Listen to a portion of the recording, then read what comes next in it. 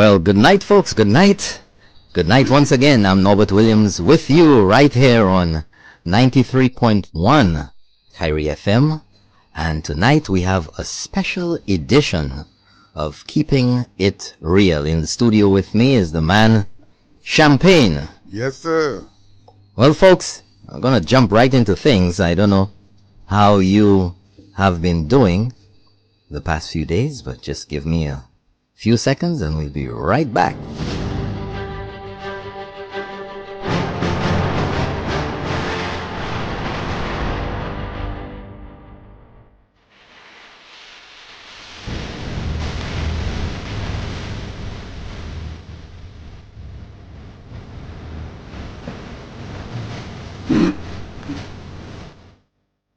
Well, good night, folks. Good night. Champagne is a little quick on the draw. They're going to cut me off. Folks, tonight, those of you who got the promo for the show or heard about it, the topic tonight is nothing other than the no's have it. And I'm sure you all know where that's coming from. And if you don't, shame on you. Well, not really, but...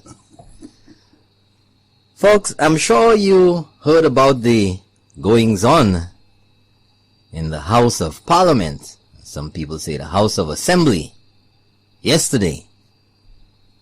And if you didn't have a good heart, it was not the best place to be yesterday.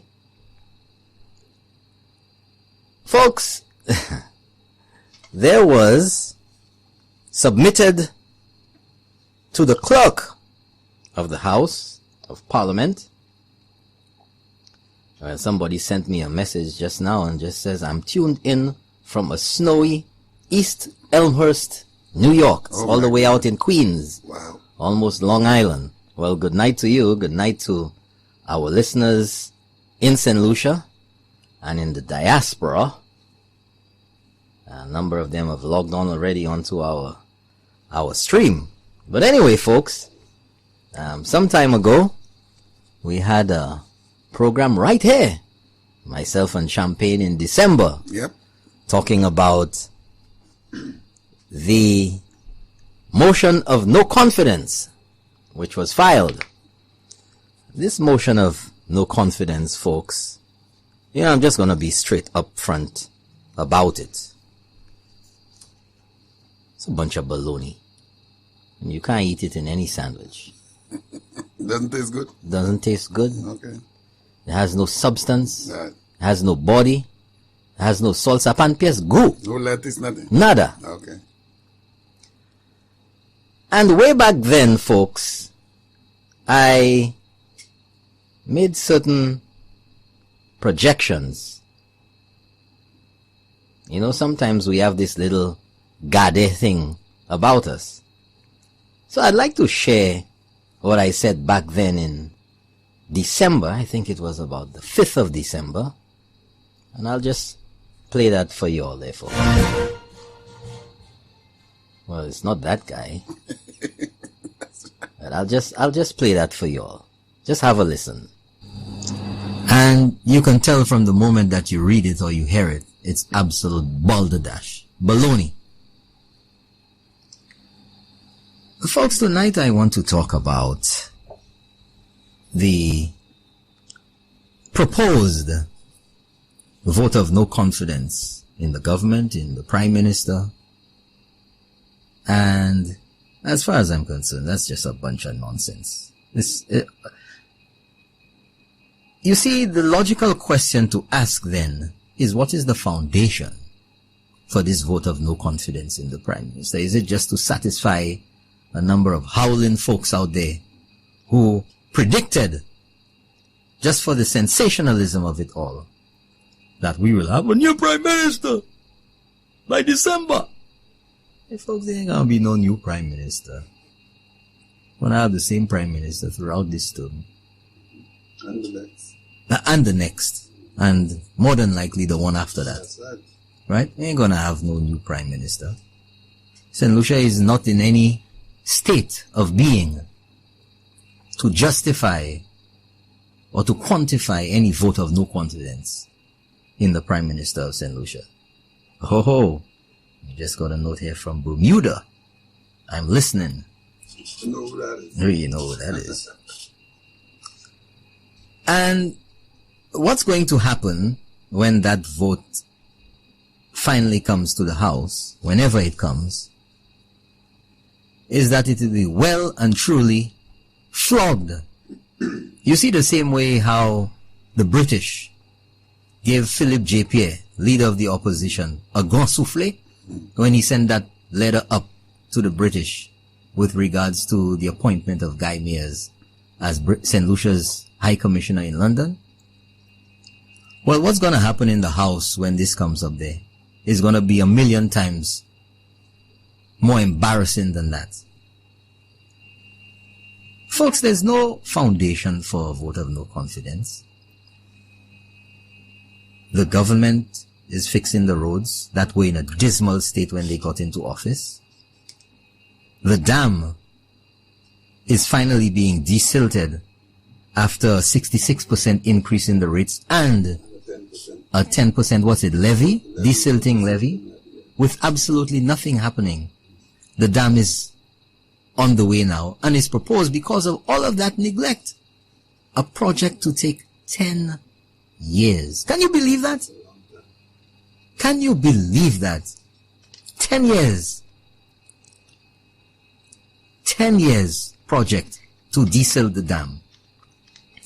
The depth of the dam, from what I understood when I visited there some time ago, a few months ago, supposed to be the depth of the water is supposed to be 90 something feet, right?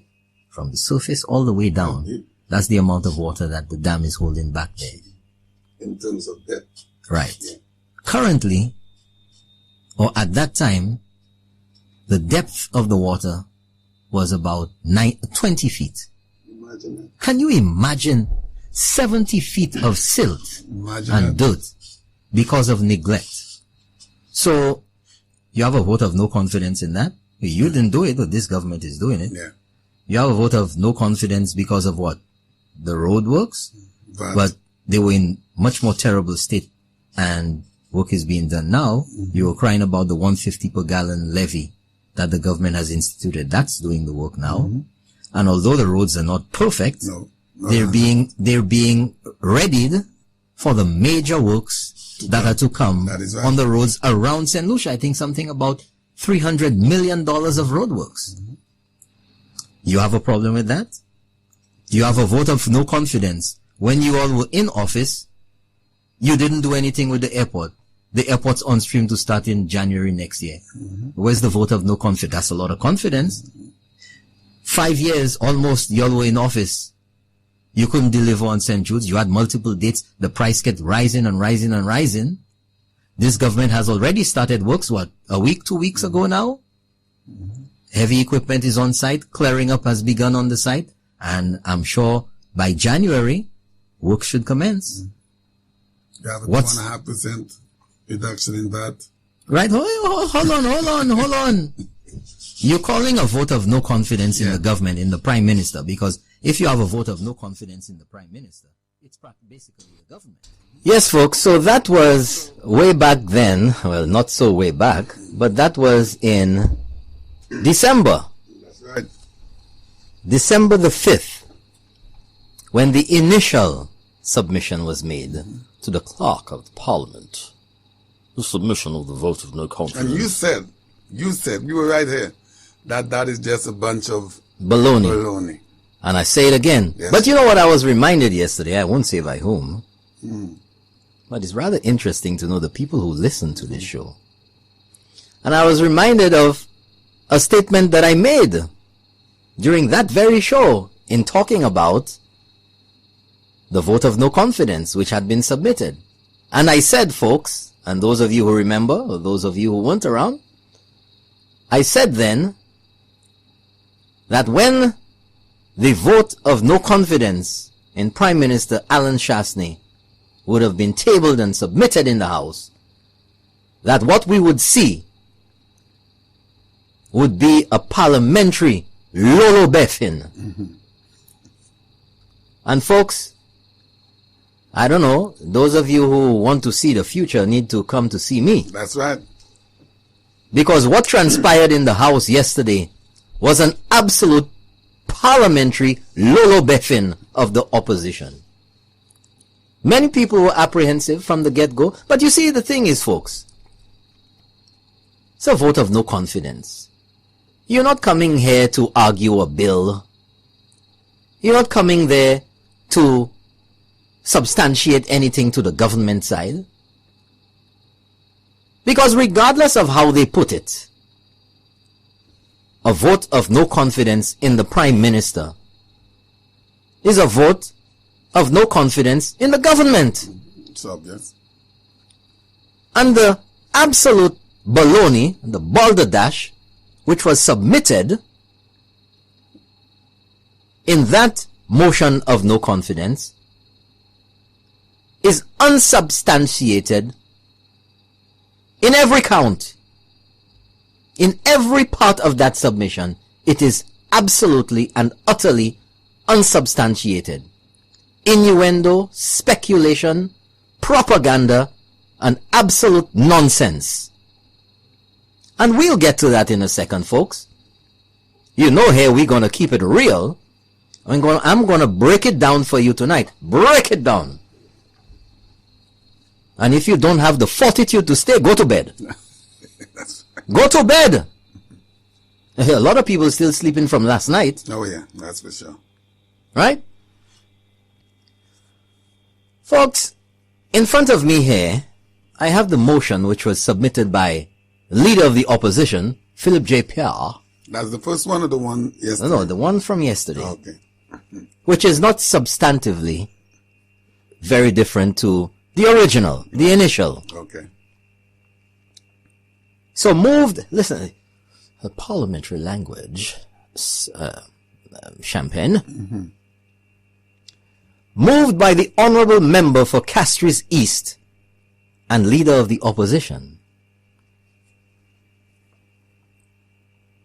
Resolution for a vote of no confidence in the Honourable Alan M. Chasney, Prime Minister and Minister of Finance, Economic Growth, Job Creation, and External Affairs. Now I need to break down the layout or a little bit of language used in legal documents or in motions. It's just one word. You know, many people stumble over these things and try to figure out what they mean. But the meaning is very simple. And it's this word at the beginning of each paragraph, which outlines or which outline each point that you are submitting or reference of fact or evidence that you're making. And it is that word whereas, which is in capital letters and in bold face. It's bold. And basically it says whereas, which means that whatever is to follow are the points. These are the facts. That's the evidence. So you're submitting a motion of no confidence. So you're stating now, whereas Champagne did this, whereas Champagne did that, whereas means that you did this, you did that, the facts. Now folks, I dare say that having been a police officer and having dabbled a bit, if you want to say it like that, or let's just say all law enforcement officers. You go to police school, police academy, whatever you want to call it, you do law. You may not be a lawyer, You study. but you do law. You deal with law. You deal with the statutes. You deal with charges. You deal with the wording of charges. So police officers, by and large, are exposed to the law because they deal with people who break the law or infringe the law on a daily basis. So we have a call. Let's say, folks, no calls yet, but we'll just take this one. Good night, you're on the air. Let's keep it real. Good night, you're on the air.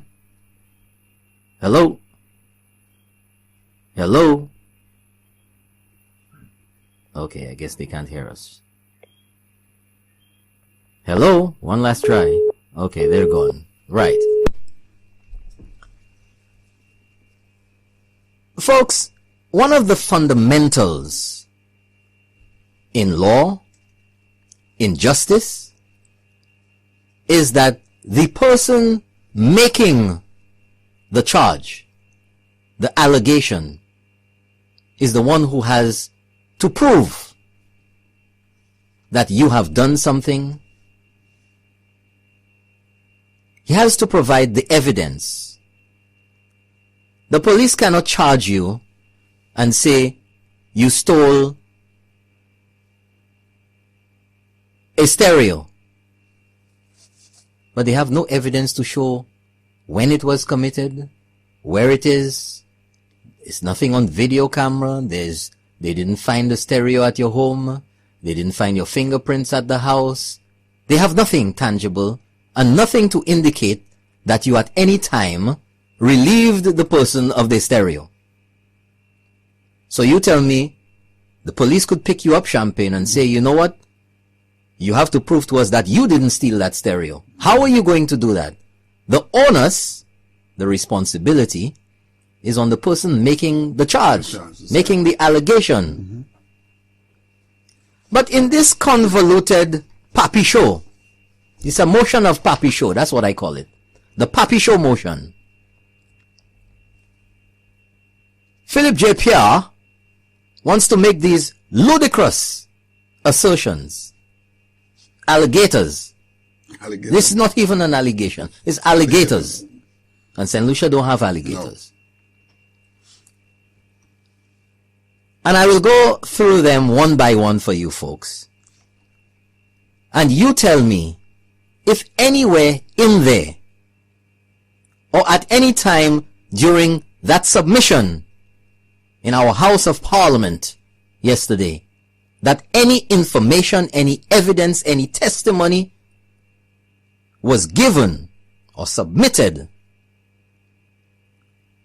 which resembles in any way, shape or form conclusive evidence to suggest that our Prime Minister satisfies any of these ludicrous and papi show alligators. Okay?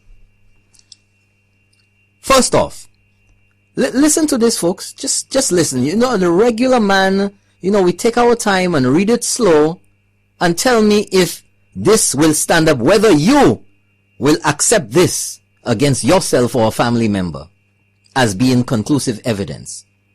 So, here's Philip J. Pierre. And whereas, since the appointment and installation of the Honorable Alan M. Shastney as Prime Minister and Minister of Finance, blah, blah, blah, of St. Lucia, has been governed in a manner, St. Lucia has been governed in a manner that has undermined our Constitution, its conventions and practices, led to abuse of public office, unreasonable and irrational decision-making, unsustainable fiscal deficits, squandering of the financial resources of the state, and which have resulted in a lack of public trust and confidence in his leadership of the government of St. Lucia. You hear any evidence there? There's no specification of there's no. It's just like me saying Champagne is a thief. That's right, and you have nothing to. He has spent all the money from the radio station. Yeah. He has stolen books. Yeah. He steals gas at the gas station. And then you could show nothing where. And you have nothing to show, and people are supposed to convict you or to hold you culpable or liable. Yeah. Just because you say that. Because you say something. Yeah. Squandering. That's the big one there. You're squandering. Well, I'll tell you something. Squandering what? Yeah, what did you squander? Yeah. How much did you squander? Where? What did you do which is wrong to squander? Irrational decision making. What's that? Where? How? Se muna zotan papi showa se bugsala, se bugkila, eh? O zotan se papi showa an set lisi apoizan? Essa kafe, this is just out of the gates. Number one, est-ce ça qu'a fait pièce science? And then the question to ask is whether at any time during the course of the debate or the submission that any evidence was presented to substantiate this first one. Everybody out there, just think. Yeah. Those of you who watched it and listened yesterday, pinpoint to me anything that you heard or saw being presented which substantiated this. Any numbers? No numbers. That's any particular instance? Anything substantiated by documents? Yeah. Anything at all? Nothing. Nada. Zero. Zilch. So, here's an interesting one here, folks. You see the disingenuous nature when people are bent on misleading and confusing people who don't have access to information or do not understand the intricacies of legal documents or acts or the law. They will bamboozle, mama guy, and pull the wool over your eyes. And in the words of Philip J. Pierre, flashing mirrors. Flashing mirrors, man. So folks, over here now remember, leading up to this, the opposition has been spewing all sorts of allegations, unfounded. It's a pattern of behavior.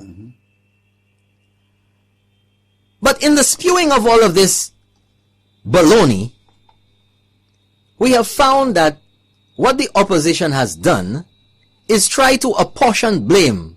Yo ka try blâmer gouvernement Alan Chasney pour ça yo parti fait. So y'all didn't do it, this government responsible for it. Zot spend tout l'argent les St. Jude's, mais c'est Chasney qui coupable bouli. Zot pas ouvert OKEU, mais c'est Chasney qui coupable bouli. Zot pas bien rangé c'est chimère, mais c'est Chasney qui coupable bouli. And I listened to Sean Edwards on that basis. He was saying, oh, y'all are saying we didn't do it, but y'all are there now. Yes, but y'all are there now. But y'all left the mess. Exactly. Y'all didn't write a check. You know? Nothing was left in place. Y'all didn't write a check. Zot te un gouvernement. Zot pas fait rien. Même si Chasney, l'autre gouvernement était là. Except l'année. Oui, c'est que l'année était là. Même si l'autre gouvernement était là, UWP, et qu'ils ont commencé taxe, ces passagers en l'aéroport là. Même by la zot dit, ou pourquoi commencer travail en l'aéroport là, ou qu'à ramasser taxe. Oui. Les Chasney, entrés, les bas entrés, en 2011, right? They had already collected, the government, the Stevenson King administration, had already collected approximately $50 million in that tax, which was to go towards the redevelopment of Huanora International Airport. Yep. Sayodi, it was a campaign promise. Yeah. They live up because no works had been done yet on the airport, but you collecting the tax. And what did they do when they came in? They instituted a desilting levy. 10%. Right? 10% it was, Champagne? 10%. And not one teaspoon of silt was removed from the dam. Imagine Is that hypocrisy? Huh? Is that not hypocrisy? Is that not gwenery? Gwenery. That is absolute gwenery. And people are supposed to just swallow this Jim Jones Kool-Aid. Right? Like they have no mind of their own. Like they can't think. Anything y'all give the glog, glog, glog, glog. Glog, glog, glog, glog, glog, glog. I mean, when will the madness, when will the foolishness stop in this country? So you're left to wonder, you're left to ask yourself, folks, what is the objective of all of this? But nevertheless, let's move on. Yeah. Meanwhile, I'd like to let our listeners know that Keeping It Real tonight is brought to you with the compliments of Chemical, the products and the company favored by politicians. That's right, and our proud sponsor. Let me tell we are so proud to be affiliated or associated with Chemical, and I'll tell you about their products in a while, folks. But you know, the Chemical products have such a reputation in St. Lucia that they are being mentioned left, right, and center in our house with regards to hospital, with regard to works, with regard to cleaning. You know, that conversation came up again yesterday. It absolutely about did. The chemical bleaching. That is right. Yeah. That is right. Yeah, it's magic. Yeah. Magic. From both sides of the house. Both sides, yeah. That's right. So, folks, let's go to number 2. Say, lana iponyo apweza. Because this is the disingenuous. Ban ponti chop papier mwen la. Ek notes mwen lan tiwe an wheelbarrow. Right? Avant yo di na just di bagay. Right, folks? Number 2. And whereas, koute bien se moun la, Section 33. I love this champagne. I'm just so excited to get to this one. Yeah. Section 33 of the Citizenship by Investment Act number 14 of 2015, and hereinafter referred to as the Act, establishes the St. Lucia National Economic Fund and provides in Section 33.3 that the Minister for Finance shall lay before Parliament every year for its approval. Listen well, folks, English is very specific. Shall lay before Parliament every financial year for its approval the purposes to which the funds paid into the St. Lucia National Economic Fund will be allocated. And this is actually true. The CIP Act, or the Citizenship by Investment Act number 14 of 2015, does say that a fund, an economic fund, will be established. Now let me break it down for you all, folks. The Citizenship by Investment Act, with regards to CIP, says that, let me break it down, but the previous administration did not create the St. Lucia National Economic Fund. So it's like me forming a company and say that, okay, this radio station shall have a bank account. Okay, let's just make it simple. Shall have a bank account. But if there's no bank account set up, see the orders or the rules of the company say that the monies will be deposited in an account called the radio station account, and you don't form or create or set up or establish an account at any of the banks in St. Lucia, even if the terms of the company says this, there's no account. There's no account. And who did this? Who created this CIP? Who created the act? The St. Lucia Labour Party when they were in office. And they are the ones who did not create the economic fund for that money to go into. So how can the Prime Minister report on the economic fund when it was not created and there are no monies that could have been put in it in the first place? Yeah. You see how they bamboozling people? Say kakakal bas. Ki tek munalo. You know, we must stop this disingenuous baloney in St. Lucia. And there are people like, why you can't win, man, you can't lazy, you can't fed the zod. Yeah. Nuni, we have him by the you know what. Yeah. Straight on curlies.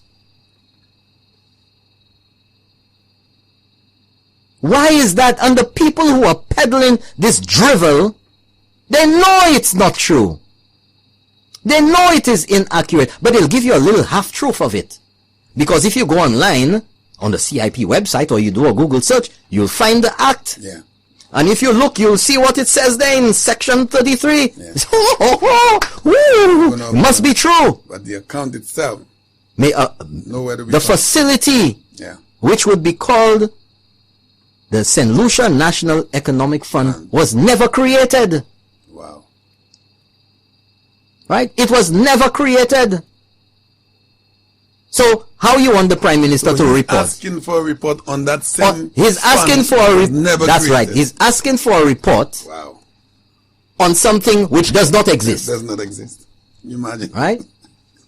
He's asking for a report, or he's hanging it around yourself and say you didn't. Of course Shastney didn't do it. Because he could not. Yeah. Because that is how you all left it. And the government simply continued. However, let me go to my notes here. However, this current administration, seeing what was in the CIP Act and seeing the problems that we can have, or in keeping with the requirements of the Citizenship Act, has gone ahead and is drafting legislation, or has drafted legislation to do exactly that, to set up the account. Nevertheless, since the Economic Fund account does not exist, or the Economic Fund does not exist, it's sensible to ask, well, where the money is going. And the monies are going not into an economic fund because it doesn't exist. Right. The monies go to the Accountant General. And they want a report. You cannot get a report in the House on an economic fund because the economic fund was never created by you. You all did it half-AS squared. Mm-hmm. As people say, half-assed. Mm-hmm. It was y'all. Where's the report? From the short period of time that they were in office, were they able to sell any passports? One? So, the monies do not go to the Prime Minister when collected by CIP for passports, for the contribution that persons make. It doesn't go to the Cabinet of Ministers. In fact, the Prime Minister doesn't even know what monies CIP has collected, to be technical. These monies are deposited with the Accountant General. So then now, you see the disingenuous nature of those over there. So, what happens to the money? You think they don't know where it would go to? You think they don't know where it went to? Yeah. Because they pull up all documents and talk about economic and social review and this, that, and we see people with big bags. We see them with big bags too, and papers under the arm when they run out of the house last night. Yeah. But we're going to get to that. Right? And although these monies, or those monies, are sent to the Accountant General and deposited with the Accountant General, the monies are actually earmarked in the estimates of expenditures. Amba jetla, go jetla. You tell me Philip J. Pierre doesn't know that? You tell me the former Minister of Finance, oh my gosh, the constitutional lawyer. What constitutional lawyer? I'm a constitutional lawyer, man, champion. You're a constitutional lawyer too. I am. Yeah. I think I am. Yeah. But I want to say something on that there. Why would they be so precise or so specific about that particular fund? Because it's the 3B's principle. Mm-hmm. It's the 3B's principle. And I mentioned that here in the Keeping It Real University. Mm-hmm. And our listeners should remember what that means. And if you don't, and if you're a new listener tonight, welcome to the show. Yeah. The 3B's principle. Bullshit baffles brains. That's right. So when you come up with this thing there and you say the Act this and Section 33, oh no, Act number 14 of 2015, and you go to the CIP website and you see the stuff there, you don't have to go anywhere. You don't want to go anywhere again. Mais c'est la vérité. Yeah, yeah. So there's nothing there. So someone logging onto that would see no monies. Logging onto what? There would be. I mean, if somebody goes in there with that same fund, like you said, somebody's trying to find out what's happening, they will say this is the truth. But then he's asking the Prime Minister. Exactly. He's asking the Prime Minister about the monies, but there's no money. That's right. If you go to the CIP website to verify what is here, you will get to the Citizenship by Investment Act number 14 of 2015 on their website. And when you go down to it, you check the contents and you go to the page, you will see, lo and behold, instructions for the creation of the St. Lucia National and Economic Fund. That's right. And you say, wow, that must be true. That must be true, yeah. That must be true. But now then, you have absolutely no way at that point of knowing whether that economic fund was indeed and in fact ever created. You see. So folks, that is the situation with that part of it. And I would like you to know that tonight's episode of Keeping It Real, special episode of Keeping It Real, is brought to you with the compliments of Chemical for all your cleaning needs, folks. It is the preferred product of politicians here in St. Lucia. It is good for cleaning hospitals, for getting them back up to shape. And Chemical is our favorite manufacturer of cleaning products over here, Champagne. Everybody knows by now, and I've met quite a few of our listeners who said they've tried the Chemical fabric softener that I rave about every opportunity I get. And they said, you know what, Nobby, that thing is so good. Thank you so much. My clothes smell so sweet. You love it? Oh, yeah. Valentine's Day is coming up. Come on. Chemical fabric softener. You going on that hot date? Sacha Jik fait stepper nous senti doux. Yeah. As for Chemical at all shops and supermarkets around St. Lucia, Chemical produces dishwashing liquid, fabric softener, household bleach. Of course, original Chemical is Chemical bleach. Yeah. And folks, let me tell you something. Bleach is bleach. It can come in a fancy bottle. It can come in a nice bright colored label. All of that. It's still bleach. Bleach say bleach. You know, when you see all of these fancy names and all of that, all you have to do is just go to the ingredients and compare them. Remember, Gaila? So bleach, Chemical bleach, household bleach, laundry detergent, disinfectant cleaners with a wide variety of fragrances, grill and oven cleaner, industrial degreaser. That's for the guys with the huge garage. The garages. Of course, your concrete cleaners and Champagne. They have quite a bit of products, and they're one of the larger employers over the years in the south, in Viewfort, the new frontier. That's right. That's right.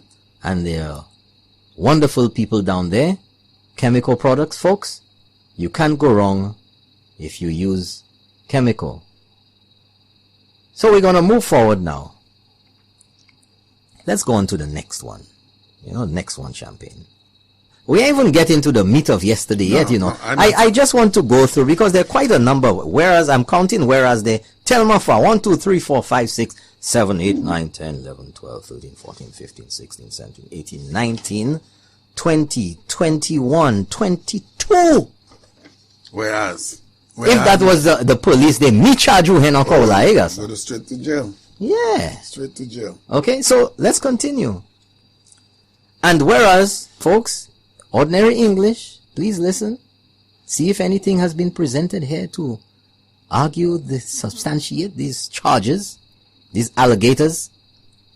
And whereas the Prime Minister has, in the past 2 years, refused to lay in Parliament for information, debate, and approval a statement on the purposes of the funds in the St. Lucia National, it's just a regurgitation of the same thing, despite the pleas of the opposition and the public. How the public come to cry about that? Which public? How many people in the public? Next. And whereas the Prime Minister, by his failure to do so, has acted unlawfully. How could he act unlawfully? Oh, hold on. In breach and in defiance of the act. But it's the same act that you all initiated, you all passed. And it is the same economic fund that you all did not create to substantiate the requirements of the act. Wow. So they're saying the Prime Minister has bridged something that was never created. Right. Do you imagine? Yeah.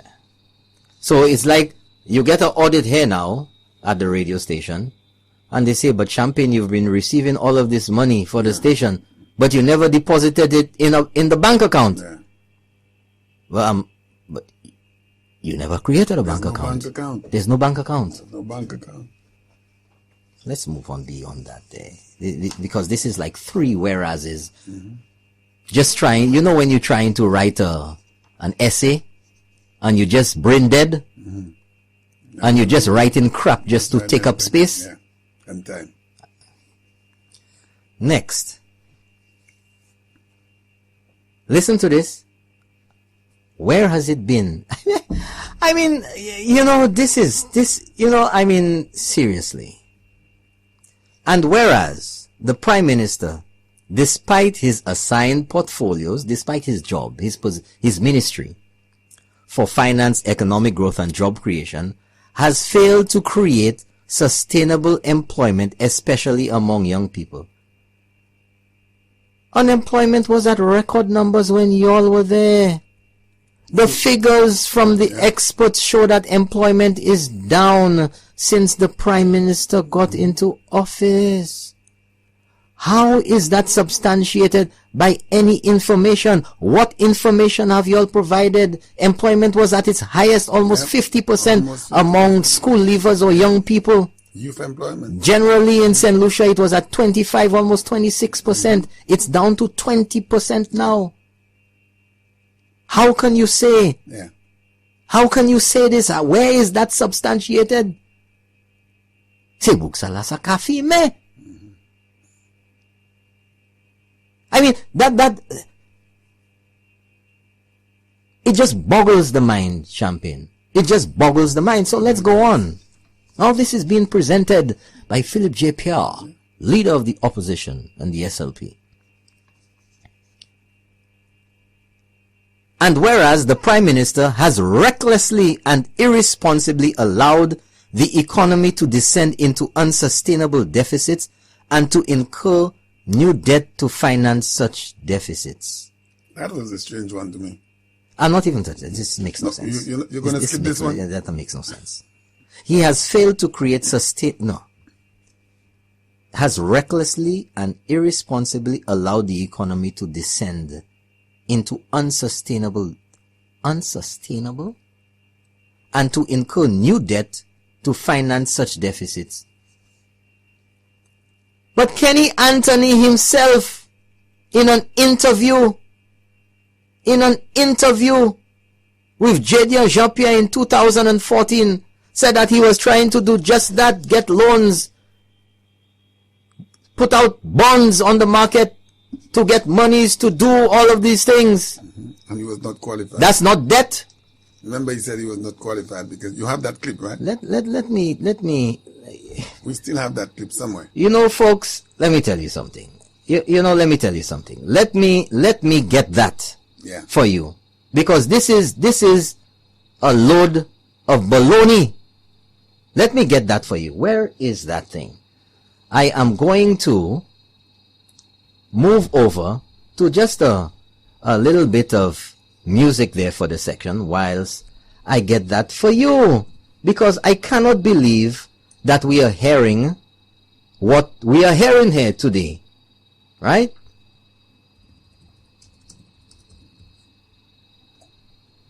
You know, it is unconscionable, folks.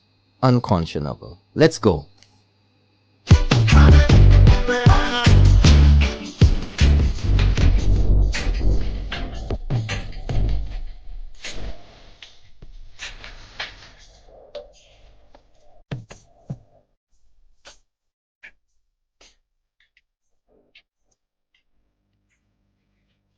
Okay, folks. I apologize for that because I didn't plan on bringing this one up tonight. But just because of the way the conversation went, I had to find that clip here for you. And let me just read this again. Where Dr. Kenny Anthony, and as a matter of fact, for those of you who watched the premiere show last night of Keeping It Real on TV, on HTS, 9 o'clock last night, that very same clip was played on there. Oh, yeah? To substantiate the discussions about Hewanora International Airport. And there will be a repeat again this week. So if you want to know all about that, you can watch it. But the Prime Minister has recklessly and irresponsibly allowed the economy to descend into unsustainable deficits and to incur new debt. Listen to this. Incur new debt to finance such deficits. But Anokute, Dr. Kenny Anthony, in his own words, I'm not faking the voice. This is nothing at all. Dr. Kenny Anthony, in May 2014, interviewed by J.D. Jean-Pierre. First time St. Lucia has experienced this. This time around, we could not borrow to finance the deficit. That is the crux of your problem. You hear that, folks? He could not borrow, but let's hear why. St. Lucia could have gone along its merry way for the next couple of years very easily if it could borrow money to pay for the deficit. It would have put us in more trouble down the road. Down the road, yes, later on. And certainly we would have collapsed. But we would have bought time. But we can't now because, generally speaking, institutions in the region are unwilling to lend governments. And so folks, hold on now before the smart ones dive into the English language, because institutions, that's banking institutions and the bond market and international agencies who lend money to governments, were not lending governments. But in this case, it's St. Lucia. Because they're not lending to Turkey doesn't mean they're not lending to you. Right. You have to be disqualified or unable to secure loans for whatever reasons. So let's hear what Dr. Kenny Anthony says. Let me just give you an example of what I'm getting at. A lot of people have heard of something called bonds. And we normally finance the deficit or obtain money for development purposes by issuing bonds. These are really paper instruments that say to those who take those bonds, look, at the end, if you lend us $10 million, at the end of 10 years, we're going to give you the 10 million back plus an annual interest rate of, let us say, 10% or 5%. So if you lend us 100 million, then you get 10 million in profits or whatever the case might be. Are you with me? Yes. Now, last year, and this is where the crux of the problem is, we wanted to issue bonds of $266.5 million. Listen, folks. We, the government of St. Lucia, wanted to issue bonds of $266 million. So the government would say, you give us $1 million, in 5 years we give you back 10%, 20%, whatever it is. That's basically, in a simple way of saying it, that's bonds. Right? So you're investing in the government, and the government says, hey, we're good for it, you know, you need the money for development or whatever, we have a stable economy, or we have all of this business behind us, so in 5 years you can rest assured that you're going to get your money plus interest. Yeah. That's what it means. But let's hear what happened. They wanted $265 or $66 million, in Dr. Kenny Anthony's words, to finance deficits. Mais en disant là, Philippe J. Pierre has found problems with the Prime Minister of St. Lucia, Alan Chasney, taking loans or financial instruments in order to finance deficits. Oh, let's listen. But we actually were able to raise only 45.5 million. They wanted $260 something million, and only we were able to raise 45 million because there was no confidence in St. Lucia under the stewardship of Dr. Kenny Anthony. But let him say it himself. That's a significant difference. In other words, we were not able to raise 221 million. But you know, he says so blasé, as you know, no big deal. no big deal. We want 260. They didn't give us money. Yeah. You know, it's almost as if it's so sexy. Yeah. You know, we didn't get money. You know, it's just like no big deal. big You know, deal. let's move. I'm just stating.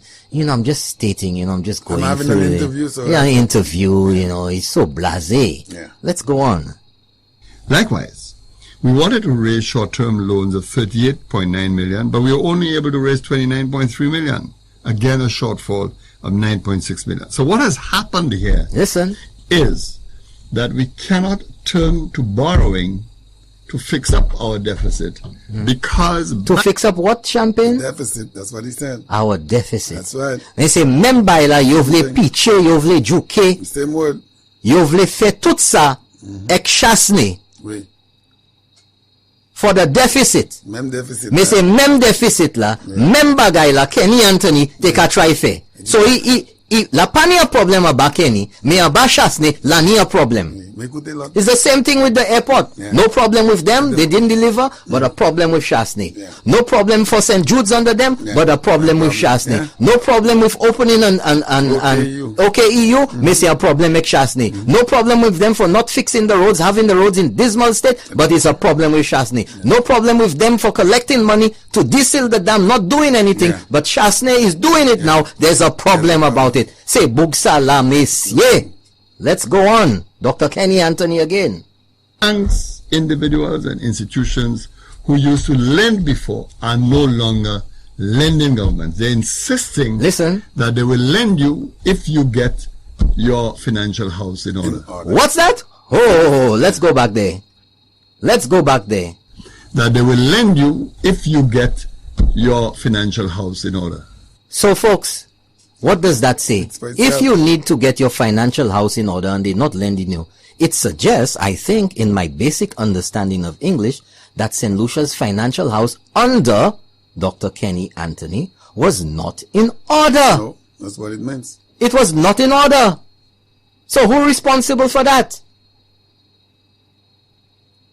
And in the further points that I was making relating to this clip here, is that the reason why Dr. Kenny Anthony and his administration could not finance by loans or bonds the redevelopment of Huonora That's right. International Airport was because they could not raise money.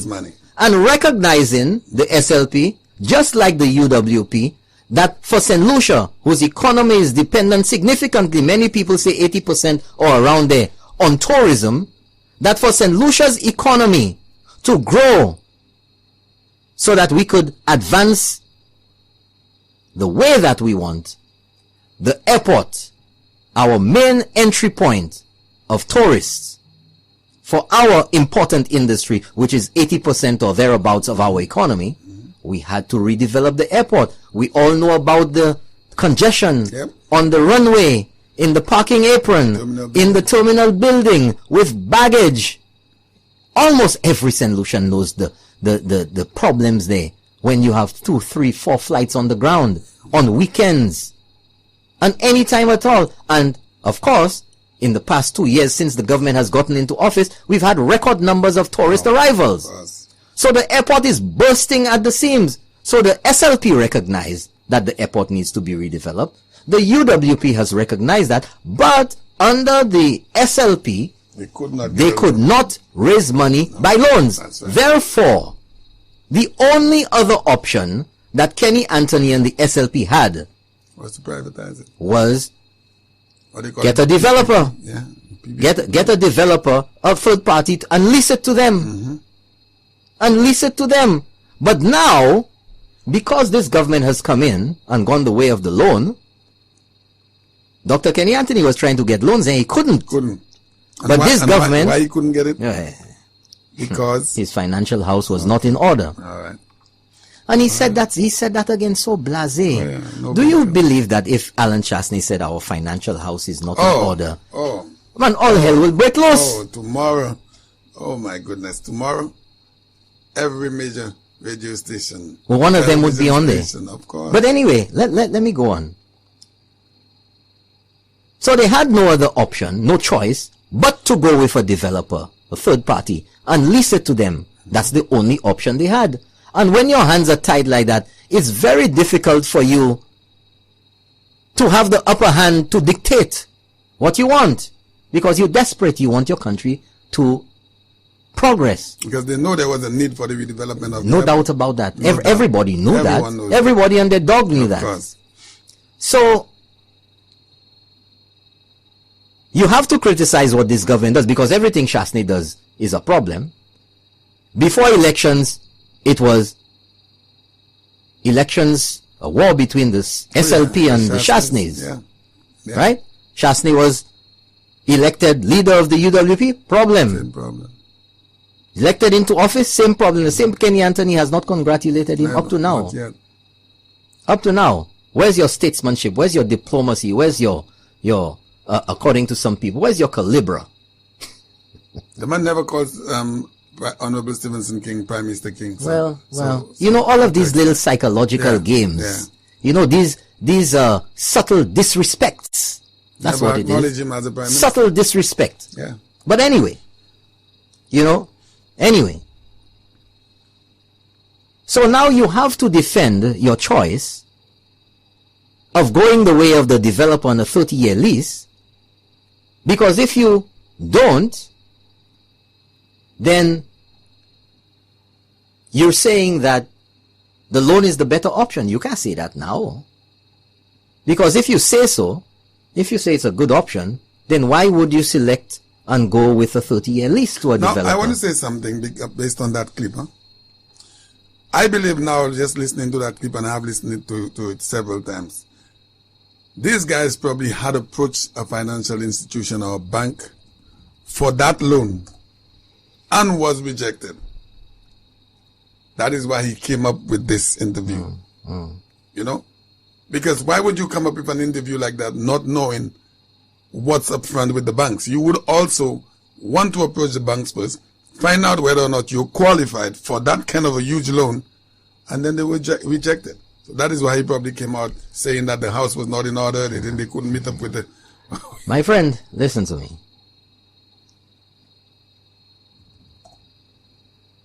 Admitting that puts pressure on them that the loan is the best option. Then why would you go with a 30-year lease? Yeah, right? Exactly. Why? Because if you have to admit that, you have to admit all of the nightmare stories, all of the not so glamorous interview now is going to come up and say, but why not? Why couldn't we raise the funds? Yeah. What was wrong with our fiscal house? But we do know that there were deficit budgets, that the economy was in decline on at least 3 years in a row. Yes. You know? Yes. At least 3 years in a row. So things was bad. It was bad, man. It was baddie. It was baddie. But you know, this is the disingenuous kind of stuff that is peddled. That is peddled to St. Lucians. You know? That is peddled to St. Lucians, and it is a shame. I mean, and the list goes on and on, and it's a litany of baloney. And whereas, contrary to the assertion by the Prime Minister that the reduction of VAT to 12.5% would have resulted in reductions in the prices of grocery items, the prices continued to rise uncontrollably. Wow. Uncontrollably, that's not substantiated. But the prices continued to rise. Champagne, I don't know about you, but if I hear something like this, I mean, any sixth grader should be able to figure that one out, that VAT was reduced from 15% to 12.5%, and the prices remained the same. So it didn't have any effect. Duh! Really? Well, how about, folks, that if it had remained at 15%, the prices would have gone higher? Yeah, that's obvious. So obviously the reduction created a buffer and didn't allow the prices to go even higher. Maintain some form of... And it's a kakakal baski at law. I mean, this is basic mathematics. And according to some people in the house, certain people in the house who have degrees, and who, of course, that's basic maths. It's basic maths. So I'm not going to swallow that nonsense. And just the fact that you put this to St. Lucians unsubstantiated and want them to swallow it, attacking, in essence, the very core of government, the head of the country, says that you have very little respect for the intelligence.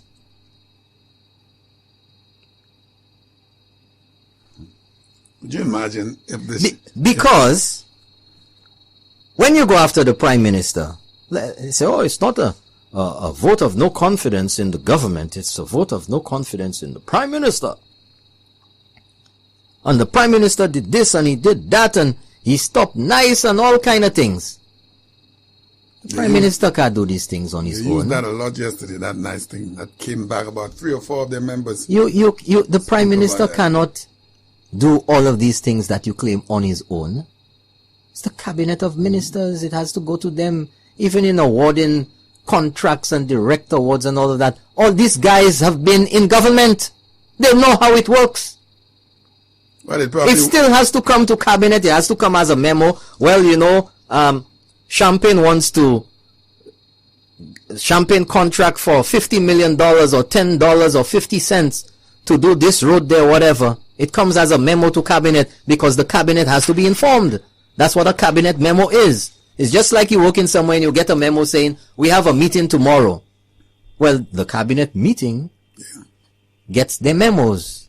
The ministers, the members of cabinet get their memos. And the memos from whatever ministries and wherever says, hey guys, girls, hey you in cabinet, Champagne has put in a bid for this, that. Which one are we going to select?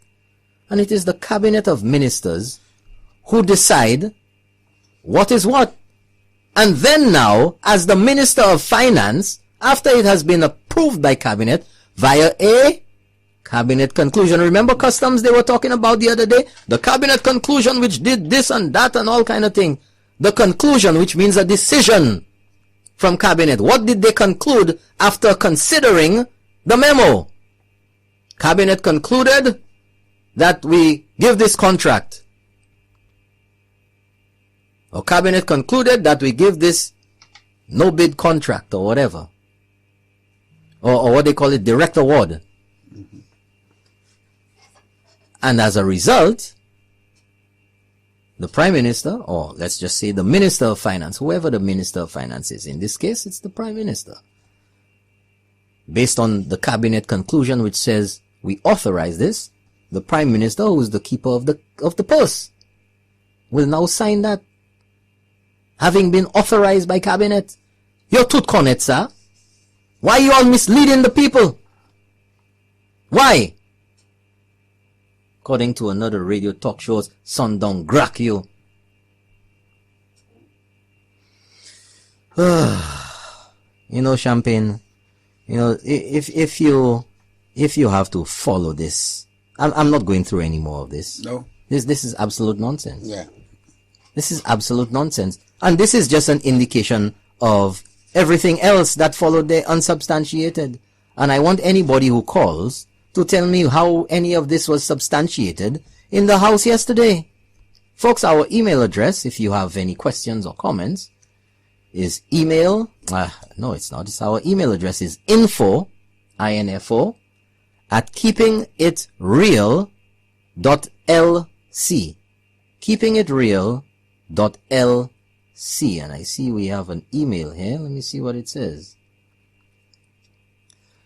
Okay, we have an email which says, the funniest thing about this no confidence motion is that SLP members never support UWP members in anything, and now they want the same persons to support their no confidence motion. Imagine. Like, seriously? How stupid.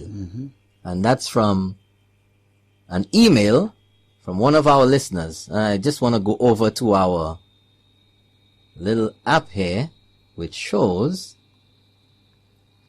how many people are connected online. I'll just turn this around so you can see, Champagne. And look, Wow. Loaded. All day we went out earlier with the information, the special Yeah, program. we have number of listeners from St. Lucia. We have Conyers, Georgia, Kingstown, St. Vincent, Hamilton, Bermuda, United States, Toronto, Ontario, Canada, Antigua, Barbuda, Dominica, New Rochelle, New York. Hello! In Westchester side of New York. Sounds like you know who that person is. I don't know, but I know New York. Okay. Warrens, Barbados, Kingstown, St. Vincent, Castries, St. Lucia. Let me go down, scroll down a little more. Stockholm, Sweden. Wow. London, England. It's late in London, or is it 1 o'clock, 2 o'clock in the morning there? Yeah. And they're listening. You know, we're keeping it real for them. They like that. South Africa again. Durban, South Africa. Croatia. You know anybody in Croatia? Nope.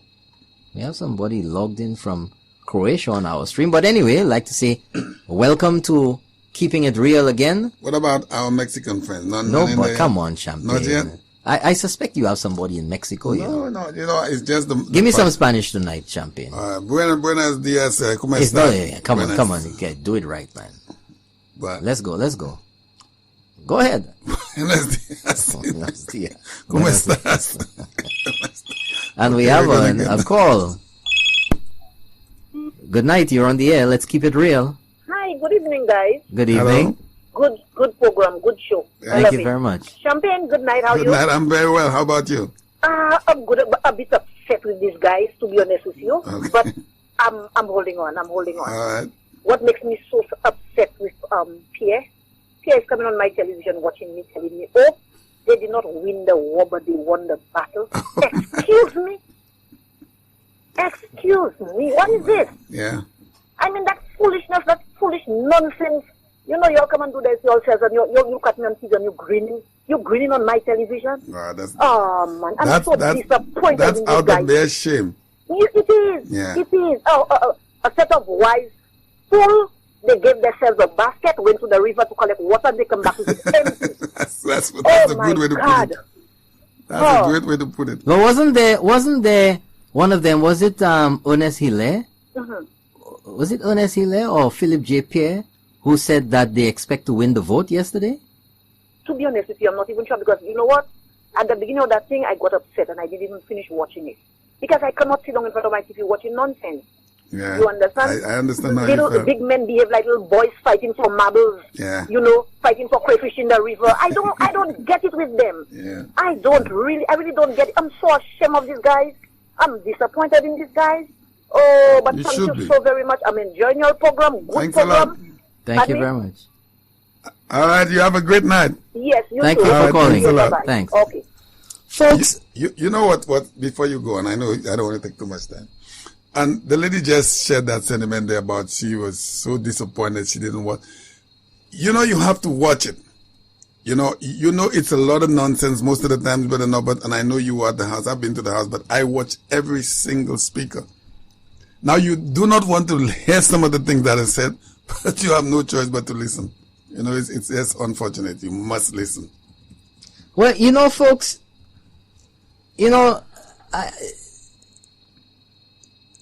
these statements that are being made, I don't know, somehow people believe that others in St. Lucia don't know what's going on.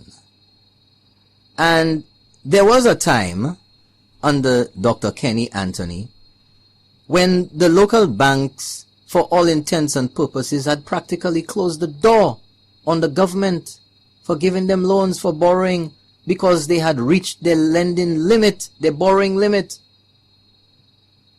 You know? And then when the Prime Minister came to the house recently, for authorization to borrow from local banks at really good rates. I think it was 5 or 6%. The opposition had a problem with that because they could not understand how the government could receive such, if you want to say, concessionary or low rates from the local banks. And they predicted that this was not good for St. Lucia or for the local banks, because the regular man would not be able to get money from the banks to borrow. The banks in St. Lucia would be lending out all their money to the government. But who are you to make that decision? The bank have their board. Yeah. The bank have their professional accountants and management and everything.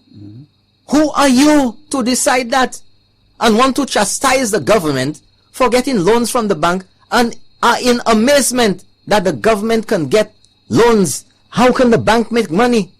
But the bank is in the business of lending money to make money. That's right. So just for the SLP, the banks in St. Lucia should not lend to the government. Yeah. Good night, you're on the air. Let's keep it real. Good night, Mr. Good night, sir. But I don't want to discuss it for the vote of non-confidence last night. But I heard you mention something about collection of money. I can remember hearing Prime Minister Stephen King when he was discussing the airport development.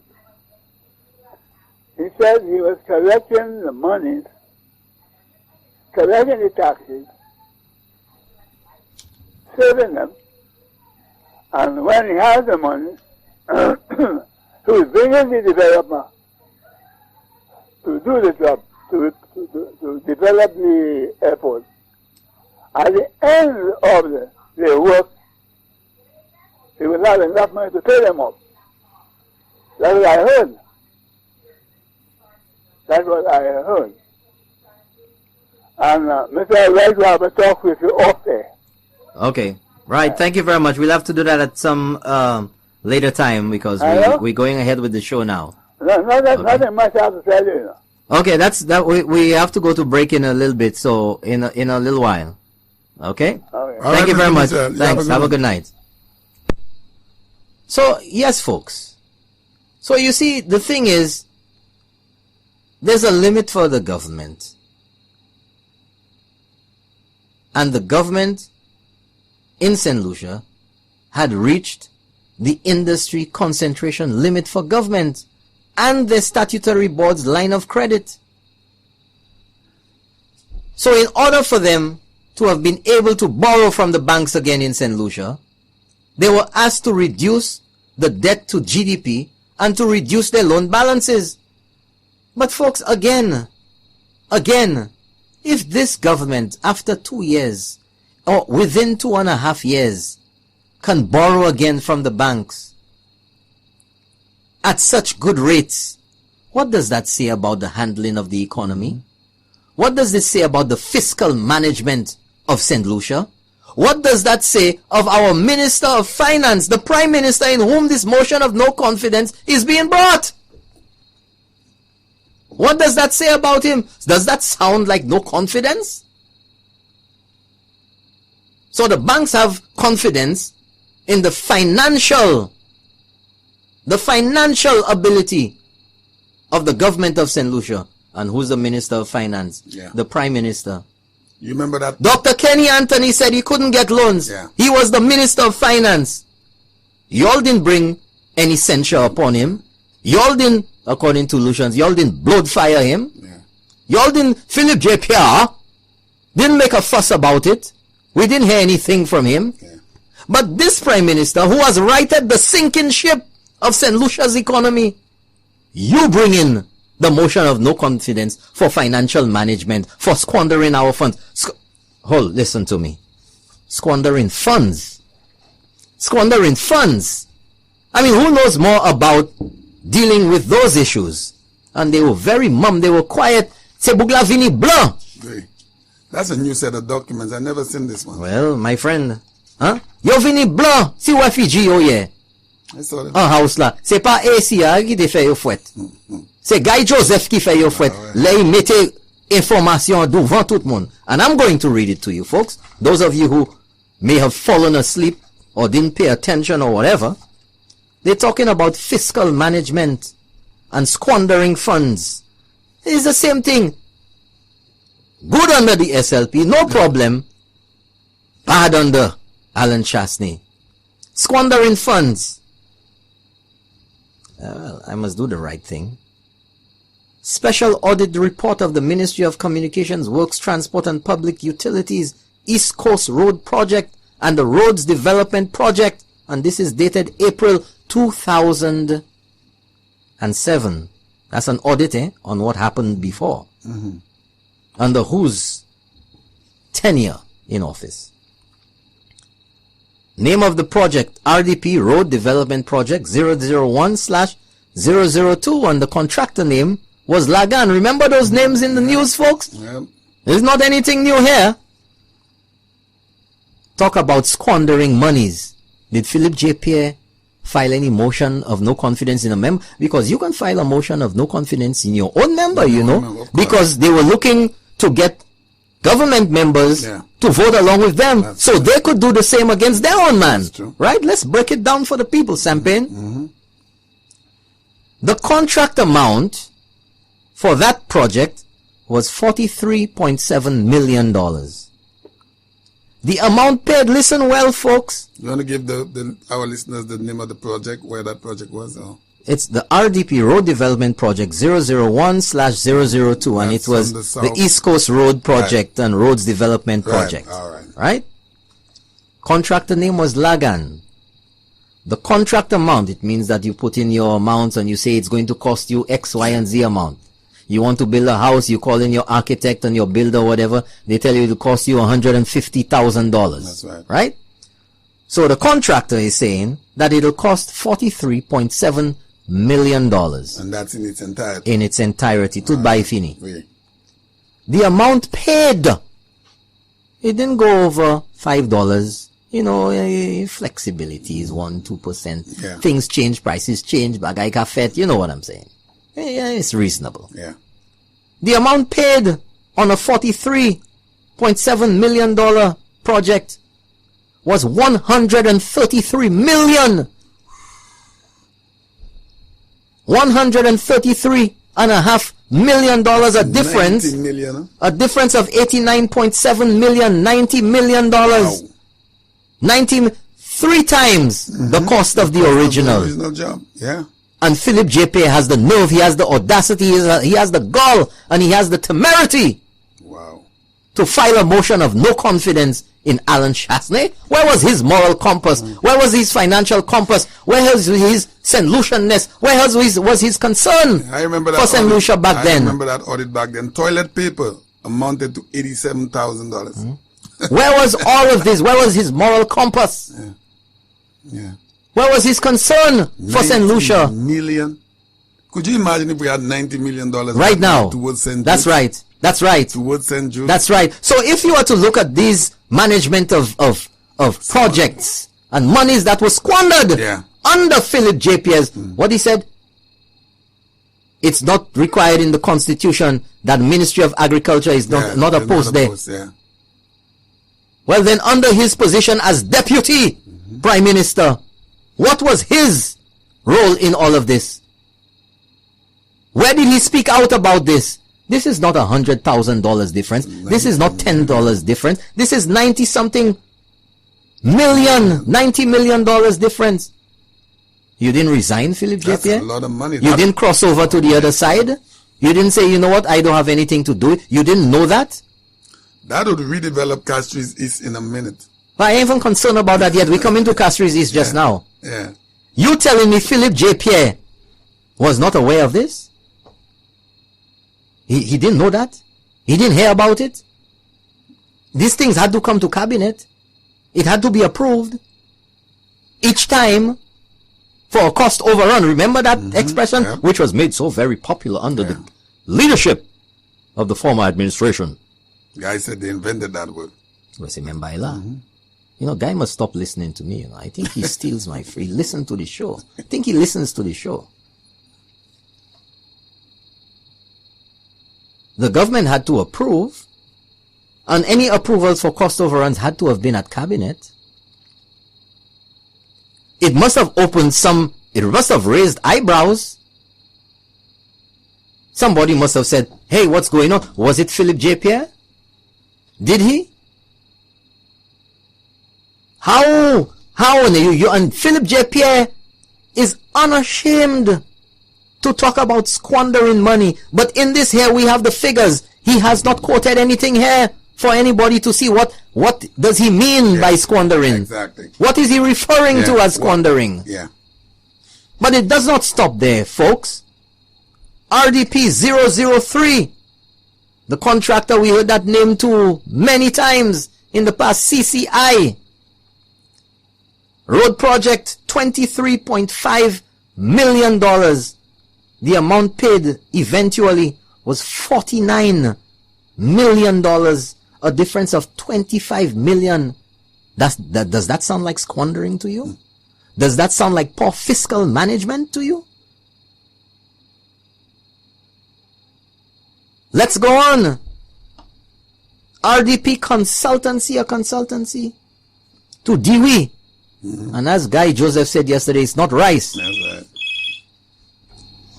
$7.4 million is the contract amount. The amount paid out was $21.5 million, a difference of $14 million. Good night, you're on the air. Let's keep it real. Good night, sir. Good night. Good night. Good night, Sparkling Champagne. Good night, sir. How you doing? What's up, my man? Let's go. Let me tell this to you. I've got a question to ask you. Yeah. Could you tell me what former Prime Minister Kenya meant when he said this election is not SFP versus UWP. UWP, but SFP versus the Shaktis? What did he mean with that? Why Why the Shaktis? Well, he was a target. I don't know, when you target somebody or you target anything, it's because you see them as a threat. Mm-hmm. Okay, my next question. Do you know of any country that targets the leading businessmen? I don't know, man. I don't know. Huh? I don't know. But it's arrogant. arrogance. I'll tell you something else. Any tribe and he fell. Why would Pierre want to try to tackle the Shaktis again too? Well, it's the same party. Could it be that smart? Is it blind? Is it that dumb? I don't know, man. You don't tackle your top businessman in any country. You don't do that. Well, it's not about tackling. It's tackling for what? Okay, for what? I don't know, man. You don't give Kenny Anthony a call. You want me to get his number for you? Why you want to see that guy the way, man? Come on, man. You gotta talk. You have to keep the channels open. You must have dialogue. You know why you gotta see that guy? Don't sound in the big house, man. Doing life without payroll, man. Life without payroll. Okay. Life without payroll. All right. Thank you very much, caller. We got to take a break. Okay. All right. Thanks for listening. Thanks for calling and keeping it real, folks. Tonight's episode is brought to you. Special edition. Special edition tonight is brought to you by Chemical. Chemical is a proud sponsor of Keeping It Real. And for all your cleaning needs, Chemical is our favorite product when it comes to fabric softener. Champagne? Oh, yeah.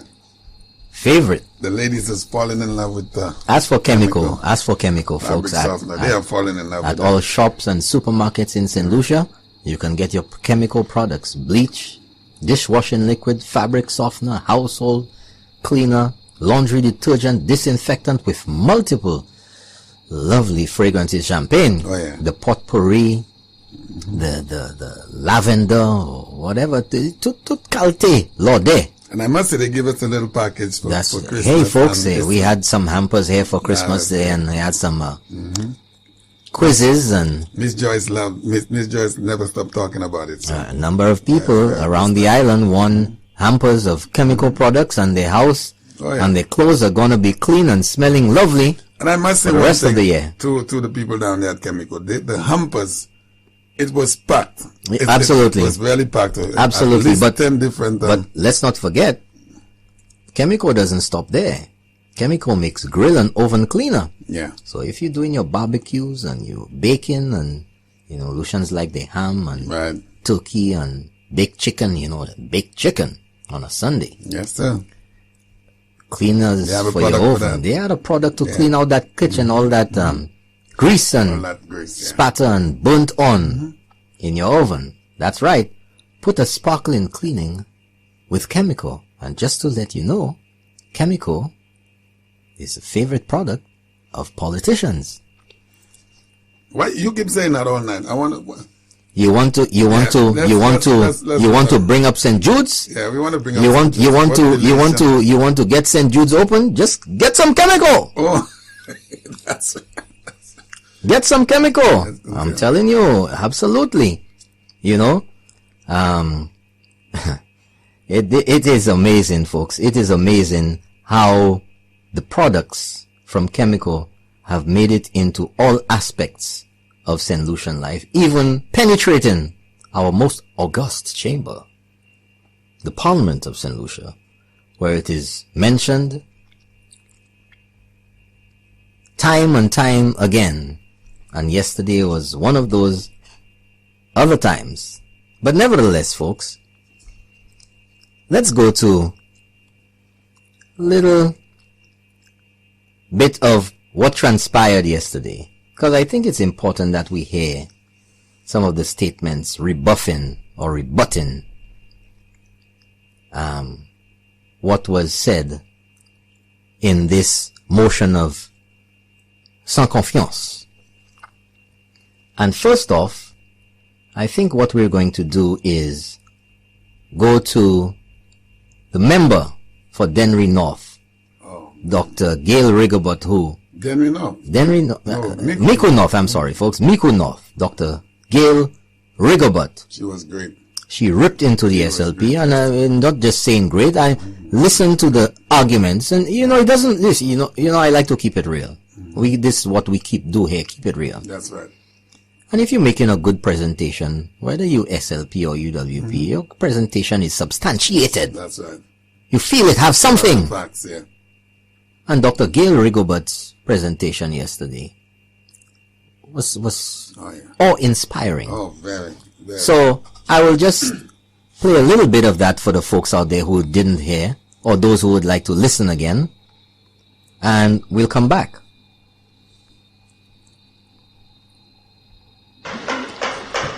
Honorable member from Mico North.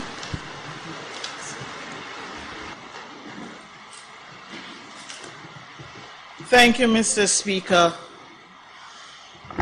Mr. Speaker, we've had to sit in this honorable House today and witness what to my mind was new law after new law after new law.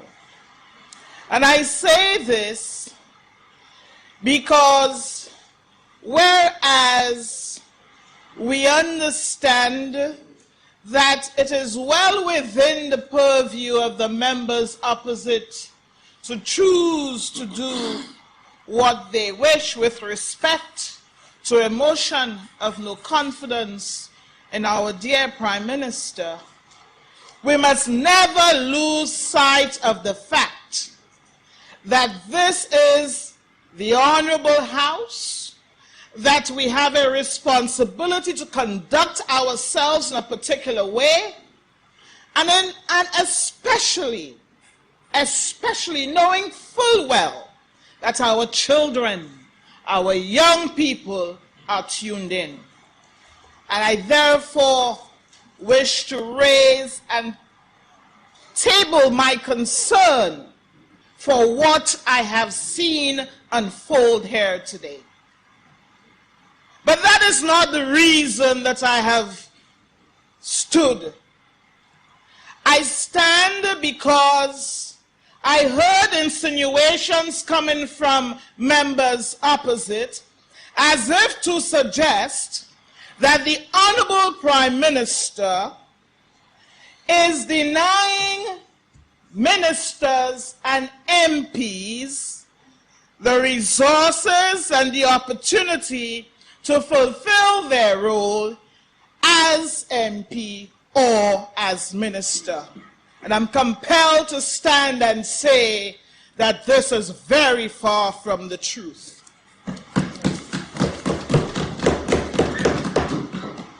I can say that because I have very vivid recollections of our position regarding the NICE program.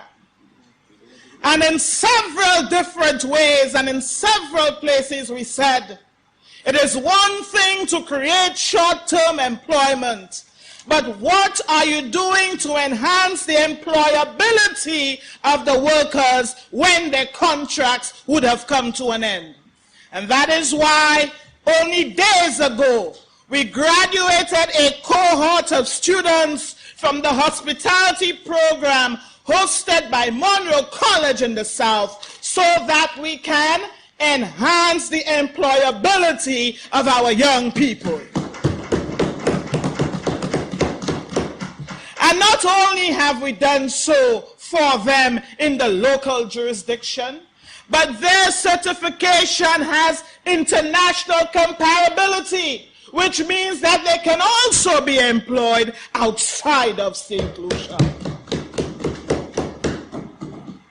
Mr. Speaker, I have heard so many attempts from members opposite to hold this administration responsible for what they perceive to be the stop to the laptop program.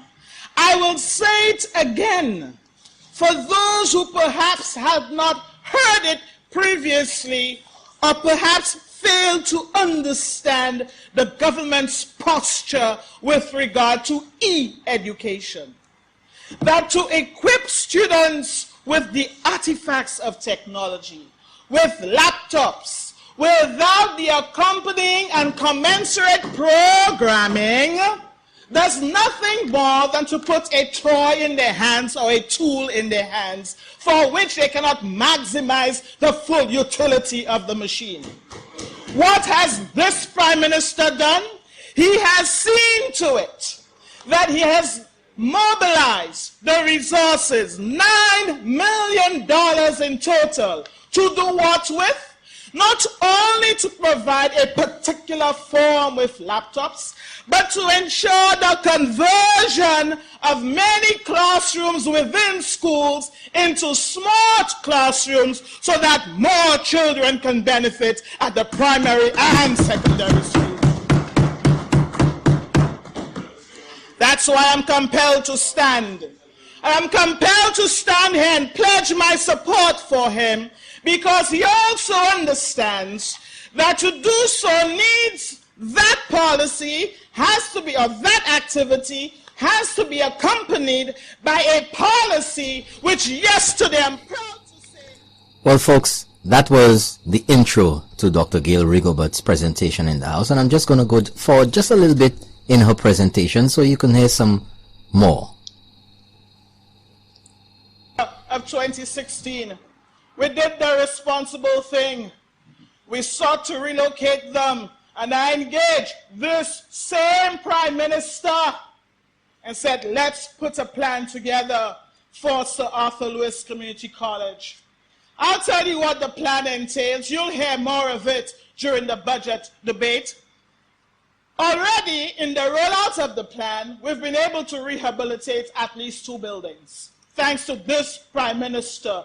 Extra budgetary, outside of the 10 million, outside of the 700 or 800 he gave me for Viewfort, and outside of the 15 million he already gives to Sir Arthur, he found 1.5 for us to rehabilitate buildings at Sir Arthur in time for the reopening of schools. That's why I'm standing here to support him.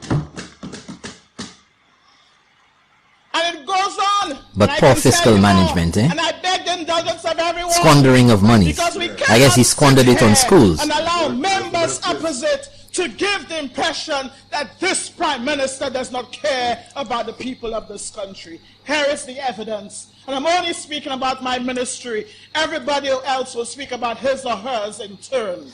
But rather strange that in their defense, or in defense of the Prime Minister, that the members on the government side can show evidence of what the Prime Minister is really doing. Of the squandering. Of the so-called quote-unquote squandering, right? On schools, on roads, on desilting the rivers in Bexon. How many years have we known? If one drop of rain fall from the sky, I could attest to that. Bexon would flood. Because that is my way down to work. I did not see last year, during the rainy season, flooding down in the... How many times did we see so much rainfall and everybody just expected Bexon would flood? Nada. As a matter of fact, the monies which were spent in desilting last year alone was more than the SLP government spent during the entire 5 years in office. Sure. That's for sure. But that's bad. That's for sure. Fiscal management. That's squandering money. So he squandered it to fix the flooding problem. And that's not no makeup, about what we just said about Bexo. Somebody in the Bexo here could call to clarify that. Yeah. We did not see one, maybe just little, because of the rain. But folks, 456-0931 is the number to call. And if you want to send us an email address is info@keepingitreal.lc. info@keepingitreal.lc. But folks, there's we've heard about Changwe Pouvoir. There's been Gopoel election. It's a Gopoel. Yeah. And when in the usual sense of the word, in St. Lucia, big full. Right? The Gopoel in St. Lucia. There's just this not wanting to accept. Try calling back, caller. There's this reluctance to accept the truth. Yeah. Reluctance to accept the will of the people on June the 6th, 2016. And there's this constant cajoling, this constant joking, this constant agitating, rolling around, bawling, because some people refuse to accept the will of the people. Yeah. They refuse. And that seems to be all in line with a pattern of behavior. Now, let's go to the House again. I'm not going to play your recording yet. I'm going to save that one for a little bit. You have the government side, you have the opposition. 6 on one side, the government is 11. And Philip J. Pierre, Philip J. Pierre, that's right, made his submission of his motion. And of course, he stood up and he puffed up his chest there and he figured, I got you. Yeah. Got your hand twisted at the back there and I'm squeezing. And he read through. And then next was Alva Baptiste, of course on his usual flight. I don't know, weather was nice yesterday, so he didn't have to fly instruments. He could fly VFR. Yeah. Although there were a little bit of winds aloft. And scattered clouds. Scattered clouds, a few cumulus clouds at 5,000 feet. He took off and he flew over the House of Parliament. And then when he was done, it's Alva Baptiste, representative for Laborie,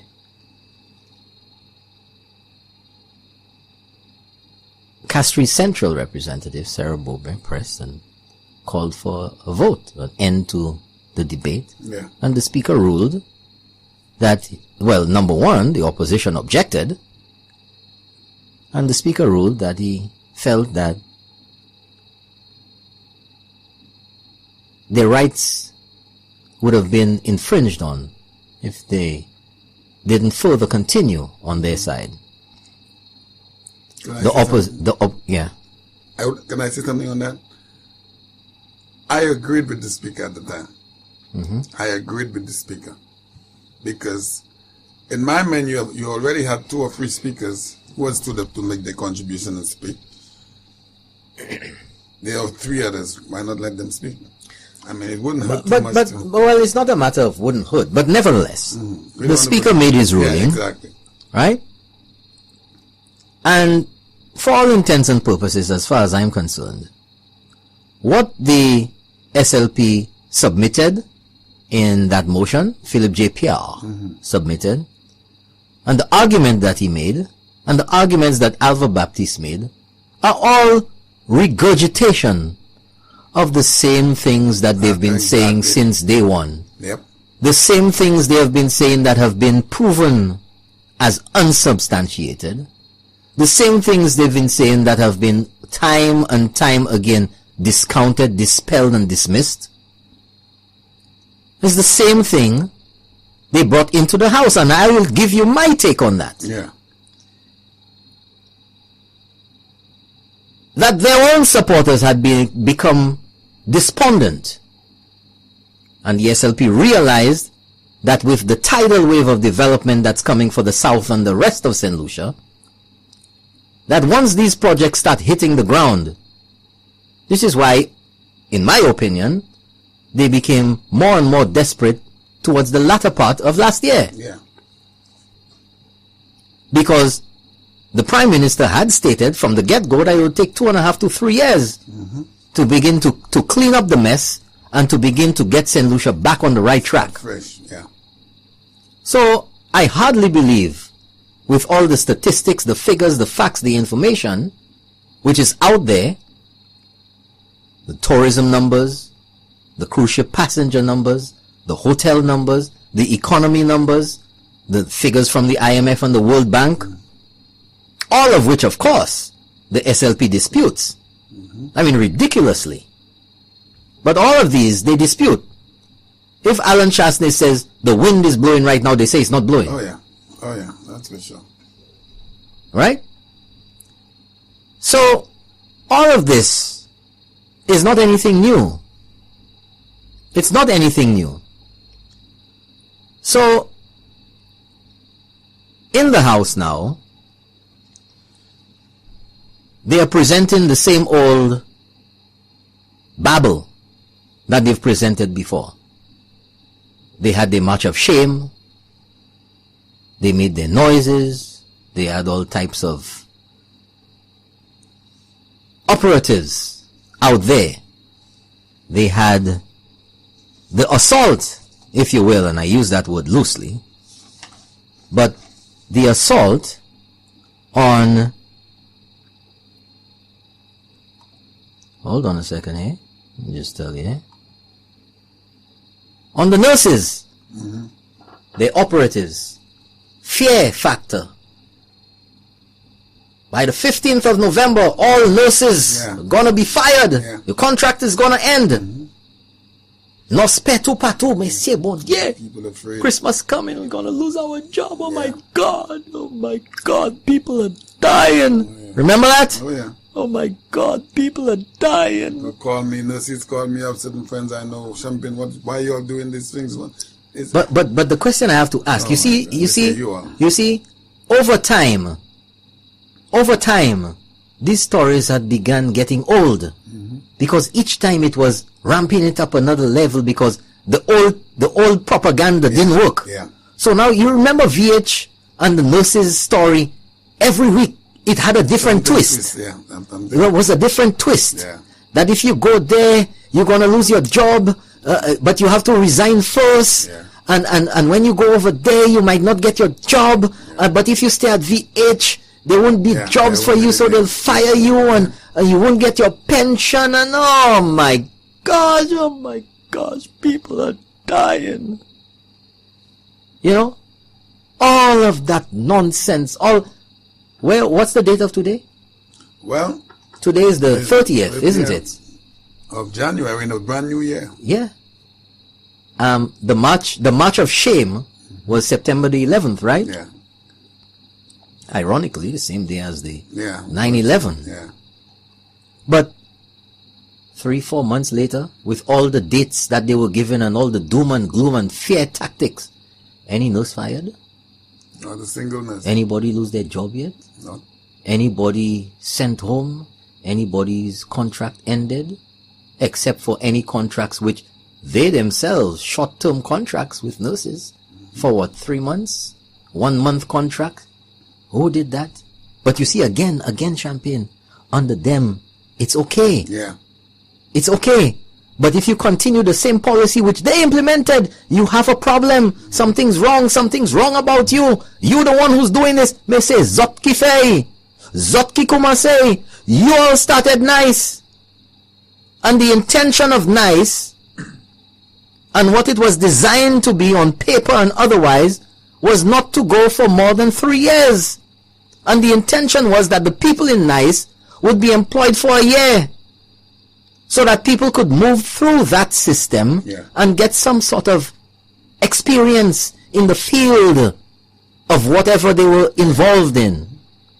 So you come in for 1 year, you out. Somebody else come for 1 year, you out. So you would have like a training process.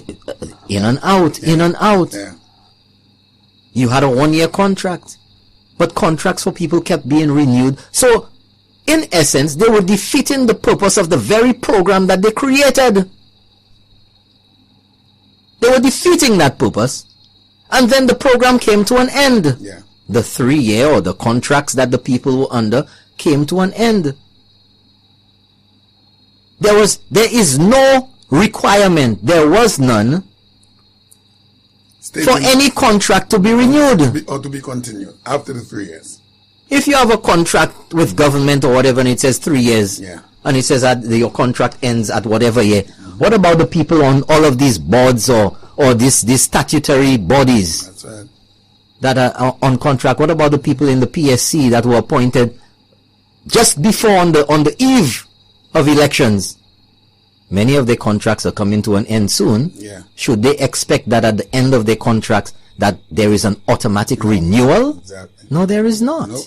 Your contract ends, you go home. Thank you very much for your service. You got paid every month for your job. Yep. Unless you get re-signed. Oh, well, unless there are terms for a renegotiation or anything. But by and large, if there's no such thing, your contract ends, you pack up your desk and you go home. That's right. There's no hard feelings.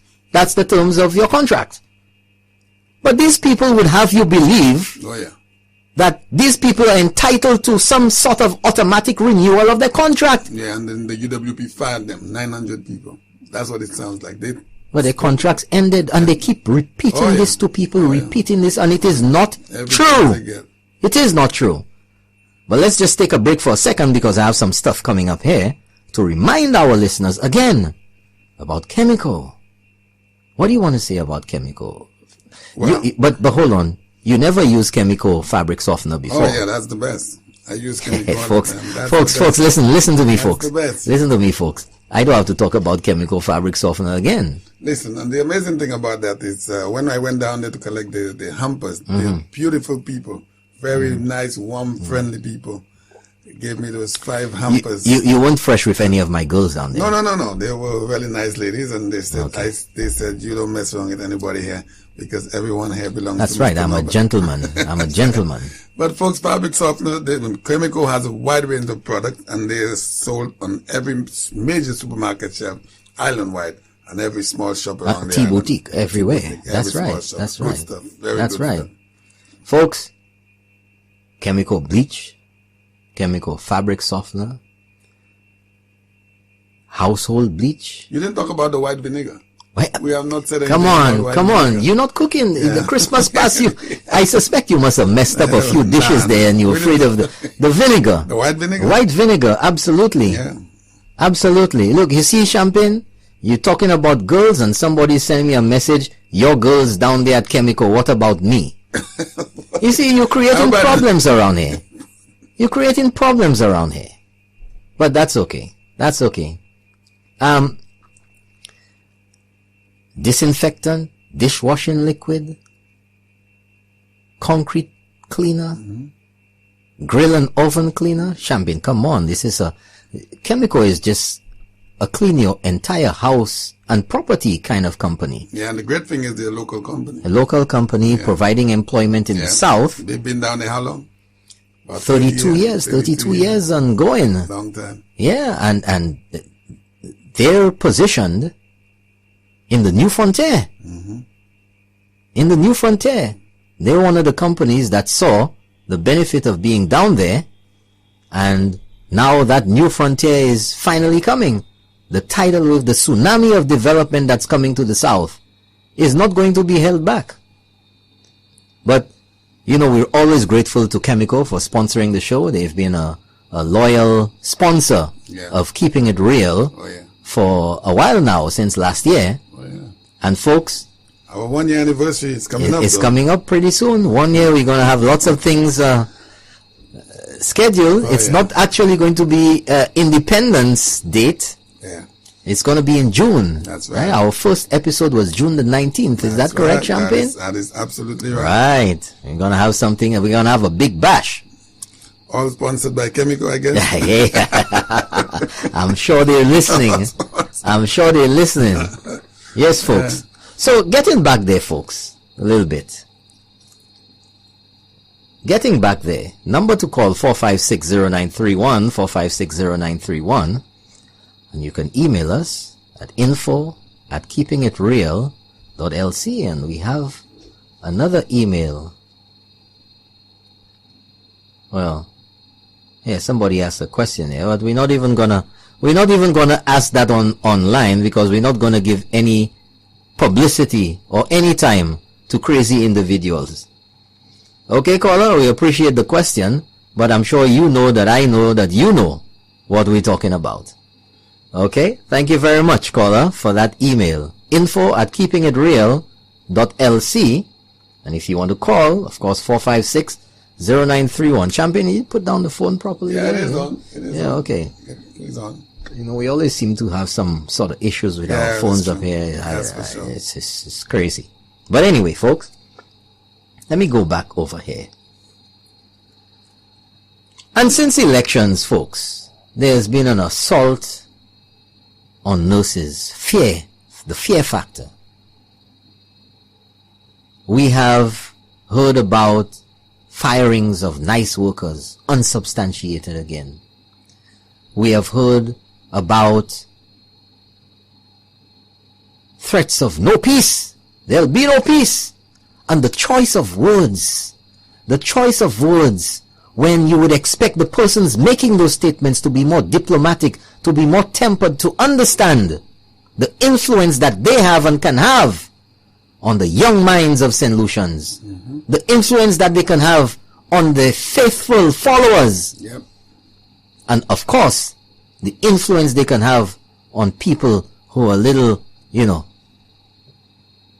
unstable up there. You know, we heard about Alan Chasney would be prime minister over my dead body. Yeah? You remember that, Champagne? Elections of 2016 between SLP and the Chasneys. Lies and propaganda and half-truths. You know, you want to understand the politics a little bit, because you understand the campaign. During an election year, it's a campaign, so most people or most candidates, they want to try to bring something out to try to convince the electorate. But the difficulty I'm having is, after you have lost, 2.5 years later, you would still go around making all those kind of foolish statements. This is the problem I'm having. No regard. No regard. Listen to this. Listen to this statement there, Champagne. If you continue with DSH, there will be no peace. And so I repeat, there will be no peace if there is any continuation with DSH. You hear that? Yeah. What does that sound like? And you have applause. What does that sound like to you? What does that sound like to you? Remember, one guy called and said one time when we were discussing that, he said the opposite of no peace, it doesn't mean war. Remember? He said it does not mean war. And he couldn't explain what it meant. Boy, Champagne. But nevertheless, we continue to see the ramp up in rhetoric the ramp up in the talk and the frenzied statements that are made on political platforms, in the press, on radio, in the house. In the house. Touch St. Jude's. And you will feel the wrath of the people of Beaufort South. Yeah. Remember that? Of course. All of these things, all of them leaning towards some sort of unsavory ending. All of them. And then now, the character assassinations. If you associate yourself with the government, if you say anything positive about the government, look at the nurse who spoke about the gentleman who died at the hospital, at the doctor's office, at the hospital from with the dialysis patient. Yeah. Any professional who says anything in support of the government position or which supports the government's position is attacked. Oh, I could tell you is immediately pounced upon. Oh, yeah. Said they don't know what they're talking about. Huh? You cannot. All of these things, and then, of course, the character assassination. And as far as I'm concerned, the statements made on the market steps by Dr. Ernest Hilaire about Guy Mayers in the UK, St. Lucia's High Commissioner. The statements made about him are nothing short or nothing less than despicable, non-gentlemanly or ungentlemanly, nothing diplomatic, nothing encouraging to our youth, no example to any sort of decorum. And these people want to chastise, they want to denounce, they want to support a motion of no confidence in Alan Chastanet as Prime Minister of St. Lucia, when they are the ones who have been behaving, who have been displaying actions and conduct unbecoming.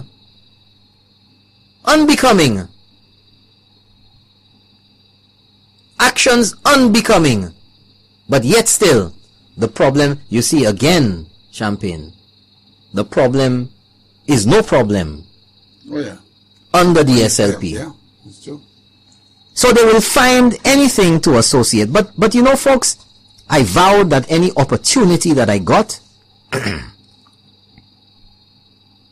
mean, even statements in the House, finish St. Jude with lightning rapidity by next Parliament, or else. Alva Baptiste. Yeah. Or else what? What does that suggest to you? That if you don't finish the hospital, I'm going to bring you roses. Yeah. I'm going to invite you to dinner. We're going to go on a date. Box of chocolates. There you go, Champagne. Hey, you're getting ready for Valentine's. Did you buy a box of chocolates? But hold on, folks. Hold on, folks. So all of this leads me to believe, for example, I didn't for 1 minute believe that this drivel of a motion would ever pass in the House.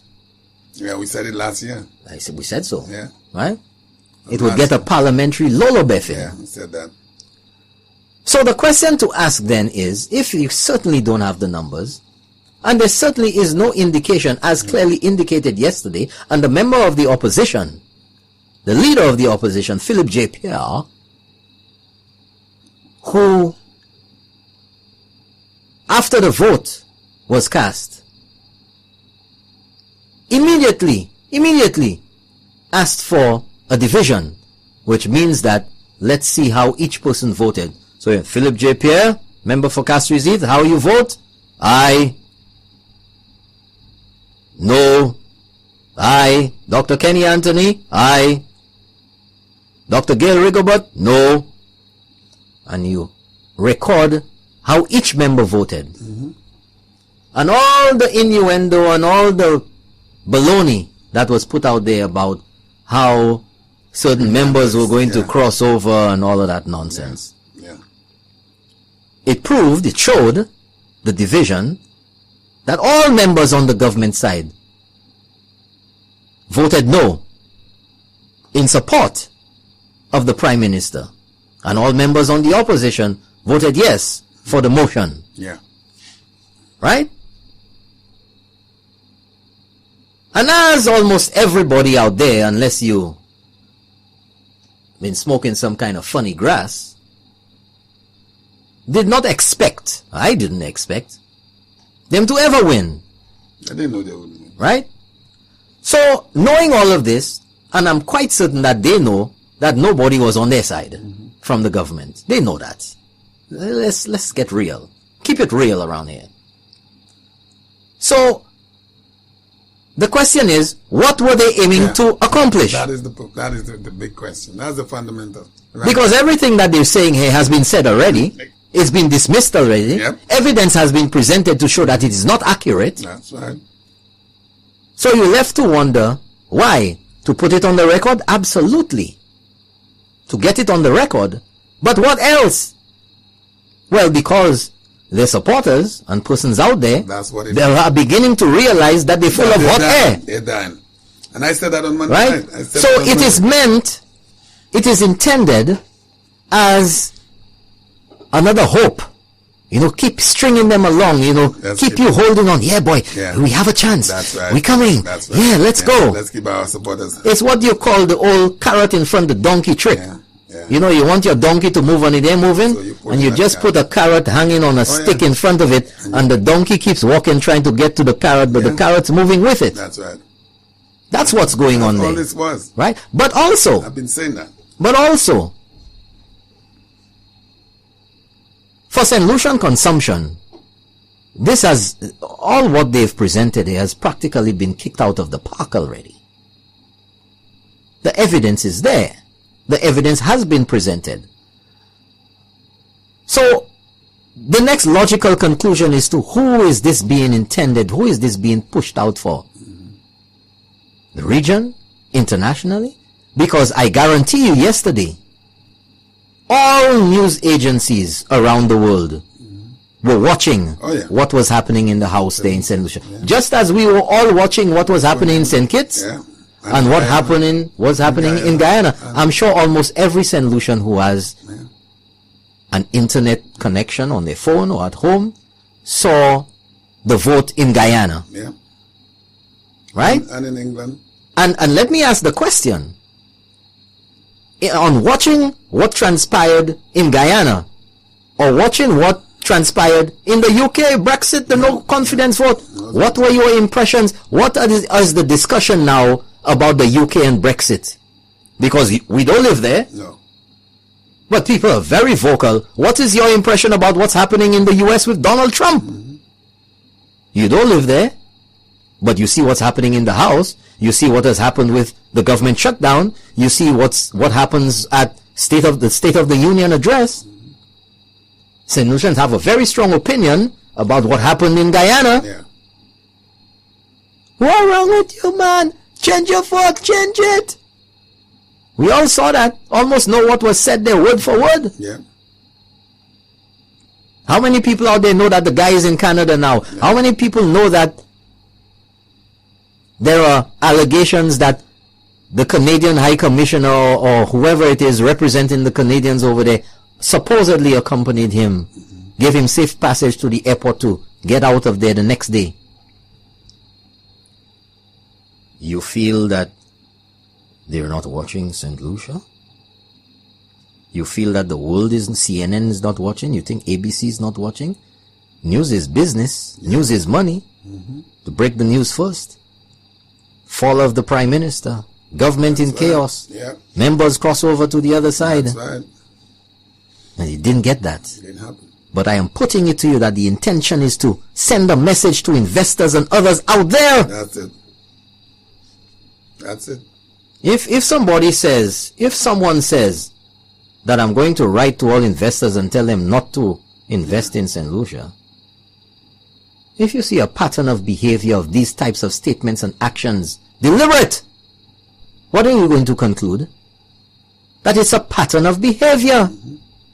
Now, I said to you, and I said before, and I thought tonight would be quite an opportune time to do it again, that any time I got the opportunity, here it is, that I would read it. And I think now more than anything else, in the wake of a motion of no confidence in Alan Chastney, I am putting it to the people of St. Lucia and all the keeping it realers, the keeping it realists, That's right. that there should be a vote of no confidence in Philip J. Pierre. And I don't say that just or simply because of the vote in the House as retaliatory or as retaliation for that. Although, as far as I'm concerned, that, I mean, according to Guy Joseph, if you say you've been in the House for 20 years or 20 years, 25 years, and this is what you present unsubstantiated and expecting the House or the other members to latch onto this and to demand the resignation of the Prime Minister based on this, then you don't need to be in the House for 25 years. You wouldn't want to aspire to this. So anyway, folks, when I was talking about a pattern of behavior, let me show you the pattern that goes back to the 19th of September 2016. It's a letter, folks, from Philip J. Pierre. You know, this is what really gets to me. It gets to the core.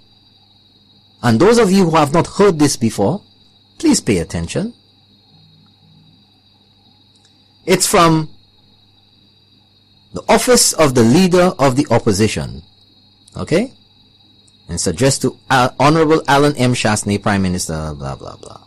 It says, Dear Prime Minister, now this is in the wake of Guy Mayers being appointed or designated as St. Lucia's High Commissioner in London, in the UK. And here's a letter that Philip J. Pierre wrote as leader of the opposition. It's addressed to the Prime Minister, and on the signature end, it is CC'd to the British High Commission in St. Lucia. And of course, if you send an official communication from the government or the opposition or any business or organization to the British High Commission, you're in essence and inadvertently sending this to the British government because it has to be passed on. That's right. Because the High Commission is an outpost. It's an arm of the government. They provide consular services and whatever for the citizens, but they also provide their diplomatic, almost like an embassy. It's CC'd to the British High Commission and opposition members of Parliament. So let me read that for you folks. Listen, tell me if this is not dangerous.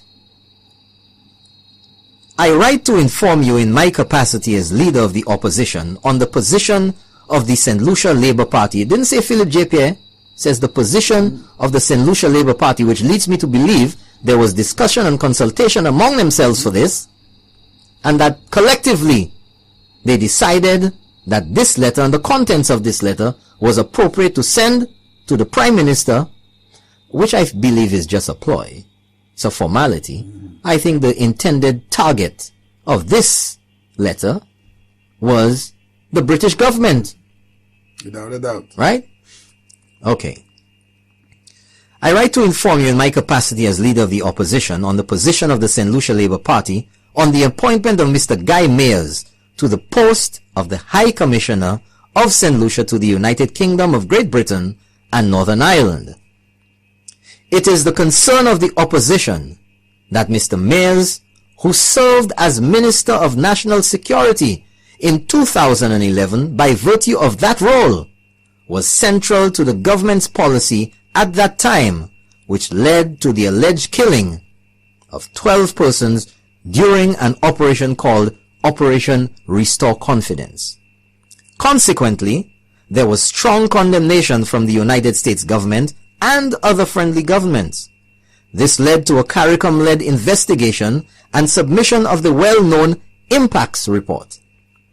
the necessary follow-up section by the government of St. Lucia has remained a contentious proposition. It has constantly resulted in strong reactions from the government of the United States, the EU, and the government of the United Kingdom. It is difficult to accept that with the matter still unresolved, how appropriate can it be for the minister who had oversight of the operation to be recommended for accreditation to a principal diplomatic posting? The St. Lucia Labour Party believes that given the strong sentiments held by the government of the United Kingdom on the issues of human rights and due process of law, then deliberate consideration should be given to withdrawing the nomination of Mr. Mayers and awaiting the conclusion of the process relating to Operation Restore Confidence.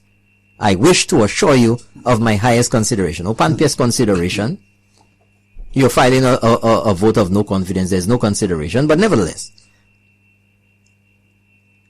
you're ultimately sending this to the British. This is local politics. So your intention is to tell the British, if you're sending it to them, is not to approve Guy Mayers. That's right. That's what you're saying. And in other countries, that would be unlawful because you're engaging in foreign relations. In the US, that would be unlawful. Okay. Engaging in foreign relations, that is the responsibility and the role. Like, for example, with North Korea.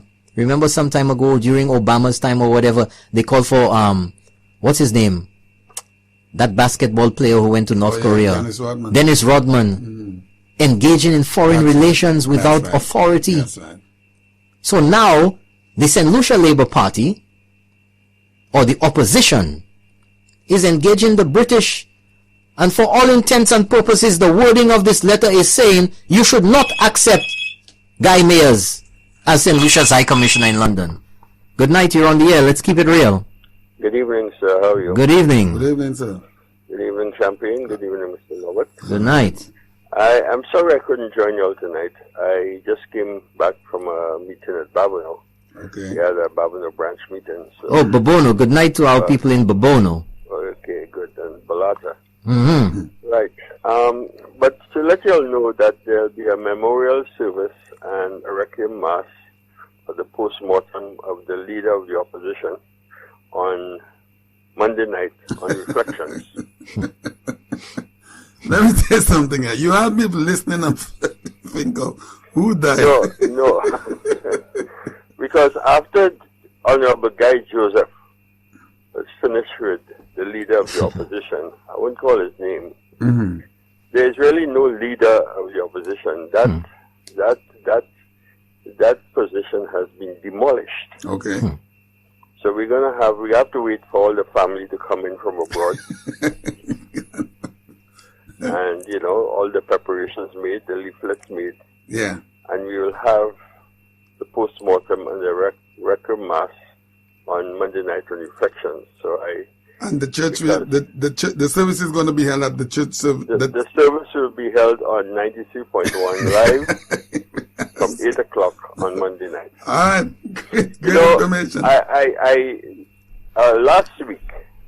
week I sent a letter, a note to, I can tell you, to Timothy Paul and Radio Caribbean, indicating that the vote of no confidence should really be in the leader of the opposition. Mm-hmm.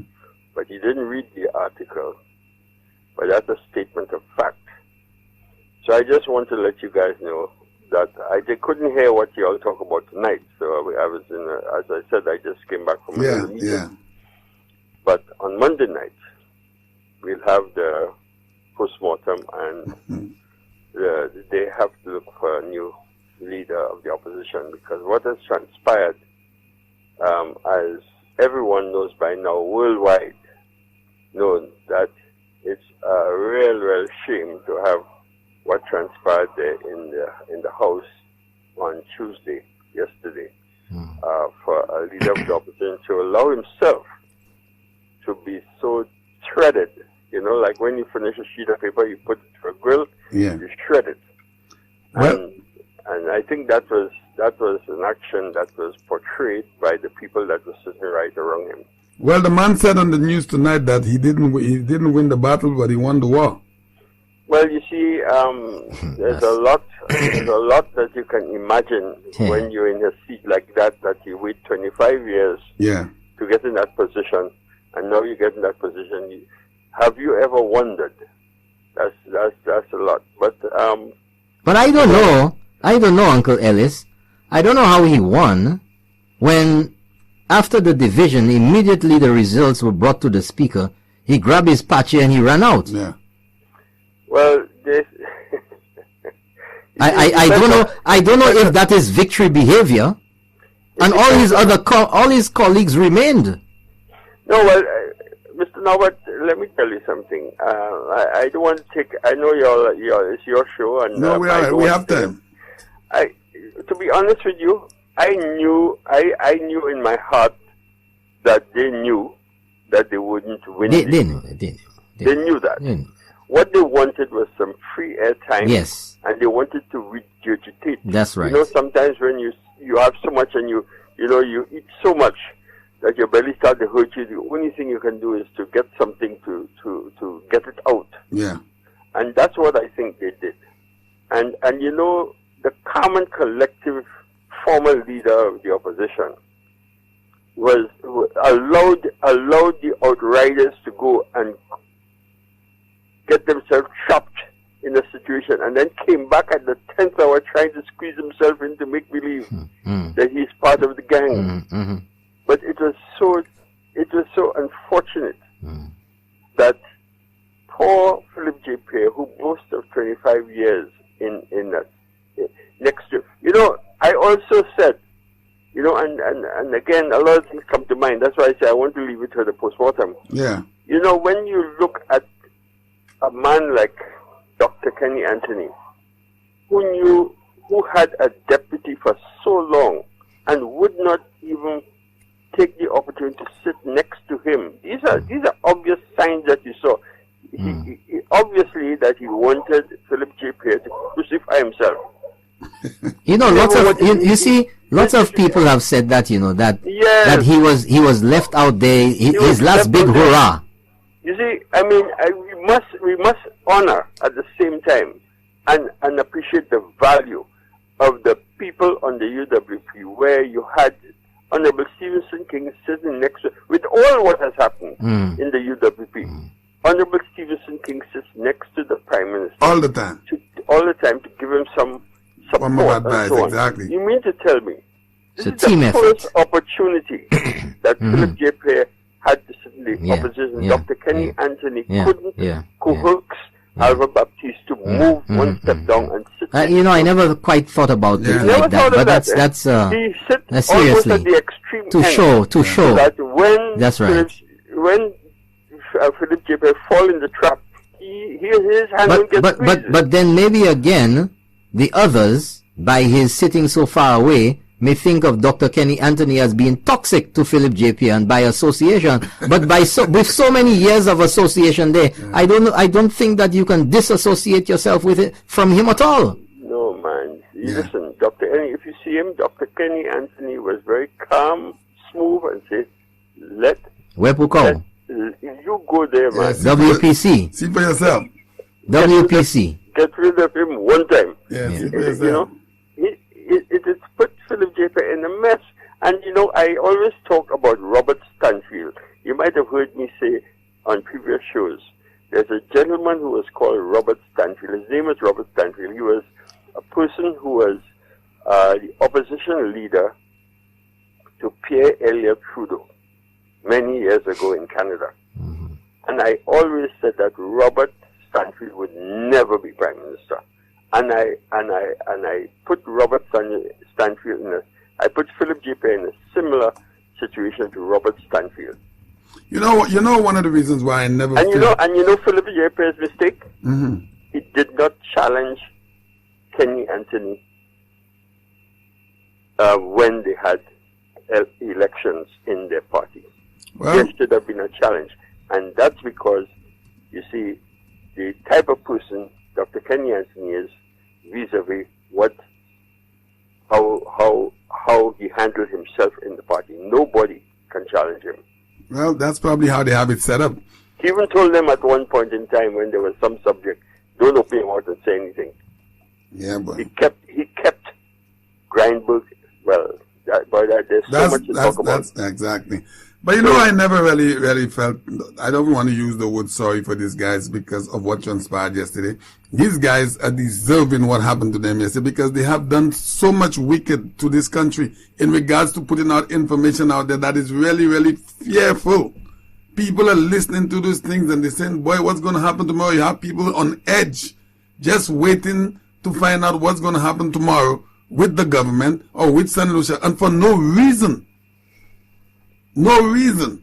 But I know that was going to happen to Honorable Philip J. Pierre because I had this experience with Dr. Kenny Anthony from Radio St. Lucia days. Oh, I can tell you a lot more. Well, we'll have to leave that for Monday, huh? We have that postmortem. Okay. And the church service is going to be where? Starts at 8 o'clock. And where is it going to be held, the church service? 93.1. And all the families coming in this weekend, they arrive later Sunday. Later Sunday. Okay. Okay. All right. Have a good night. Okay, thanks. Have a good one. Right. All right. So I was saying, folks.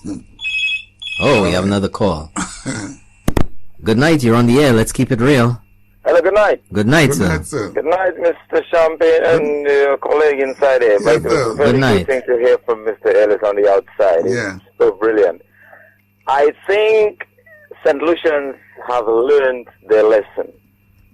And I'm saying this clearly. If St. Lucians have not learned this lesson, it's some of the most dumb and daft people. Sorry to say that. I am so sorry to categorize this. I looked at this in the Boulevard yesterday. And then when Dr. Anthony, I think he was the last MP to enter. Yes. He arrived in a white car, a small white car, but nobody would have expected him to come in that car, in a vehicle of that caliber. Yeah.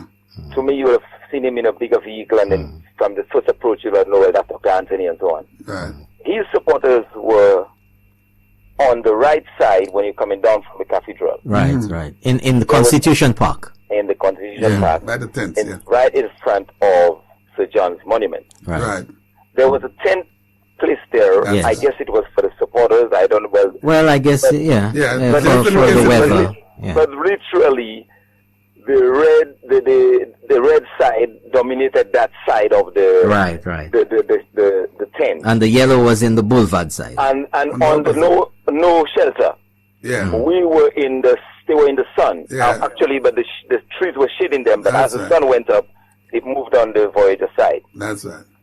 And then, but I'm so, you just said something that Dr. Anthony was so calm. I mean, Mr. Ellis just said that. He did not wind down his glass and wave at his people. No. They did not notice it was him, but we on that side was closer to the vehicle. That's right. We saw him. And when he disembarked from the vehicle and they go inside, that's the time they saw him and they run towards that corner there. Yeah. By the And then he cannon. just Cannon. And then he just gave them a little wave. And went right in. And then, the other side started booing and booing because there was nothing to say, these are my people, I'm going to support you. Mm-hmm. But when, the team from before arrived late, we did not see when the Prime Minister walked in. Yeah. But when Guy Joseph drove in, there was a big applause. Yeah. He went on his glass and support his people. His people supported him. When Stevenson King drove in, Honorable Stevenson King drove in, did the same thing, put his glass down and let the people know that it's him and he's going in. But I was so not impressed with Dr. Anthony. He just drove in and it's when he got off disembarked from the vehicle, he realized it was him. You know what he's saying? Beg your pardon? You know what he's saying? No, well, he's saying, I'm on my way out, but I'm just trying to support you guys for the last time. But that's not even a support, man. That's a getaway. Yeah. And who's in the hot water stay in it? That's right. Now, but another time I saw the most intelligence of the people on the other side under the tent disappeared. Mm-hmm. And we just saw a few of the less intelligent ones there. Right. Why would you say that? Because they were fighting a losing battle and they were defeated. Well, you have your supporters. I mean, But regardless, through thick and those are the thin. most savvy, they left. Because Right. they- Well, caller, I agree with a lot of what you say, but I wouldn't say that. But anyway, go ahead. I literally saw that. Yeah. I literally saw that. Okay? And then they had no anthem, they had no zeal, they had nothing to offer. Yeah, because after that rejection from their former leader, you would have, the people. Come on, man. I mean, you could literally see when you're fighting a losing battle. Yeah, of course. Although the leader of the opposition said that he won. Yeah, That's just bravado talk. That's just bravado talk. Then nothing was won yesterday. Your behavior at the end of it all, when the division was called and the numbers were being brought to the speaker, everybody's still in there as the leader, as the commander-in-chief, supposedly. Yeah, supposedly. You won, and you ran out in what? Exactly my point. Now, my fallacy, my point I'm trying to make is that the southern part of this country, which has been neglected for so many years, and now you find where God has sent a servant, a humble servant, who is willing to develop that estate which Sir John Compton has labeled as the industrial estate of the new frontier. Yep. And supposedly to be the new frontier of the Caribbean. That's right. And this place, literally, within the 15 years reign of Dr. Anthony, has literally gone down to the dog. Nada. Now, let me tell you something. Dr. Mondays, he said something whilst he was on his way out in the leading party at the time. He said, we, the Flabos, has done more for Viewfort than Dr. Anthony when he was in power, and then he pointed it out. He said, we're the one who built the wall around the Philip Maslegong that make it look like something today. That's true. He said, we're the one who built the abattoir. That is true. We are the ones who backfilled the top of the airport, which the water was already encroaching in and taking down that soil there. That is true as well. We are the ones who cut that road from Bruceville into the highway down back to Sandy Beach there. And one or two other projects they mentioned. And when you literally look at Viewfort today, this wall they call the Great Wall of Taiwan around that Philip Maslegong there, this is what has kept Viewfort nose afloat. Literally, when you would have walked into Viewfort, you would have see some chain link fence around that area there, and most of the time it would be down to the ground. And Viewfort was like nothing. And you remember people were asked to break down the wall, huh?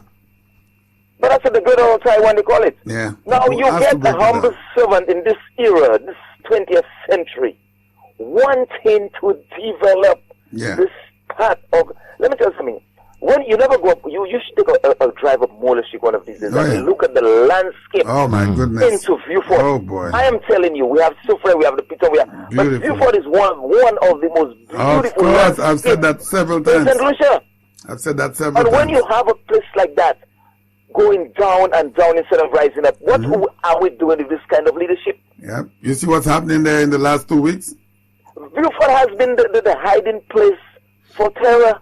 Yep. When people run down from all the nastiness of they run into the ghettos and these places and hide, and they literally harbor them for years. They take homage there. They literally are welcome there.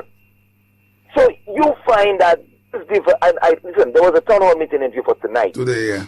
Tonight there, I didn't attend the meeting, but I went lately and I look at the surroundings, and most of the persons that were attending that meeting was on the opposition side.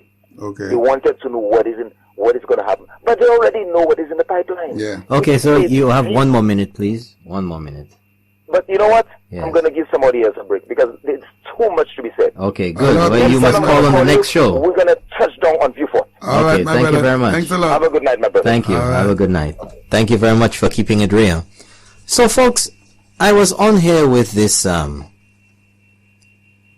letter from Philip J. Pierre.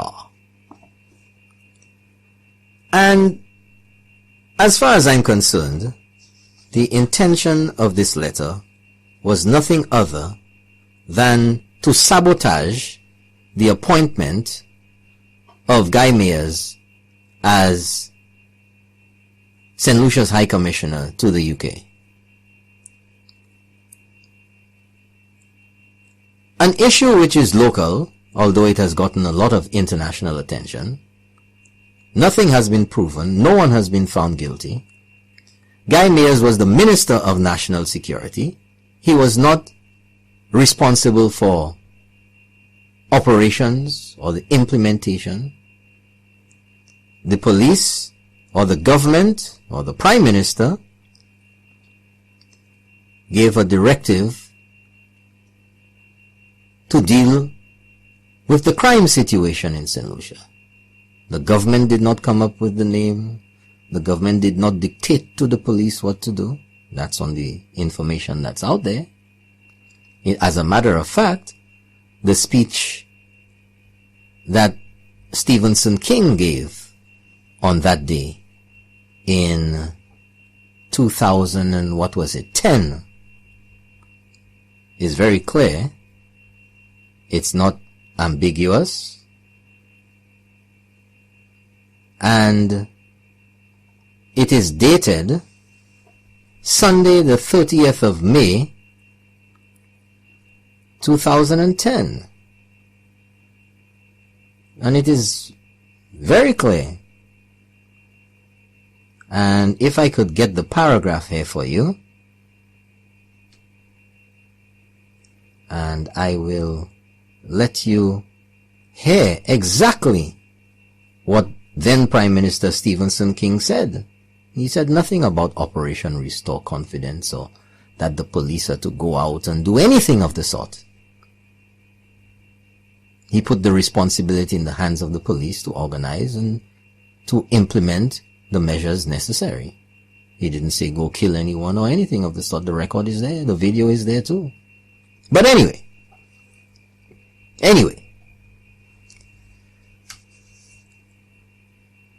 Guy Mayers was subsequently confirmed as St. Lucia's High Commissioner in London, much to the chagrin of Philip J. Pierre and, of course, by extension, the St. Lucia Labour Party, the opposition. But in putting such a letter on the record and having this forwarded or being forwarded to the British,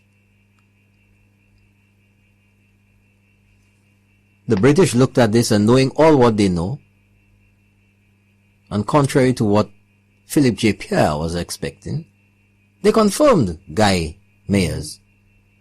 And what did they do to Philip J. Pierre? Your food, tear your souffle, dégorge it. Go back with that. Yeah, exactly. Does this engender any support from anyone by writing a nasty letter like that? Yeah. A communications like that? Your own fellow St. Lucian? Why don't you? This is local politics. This have nothing to do with the British.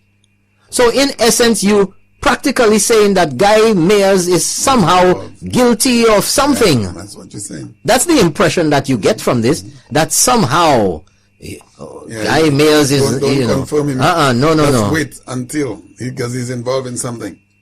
You know? Yeah, let's wait. But again, just like this motion of no confidence in St. Lucia's Prime Minister, nothing has been suggested in here to substantiate. Nothing substantiates the claim.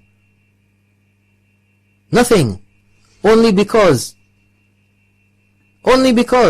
So what happened to Philip J. Pierre, who was the Deputy Prime Minister, when the Prime Minister himself, if you're deputy, you should know a deputy essential according to Penguin. You should know what the Prime Minister doing, right? You should know.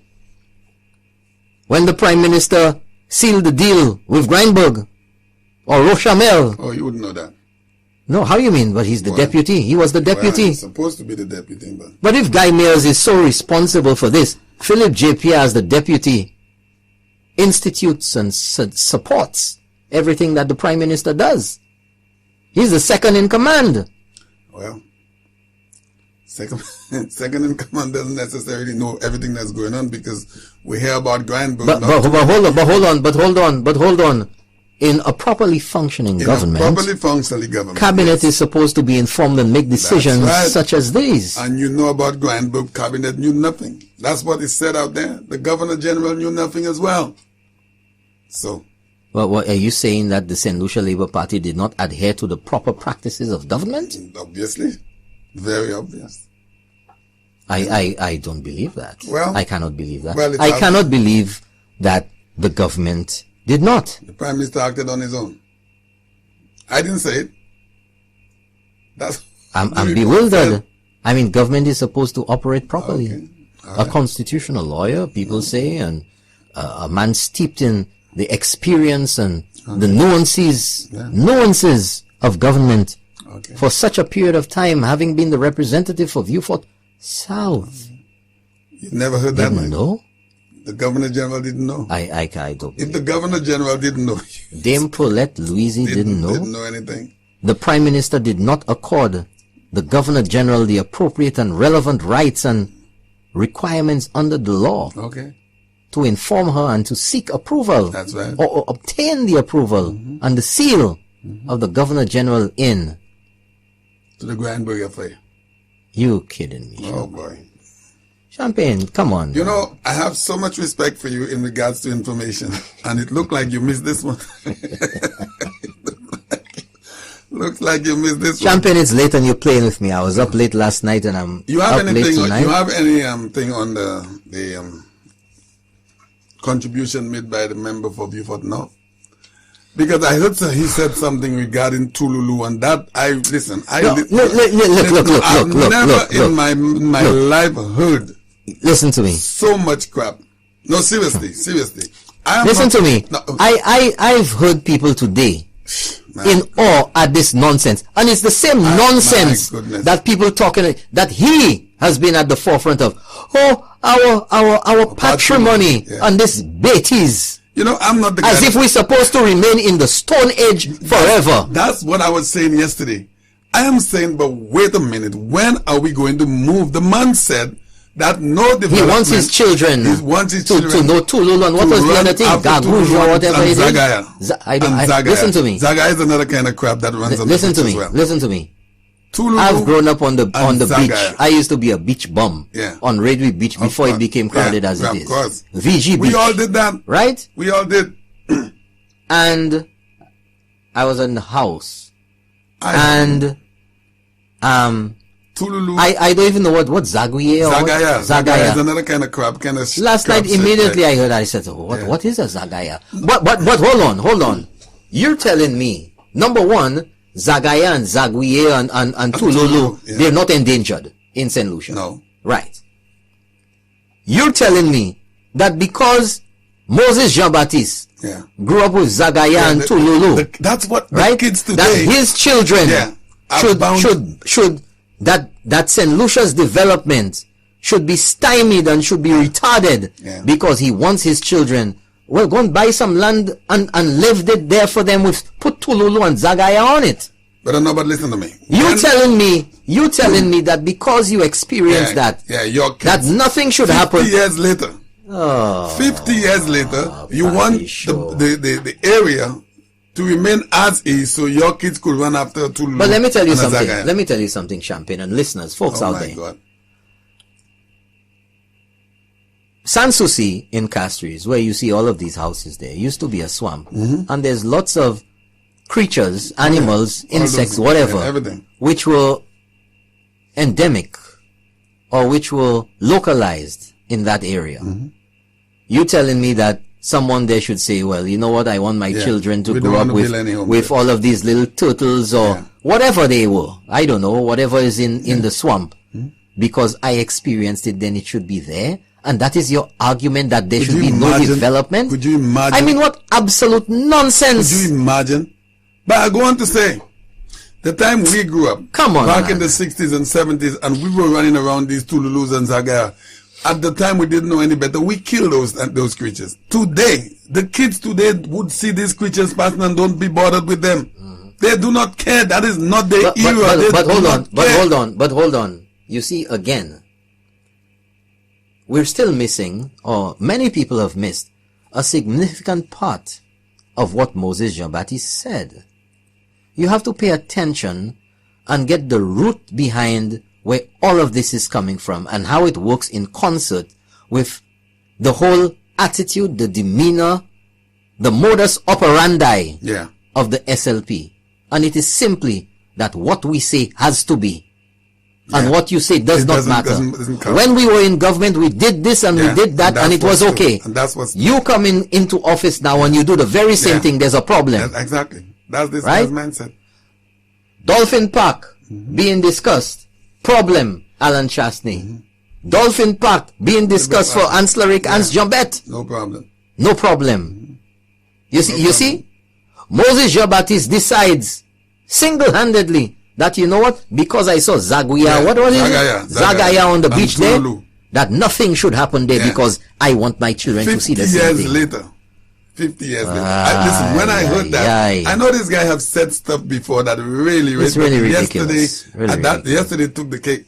But listen, but again, following in the same footsteps of being ridiculous. And folks, just want you to know that Keeping It Real special edition tonight is being brought to you with the fine compliments of the wonderful people down at Chemical. And Chemical Champagne, what do you use to make your clothes smell nice? What are you going to use? Fabric soft. What are you going to use for that special someone, Valentine's Day, or a friend that they can use Chemical fabric softener? Hey, wash your step-in, man. That thing smelling nice. You keep saying about the step-in. There's no other clothes for women and any other clothes. No, but that, women understand that. But you keep specifying your slips, There's no other clothing where you could use for Chemical. Your blouses, your undershirts, your pants, I thought your socks. No, it catches the attention. All right, great. It catches the attention. Okay. Wow, step in. Oh, something do.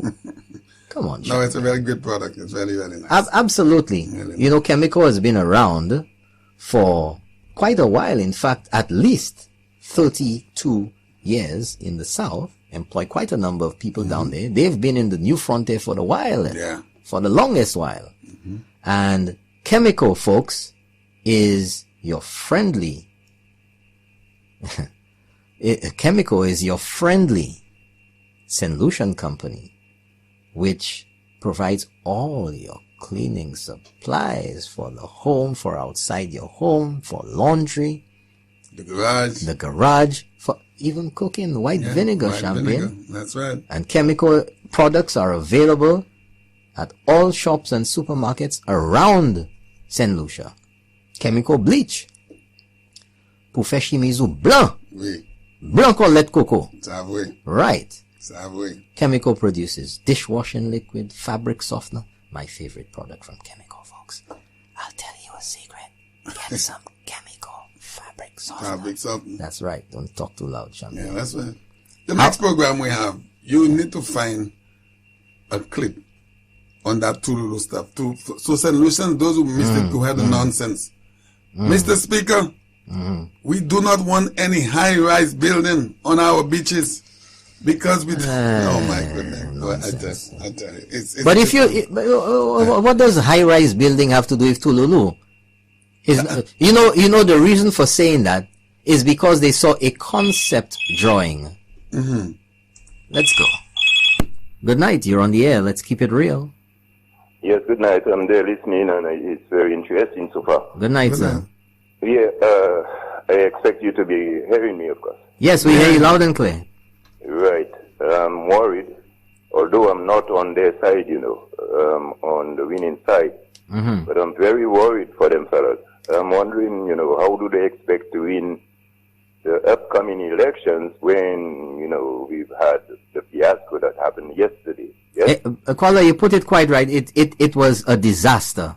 Of course it was. It was a disaster yesterday. And there's the spin to try to make it, to recover from it, but yesterday, I'll get into that in a little while, but yesterday was an absolute disaster for the opposition. Yeah, and they should have figured it out before the motion was even, tabled. Yeah. I don't know how Philip J. Pierre could have figured it out, and what they've done now is to preempt the results of the upcoming elections. There's just about 2.5 years to come before the next election. That's and the campaign is about to start. So that I don't know on what slate they'll be running the campaign now, because they preempted, the results of the next election. Well, somebody just sent me a message, and they said Philip J. Pierre, at the end of the vote last night, or the count, he ran out of the house, so he should have run out to meet Azzy, and instead of one, just form two. Yes, and that also means they've run out of ideas as well. Is he not the leader? But caller from the outside looking in, what do you think the actual reason for that motion yesterday? From your own perspective, what do you think the reasoning behind this was? Well, I'll make an excuse for them. It is to test the strength of the government and good point, caller. Good point. Yes, and also it was to destabilize the government. But that failed, caller. To be quite honest, that failed miserably. It did fail, and it would have always failed. To destabilize the government, you would have to remove the leader, of course, Coup de grace. That's what they tried. Remember, they said it was Jufali, Jufali, who said he would wish that Stephen King or Estefan would be the prime minister. Yeah, these were the names talking. You're right. You see, and so they had removed Stephen King previously, and why do you want him back then? According to what a few people said recently, past few days, the statements that were coming from the SLP, and again, when in office it's one thing, when it's out it's a different story. The comments that were made about Stephen King when he was in office, about him being inept, about him being totally useless, and to now have the gall to say, I'm not saying that anything they said before is true, but the contrasting statements now that Stephen King, all of a sudden, after you all had called him so many things, is the best thing since sliced bread. It flies in the face of reason that these guys are a farce. Yes, you see, and, the trick that they're using, which, any schoolboy can do, is to use what we call reverse psychology. Reverse psychology. That's right. They don't recall what they had done in the past, but blame the existing government, current government, for what they had not done. Yes? Yes, sir. And so there is so much in the pipeline for St. Lucia that they know never again in my lifetime that they will win another election. Thank you very much. You have a good night, Thank sir. you very much, Thanks sir. Thanks. Thank you. And that was a good contribution. That was the first time I haven't heard his voice before. I have heard him before, but on our program, but not in recent. Okay. Now, so let me get to something quick here. So after the two speakers with the opposition spoke, that was leader of the opposition, Philip J. Pierre. Say it, Champagne. Philip J. Pierre. You get in there. I'm getting there. So after the leader of the opposition, Philip J. Pierre, made his presentation, then you had the MP from Labrie, Alva Baptiste. And then the government side called for an end to the debate on the motion and for a vote. And the speaker ruled against that and said he didn't want to disadvantage the opposition. That's all. That is fine. The speaker made his ruling. They continued. And they continued. And the opposition continued, and they made their presentations. They made their case. And then I think it was Dr. Kenny Anthony left. He was not in. He had been out of the chamber for a while. And then, as they were waiting, I guess the government side was allowing them. You all want to talk? Allow them to speak.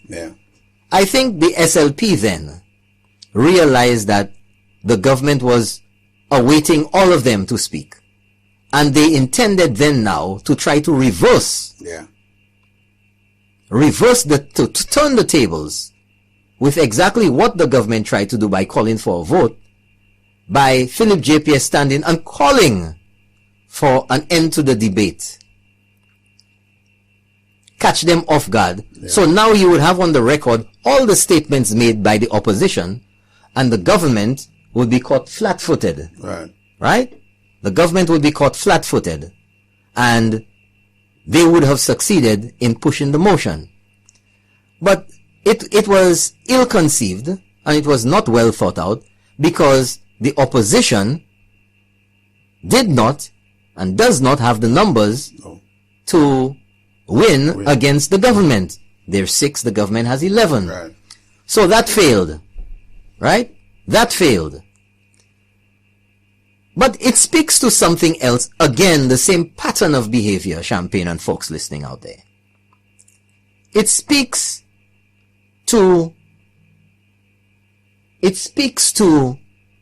the pattern of behavior of the opposition wanting things to be their way for them and not for anybody else. So their rights to put their side of the story out could be infringed upon after 2 members. But after all of you, well, 5 of the 6 speak, you want to hurriedly call for an end to the debate to take the vote. So what about the rights of the government? Of the government side. And particularly, with proper procedure, what about the rights of the Prime Minister or any individual to defend themselves? That's right. What about that right?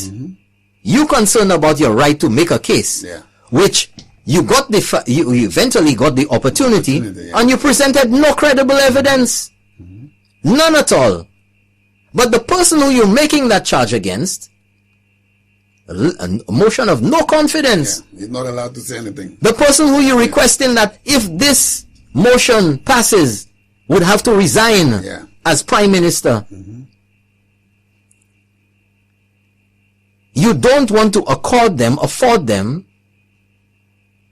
the basic right to defend themselves. Right? You see?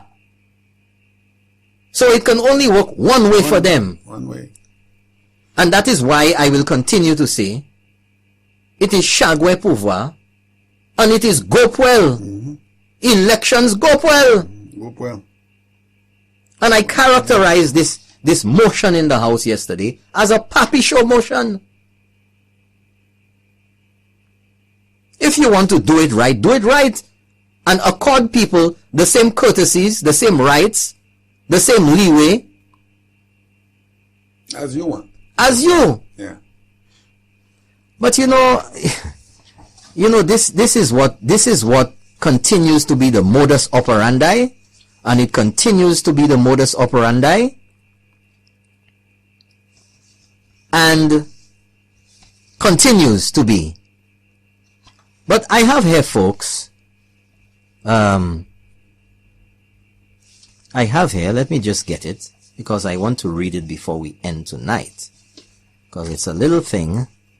That's right. And it's from a previous show, actually, on November 21st. You see, so, you know, when they tell you history, you know, it's always good to reflect, to read on what's happened before, to see what you said before.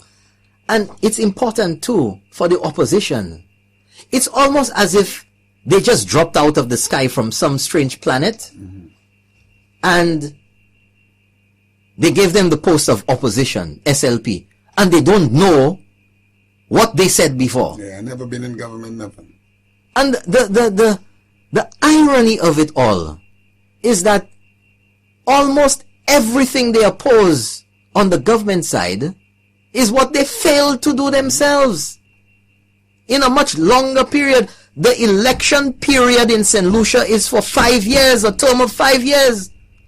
So how you want to tell me after 1 year, 2 years, complaining that the government or the Prime Minister has not been able to deliver, and you pull out the manifesto of the UWP and say you promised this and that, and you haven't delivered it then. The manifesto is for a period of 5 years. That's right. 5 years. You all spent 5 years in there. I mean, this is just arrogance, but nevertheless,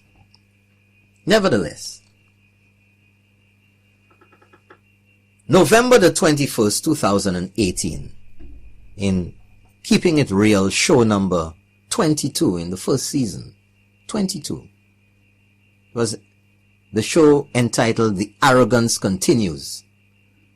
Right? Yeah. And this is from the 21st of November. So let's see how much of this still applies today. Yeah. Right? Let's see how much of that still applies today. What gives the SLP any moral or credible authority to criticize or even make demands of the current UWP administration when their tenure in office was a compendium of failures? The SLP condemned and sounded alarm bells when the government took out a loan of EC $100 million from the NIC earlier this year, that was last year, making claims that by doing so it was placing the pensions of NIC members at risk. But lo and behold, it was discovered that the very same SLP had taken out a loan of $40 million from the very same NIC in 2015.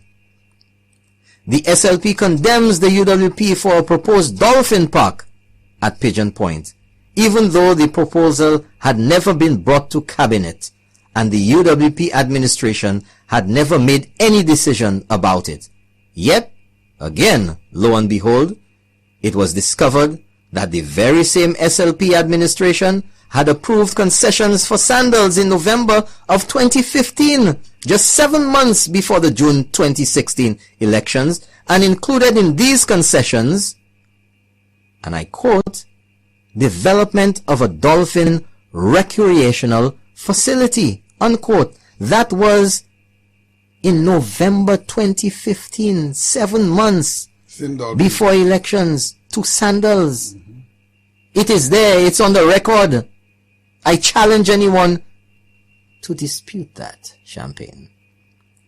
Folks, you see, continuing, the SLP has berated the UWP about DSH, accusing that there was no transparency or forthcoming information since 2016. But again, just as on other occasions, it was discovered that the same innocent SLP and Dr. Kenny Anthony had been in discussions with DSH for at least 18 months prior to the elections. And although Dr. Kenny Anthony claims there were some meetings in Viewfort, it must have been a state secret, as hardly anyone seems to have known. So much for transparency, folks. Yet, from the get-go, Alan Chastney has informed the people of St. Lucia via social media, mainstream media, radio, TV, and newspaper, with town hall meetings, press briefings, about every step being taken. These included question and answer, concept drawings, engineering discussions, and environmental concerns. Yet, the SLP's scare tactics about losing our patrimony and environmental doom and gloom persist to this day. The SLP is frantic about the environment as it pertains to the DSH project. They are concerned about the mangrove swamp, yet had not expressed similar concerns when the mammoth garbage dump across from the George Odlum Stadium continued to leach toxic runoff into that very same mangrove for years. In fact, they still say absolutely nothing about it now. The SLP has been bawling bloody murder about the sewer system at the George Odlum Stadium, which had been broken and overflowing into the mangrove swamp. Yet, they were deafeningly silent as the very same broken pumps, which had been the reason for that spillage, went bust in 2013, 3 years before the UWP got elected into office in 2016. The hypocrisy, the lack of credibility. When the SLP insists, in fact it demands, that the UWP fix St. Jude's now, with these demands beginning less than a year after the UWP got back into office, in stark contrast to the almost 5 years of SLP rule and a failure to complete St. Jude's themselves, it is not hard to be shocked by their callous hypocrisy and arrogance. When the SLP demands that the OKEU hospital conforms to their prescribed utterances since losing elections in 2016, they fail to accept that it is their own crafted Millennium Heights Medical Complex Act in 2015 which allows the government to proceed with what they now condemn. They also fail to acknowledge the advice of the EU representative at the sham OKEU naming ceremony in February of 2016. That hospital also never opened under their watch, and notwithstanding that failure, they condemned this UWP administration for incrementally rolling out services at that very same OKEU hospital. The SLP failed to deliver on Huanora International Airport when they had their entire team, or their entire term that is, in government to do so from 2011 to 2016. Yet now, as the Alan Chasney-led UWP administration is on the brink of implementing what they could not, they complain. They complain, folks.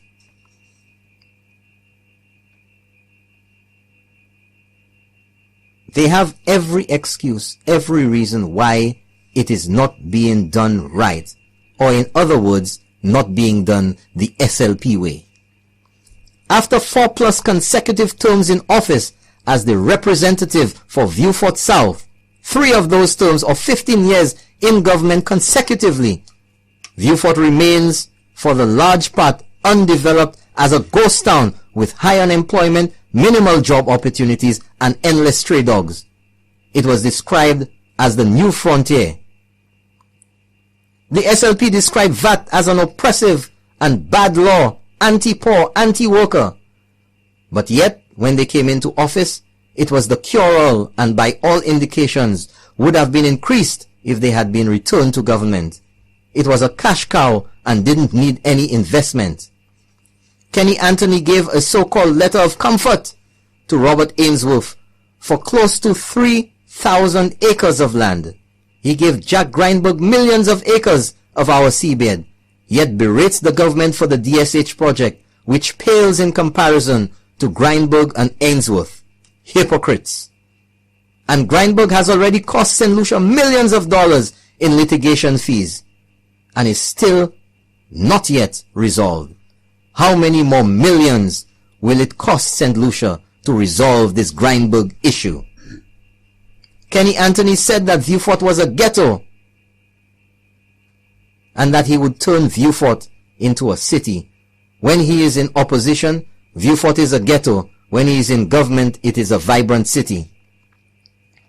When Kenny Anthony was in opposition, Rick Wayne was the greatest journalist in the world. When Kenny got into office, Rick Wayne was the biggest detractor. Von Lewis was toujours sous, but when he joined Kenny Anthony, he was the greatest diplomat. Yep. 1 minute, George Odlum was one of St. Lucia's brightest scholars, but when he fell out of favor with George, George Odlum, became a Rolex thief and the great Satan. And the list goes on and on and on and on. Folks, I want you to listen. This is the last one I'm going to be playing from the House yesterday. It's the Honorable Guy Joseph. And I think that was one of the most precise addresses or presentations last night. Let's go to that. Honorable Member Castry Selfish. Mr. Speaker, I rise to take part in this debate a bit reluctantly, but I must, in any case, Mr. Speaker, say that in no uncertain terms I do not support this motion being made by the leader of the opposition. Mr. Speaker, it appears to me that the way the opposition used to run the government, that they believe today that it's the same style of leadership that exists in the United Workers' Party. You see, there was a schoolmaster mentality in the Labour Party government where one man made all of the decisions. Mr. Speaker, and no wonder the motion would come to the House, a motion on the Prime Minister. This government, this cabinet takes collective responsibility for the decisions being made in governance in this country. It ain't no one man running this country. We are all elected members, and we have a voice in the cabinet, unlike what used to happen, Mr. Speaker, where one man made all the decisions and everybody else just sat there. So apparently the leader of the opposition thinks that what he has endured for the last 15 years in government is what is happening in the United Workers' Party. But I have news for you. That does not happen in the United Workers' Party. We all have a voice. And we all have a say. And we do not have a dictator as a prime minister. We have a prime minister who is consensus driven. And that is why, Mr. Speaker, I take serious objection to a number of things in this resolution. Because, Mr. Speaker, you rule that the resolution is okay. It's your house. I abide by this. Under normal circumstances, I would not debate anything there because it is not worth a debate, Mr. Speaker. It is not worth the debate. Because as I go through this, every time I read a motion in this honorable house, Mr. Speaker, I read motions on money bills and various other, and when the various bills that we are going to deal with, it says whereas, I expect whereas to be followed by a statement of fact, a statement that is substantiated by the realities of what is there. Now, the leader of the opposition may have the facts, according to him, but it's not there. It's not there for me to make a determination. And so, Mr. Speaker, what I see in this motion is a lot of suppositions. Innuendo. A lot of issues that you have to ask, who determines? So if I read, and whereas the Prime Minister has recklessly and irresponsibly allowed the economy to descend into unsustainable deficits and to incur new debt to finance such deficits. Who determines what is unsustainable? The leader of the opposition is supposed to be the chairman of the Public Accounts Committee of the Parliament of St. Lucia. How many meetings has he called? If you are so interested in the management of how the economy is functioning, you don't have to write this to come in and to come and say, look here. Mr. Speaker, the minister's meeting in the House. Are you standing on the point of order? The Public Accounts Committee has nothing to do with deficits. It has nothing to do with management of the economy. The Public Accounts Committee is a function of the Parliament, and it only deals with reports that come to it from Parliament. It has nothing to manage the economy. Don't mislead the House, please. Mr. Speaker, I've served on the Public Accounts Committee. I've been there. And I know the work of the Public Accounts Committee. You review the reports on the performance of the government as far as the management of the economy. The reports come to the committee and they are you bring in all the people from the audit department and anybody you need to question about anything that transpires as far as the accounts of the country is concerned. So, but it is when you audit things, you pick up what is there. So if you need to know. So, Mr. Speaker, people must not run away from their responsibilities and come and use the Honorable House for politics. Because this is politics. Yeah, I'm responding to you. If you come with politics, rest assured I will respond to the politics. So, Mr. Speaker, who says that it is unsustainable? Who run the largest deficits in government in this country?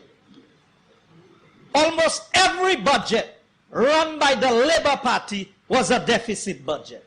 And the records are there to show.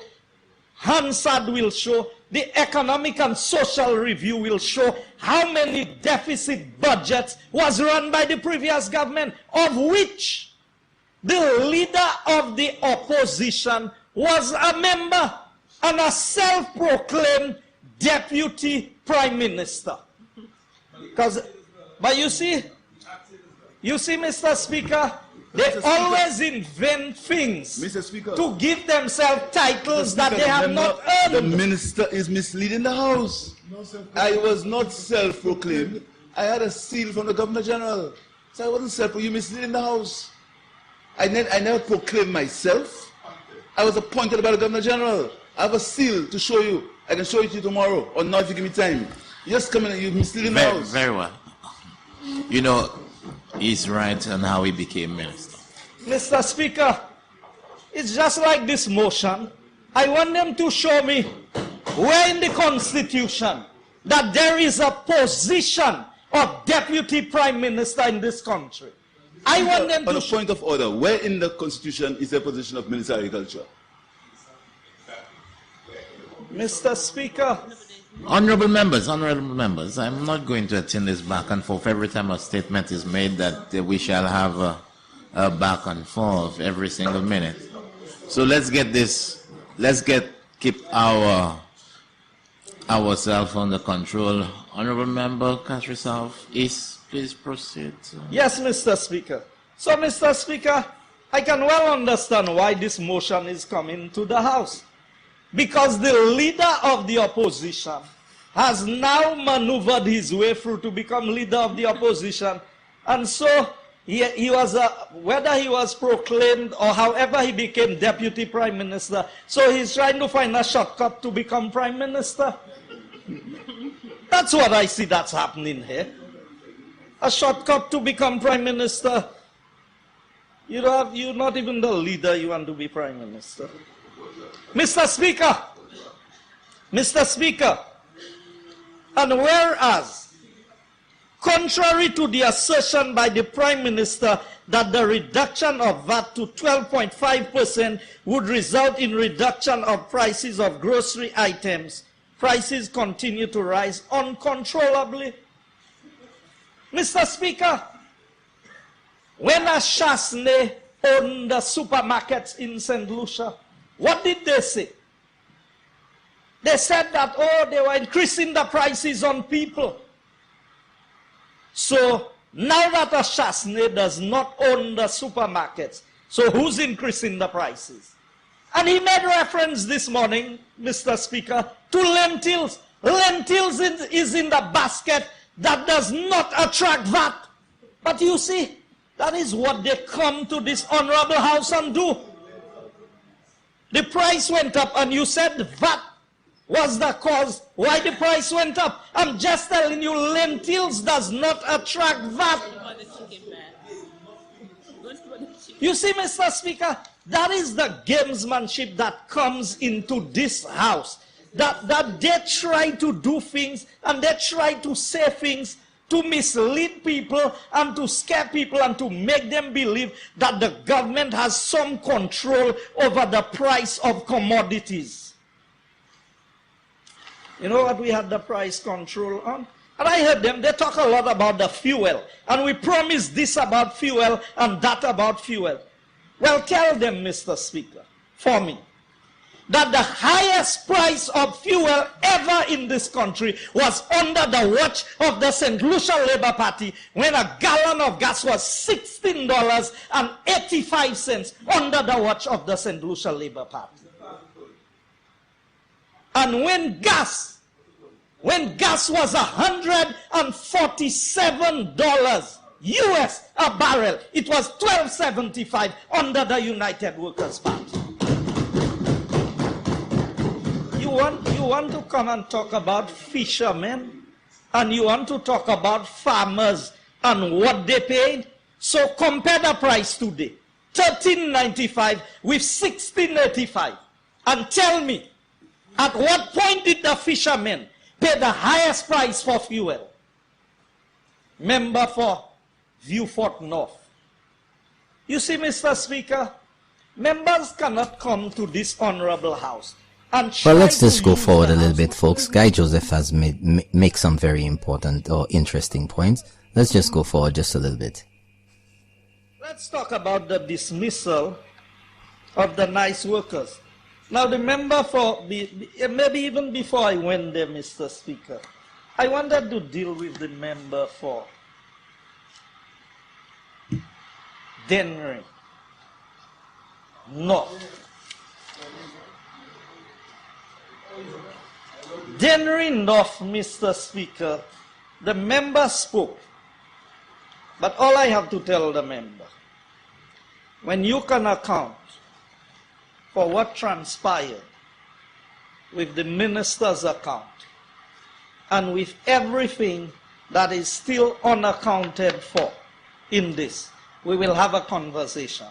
But we will have this conversation in due course in this honorable house. Yes, Richard is your spokesman. Now I heard he lose his voice these days. So, you'll figure out what to do. We talk about squandering people's money. Cabinet conclusion number 411 of 2012. Appointment to conduct forensic investigation. Cabinet confirmed the appointment of Mr. Robert Lindquist for the purpose of conducting forensic investigation on behalf of the government of St. Lucia. The Attorney General, after consultation with the Prime Minister, will act on behalf of the government of St. Lucia. So, Mr. Speaker,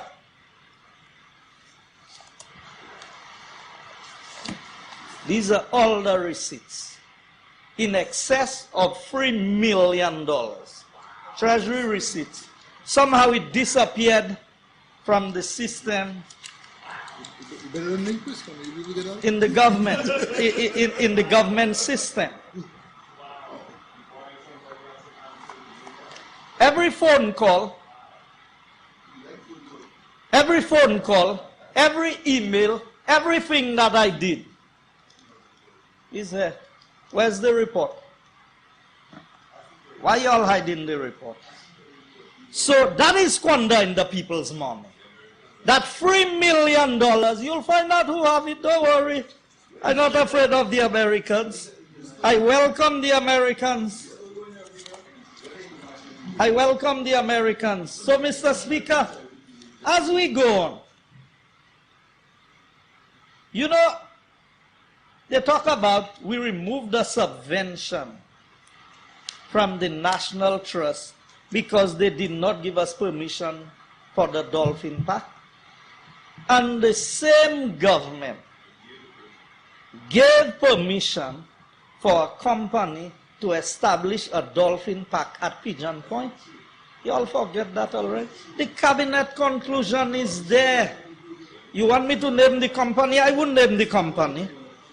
Mr. Speaker, the DSH project, which they have made a whole heap of noise about. The DSH project, we come into this. So here's the reasoning. And here's a man, Mr. Speaker, who said that he has spent 25 years in this parliament. And the honorable member for Babono was reading from a letter. First of all, here's what he said. You can never show me that there was any lease arrangement in that. And then he changed. He said it's the government. So tell me something. And I'm trying to understand that. Because I'm trying to rationalize that in my own mind. So the Prime Minister of St. Lucia, Dr. Kenny Anthony, Prime Minister and Minister of Finance, Economic Affairs, Planning and Social Security, copied to Peter Foster on page 8. So the government signs a letter and sends it to Robert Ainsworth. And the contents of the letter, it says, during our discussions, you have outlined that you and your partners will purchase the parcel of land that comprise the La Paradis properties at Prale, and thereon create a hotel and residential development second to none seen in this part of the Caribbean. It will include concepts, details in your brochure, inclusive of high-end boutique hotel, residential properties. Development will be in the region of 800 million United States dollars. Now here's where I'm going, Mr. Speaker. These are the persons who tell us that $2 billion Pearl of the Caribbean project is a pie in the sky. That this is you not worth listening to or responding to. So I will not respond to this. So let's do some calculations, Mr. Speaker. 800 million US dollars, eh? You would also acquire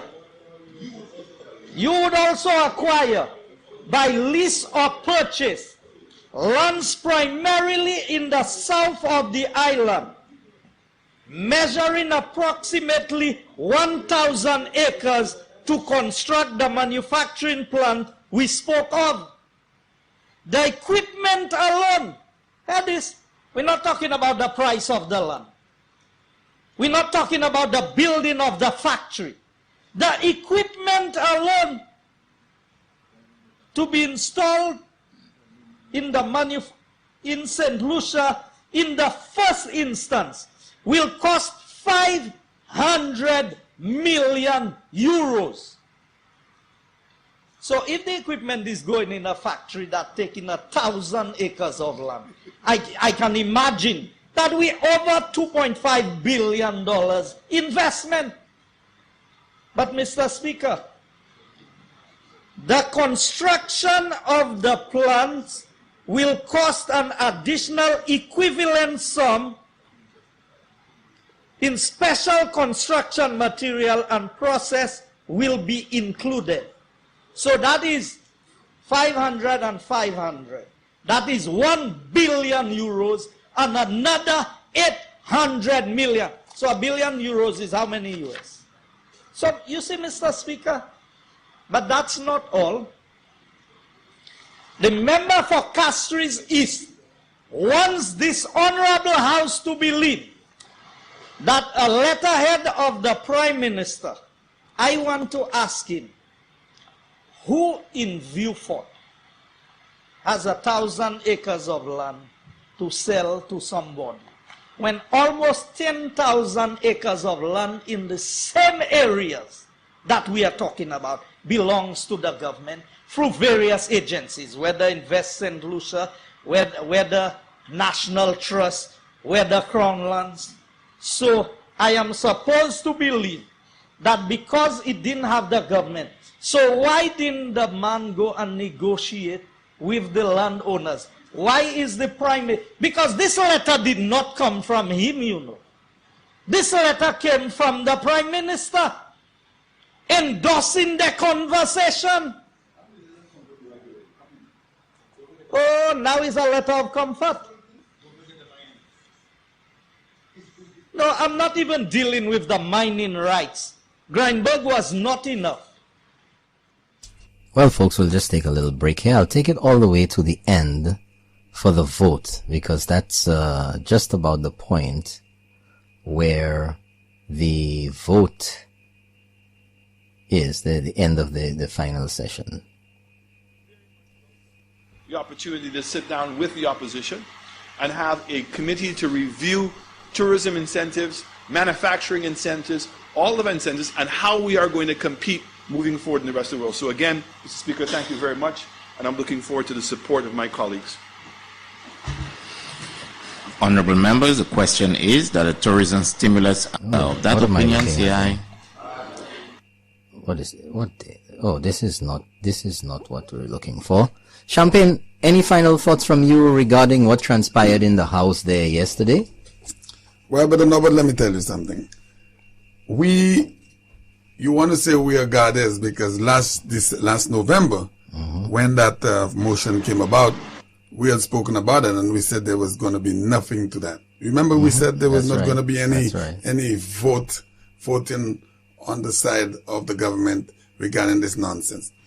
I paid full attention. I was downtown, then I went back home to lay down and absorb the full day of what transpired at the House. It went into really late hours. But some of the statements that were made in that House was very, really out of this world. You really didn't even want to understand, didn't want to believe what was being said. So I am really, really pleased that the way it went down with the government side, you know, we want to say, a friend of mine met me today. He said on June the 6th, 2008 and 16, there was a whooping of 11-6. And 2.5 years later, there was another whooping of 11-6 again. So it's going to continue that way. These guys, they have no plans for this country.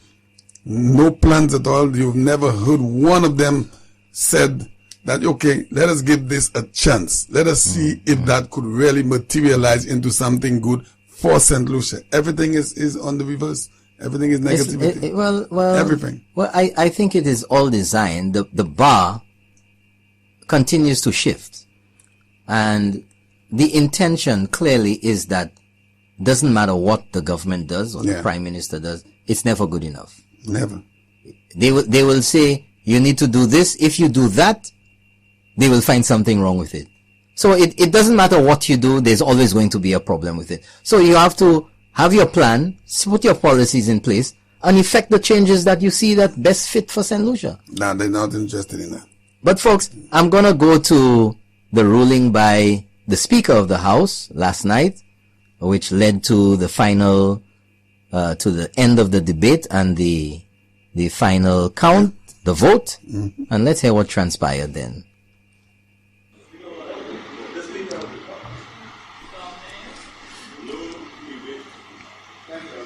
Let me. No debate. Mr. Speaker, Order 38.1 says, and you read it earlier, after a question has been proposed, any member may at any time during the course of debate rise in his place and claim removal of the question be now put unless it appears to the chair that the motion is an abuse of the rules of the House or infringement of the rights of the minority of members present. Well, folks, what happened there is that the Speaker was making some notes and recording the time that the previous speaker had ended his presentation, and whilst his head was down,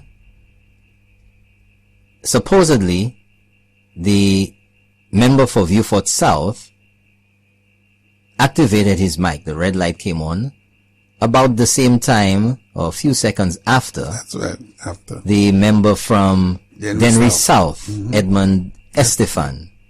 And this is what this is all about as to who is to go first. Right.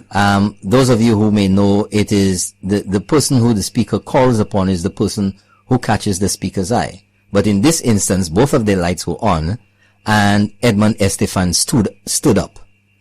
And therefore he continued. Yeah. And folks,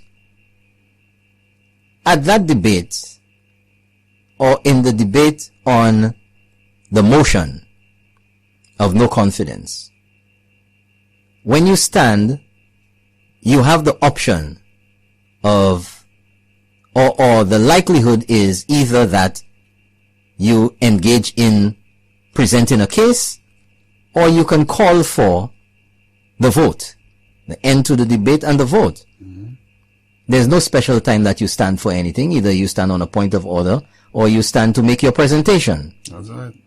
And that presentation could be a call for the vote, or it could simply be a presentation of your arguments. So Dr. Kenny Anthony is arguing that because the member from Denry South was allowed to speak, that he should get a turn to speak. But if he deferred and if he said, okay, you go ahead, then it just goes through the normal process. So the next person who catches the speaker's eye is the one who speaks. Yeah. But let's continue. I'll stop at that, Mr. Speaker, because you're familiar. Look at the circumstances that occurred tonight. Mr. Speaker, on a point of order, the very same 38.1 indicates after you have ruled that there should be no debate on that motion. May I, Mr. Speaker? I will I'll hear you, sir, and then. Thank you, Mr. Speaker. Mr. Speaker, you are not in a position to prove which lights came on first. I gave way in good faith. It's not about that good is faith. To say, on the assumption that the member it's a matter who was allowed to go first, and it starts all over again. Or wanted to make his presentation. Clearly, in that kind of situation, where I gave way in good faith, it has to be an infringement on my right to speak, to respond, when it is obvious, Mr. Speaker. The chair decides that. That the chair decides that. When it is obvious, Mr. Speaker, that there was confusion between the two members as to their sounds like you have a call, for the House tonight. That can never be right off. Good night, you're on the air. Let's keep it real. Mr. Williams. Yes, sir. What are you doing up so late? Oh, Mr. Prime Minister. Just about wrapping up. Fine, thank you. Thanks for calling. Mr. Prime Minister, good evening. Good evening, Champagne. I have to tell you, you're all doing an amazing job of educating everybody and making everybody aware of how this parliamentary process works. And I just want to congratulate both of you for an amazing job that y'all are doing. Thank you very much, sir. Thank you. What are you doing up so late? Listening to you. Okay. All right. That's good. Good to have you. Let me tell you something. The work of the country continues. We're very focused on what we have to be able to achieve in turning this country around. And as I've always said, there's way too many people that are suffering, and we have to be able to resolve the problems, whether it becomes healthcare, education, the situation with crime, and certainly giving young people the opportunity to be able to prosper. We have a lot of work to do in this country, and we've made some good ground, but we have a lot more work to do. And I just want to thank both of you for bringing a different side to the table, and certainly not trying to force anything on anybody, but creating an opportunity for people to be able to interact. And I just can't thank you enough for what you're doing. Thank you very much, sir. But if we could use the opportunity to just get you to say something quickly. You just returned to St. Lucia from meetings in Florida with the cruise ship people. Anything that you can tell us about that? Look, I mean, I was there with the Honorable Stephenson King to have meetings with Carnival. We've been in discussions with Carnival from the time of the elections. I mean, when we had the inauguration in View Fort, if you remember, we had the FCCA, and we had some of the people from Carnival Cruise Lines that were there. So the discussions have been taking place from that time. We're extremely close to being able to finalize a deal which would see a major home port facility being established at the old Viewport port. So basically we're talking about breaking down the existing pier, building a new pier, and having cruise ships that would come into port in which over 6,000 passengers would be potentially coming into St. Lucia to be able to connect with the cruise ship. So it's a very different business than what we're seeing taking place in Castries.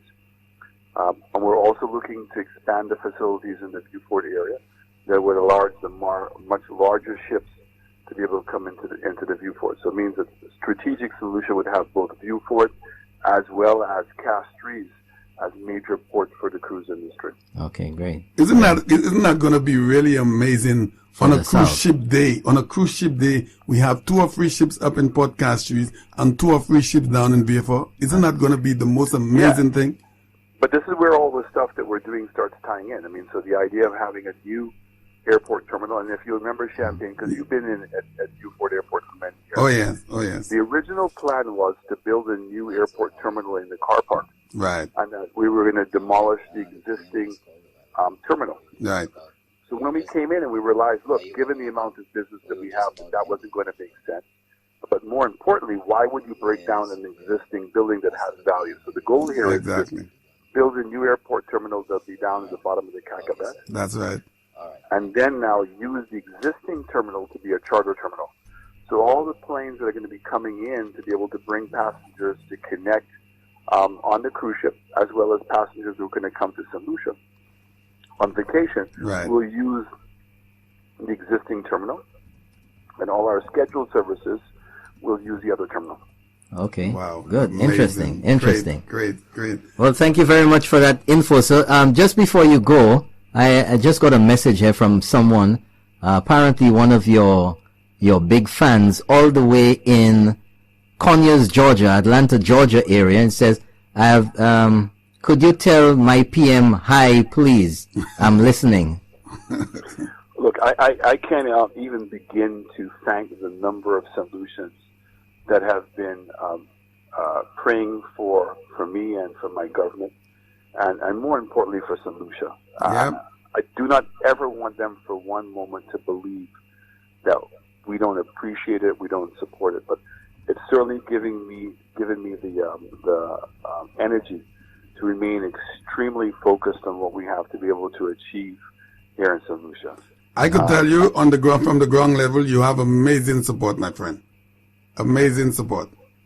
Well, look, this is not about anybody individually. Yeah. And Champagne, you know that. The United Workers' Party established a new vision, mission, and values. And it was about providing quality,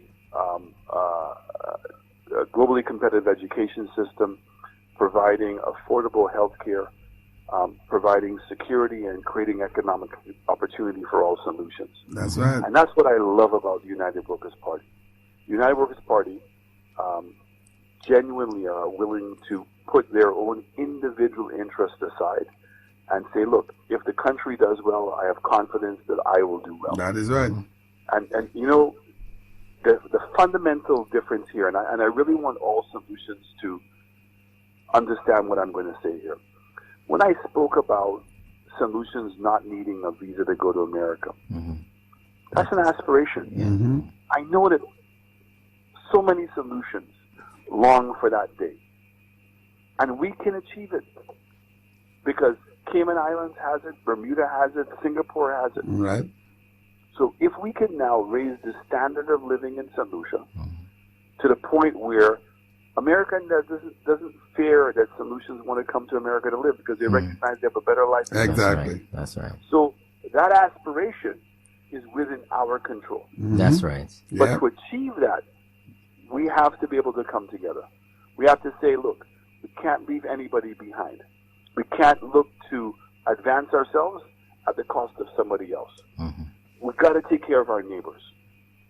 We've got to be able to create a society that's equitable, one in which it creates opportunities for everybody, and we all have to have each other's back. It's difficult enough as it is to survive as a small country. So it absolutely requires all of us to come in together. And that's where there's some politicians that are out there that like to scare, that create negativity. That's not going to get us anywhere. I mean, my father always told me, worrying is like being on a rocking chair. Keeps you busy, but it gets you nowhere. Right.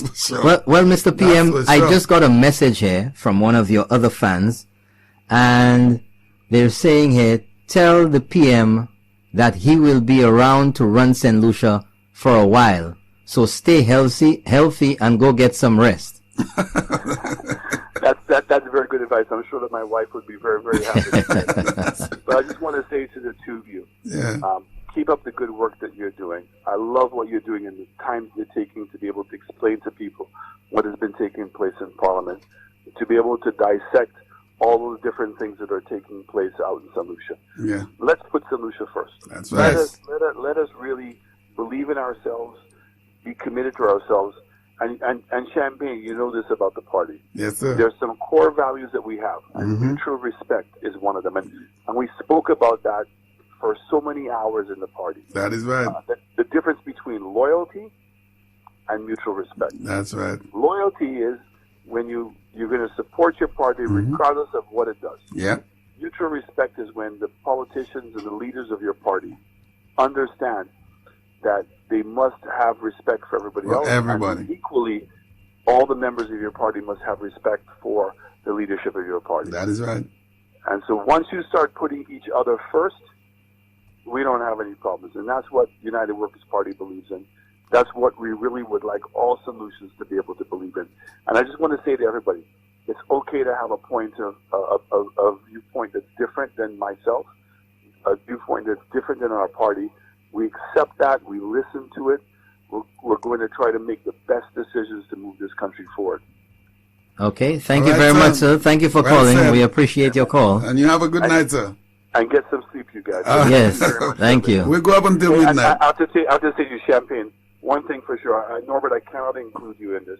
Okay. But Champagne, man, your choice of music, fantastic. On the morning. So many people. Oh, man. Everybody is talking about that. I know. They meet me all the time. Thanks a lot. Okay. Thank you very much, sir. Have a good night. Have a good night. And get ready for the 40th anniversary. That's right. Yes. The 21st and the 22nd are going to be two amazing days, and it's going to be etched in people's memories forever. Absolutely. Yeah.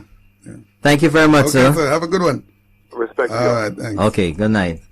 Folks, that was the Prime Minister of St. Lucia, the Honorable Alan Chasney, who gave us a surprise call tonight. Yeah. And he gave some information that I didn't even know about, that the Cayman Islands and the Bahamas didn't even require visas to go into America. I knew for Singapore, I didn't even know that we had Caribbean islands that didn't need it. So St. Lucia, based on what the Prime Minister is saying, if we maintain a good way of living, who knows?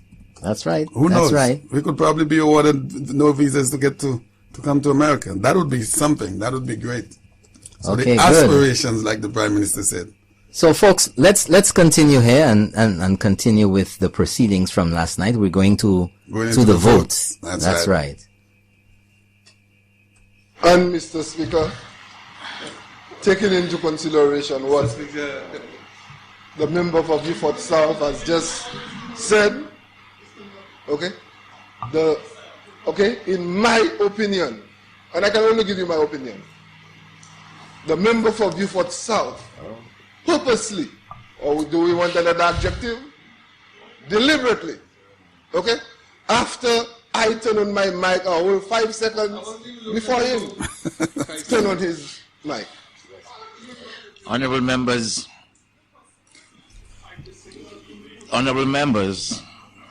I'm not going to the back and forth. It's unfortunate that I was writing or I was taking down record that I ought to, according to our own rules, take down at the time.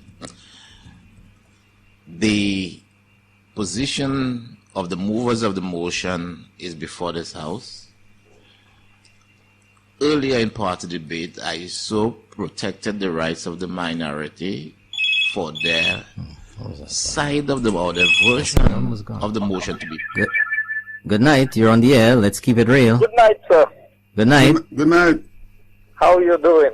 Fine. We're doing good. That's a recognizable voice. Yes. Good night, sir. How your program is going on so late tonight? Well, it's very engaging, special edition. Special edition. You mean you doing a repeat of Parliament last night? That's right. So that means you have to go until 1 a.m. Oh, I don't know. Yes, sir. What would you like to say? Something special tonight? I think quite a lot has been said over the last couple of days, but I just need to say how proud I am to be a member of the United Workers' Party. For our supporters who came out in large numbers. You know, over the years, UWP supporters are not known for being these kinds of persons who come out and who would show who they are and take on the Labour Party in the way that we saw happened yesterday. That's right. Outside of an election, Exactly. Yeah. And I was quite elated in arriving at the Parliament building to see the number of people dressed in yellow. It was just an encouragement. It was a source of comfort to us to know that our ground supporters are there. The tide has changed. And that they are here to give us the support that we need, because they understand what we are doing for the country. So, I mean, outside of what was done in Parliament, I can tell you my greatest joy came from the crowd that received us outside the Parliament yesterday. And hats off to all the supporters who came out. And those who could not have made it there.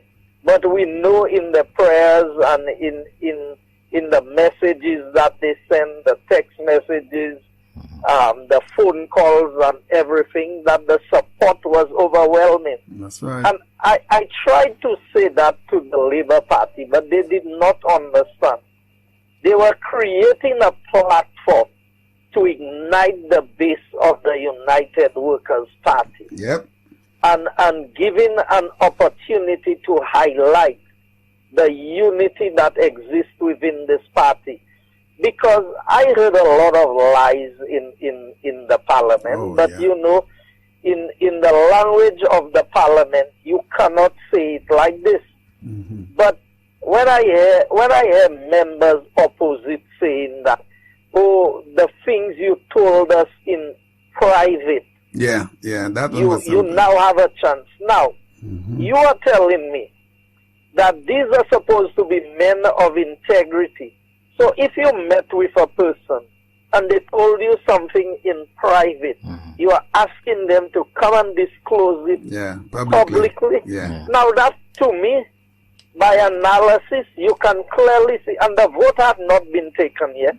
So if you expected somebody to vote for you at that point in time, that's what you'd say to them. Because all these men have been doing is peddling lies to the people of this country to make them believe that there are cracks within the UWP and that they can do things to get the government out of office.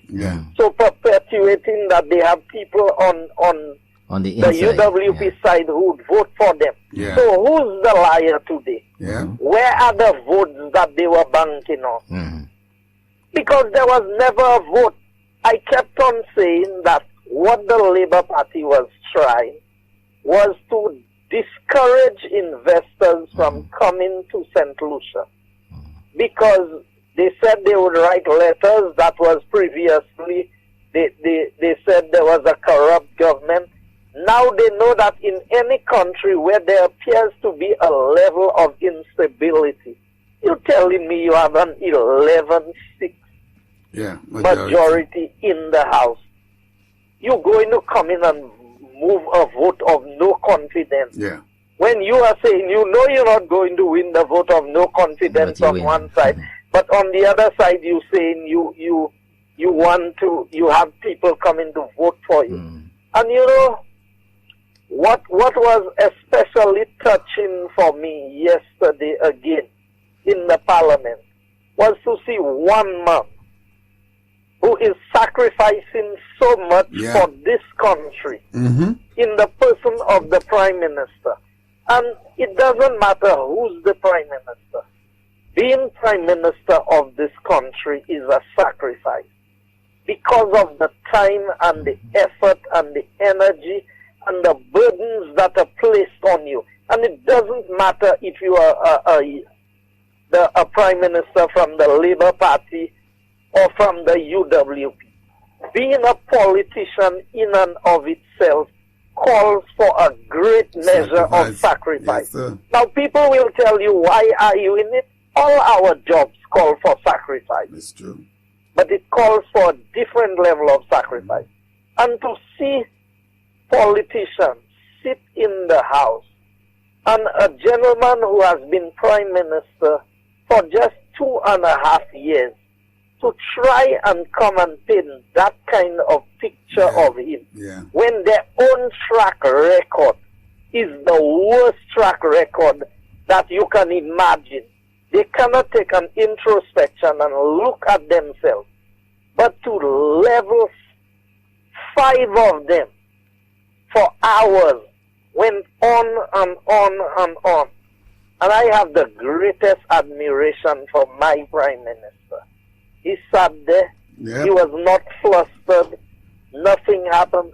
He took every everything bit. That's right. like a man. Never left. Because he didn't run away. On a few occasions, he made points of raised points of order, because, and that is when the information was so blatantly false. I mean, there was you could have objected to almost every word these people said there. But you know, you just choose the ones and you say, okay, that one has a little more substance. So I will give you an example. I know that the member for Castries is to be a good debater in the House. But he was reading his speech contrary to the standing orders. I could have stood on a point of order and object to him reading a speech. But to me, that was neither here nor there. He could have read 10 speeches. It would not make a difference. Because at the end of the day, it was all a bunch of market step propaganda that they were peddling in the House. And it is very unfortunate that the House had to disintegrate into a political platform where only things that are allowed on the political platform was allowed into the halls of the Parliament of St. Lucia in what is called a motion. That was no motion. Well, you see, so what I was saying, what I was planning on concluding with tonight is that all of what was peddled in the House yesterday had already been debunked and rejected outside of the House. And I believe the attempt was to get it on the record and to add a level of the legitimacy of the House to that nonsense by getting it on the record. And that was my greatest disappointment. That contrary to the standing orders, that this nonsense would have been allowed in the Parliament of St. Lucia. That's the lowest of lows that I think we've gone in the Parliament, in what is documented in the Parliament. When the standing orders are so clear that a basic, at elementary school level, you'd give a school child to read the standing orders, and then you would give them to read the speech, and you would ask them, how does that fit into it? And they would be able to tell you that is contrary to the standing order. Well, you see, so what happened there yesterday?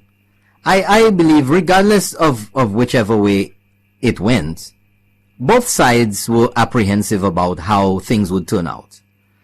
And the supporters from both sides as well Nevertheless, I believe clearly, well, the results of what happened last night clearly indicate that at some point during the day, the expectations of the opposition were ruined, and the tables were turned. And among their supporters. And I believe that the motion which was presented and submitted in the House, the motion of no confidence in the Prime Minister, has become much more of a liability for the opposition than it was for the government or for the Prime Minister. While that is so, and you know, you cannot always play politics with everything.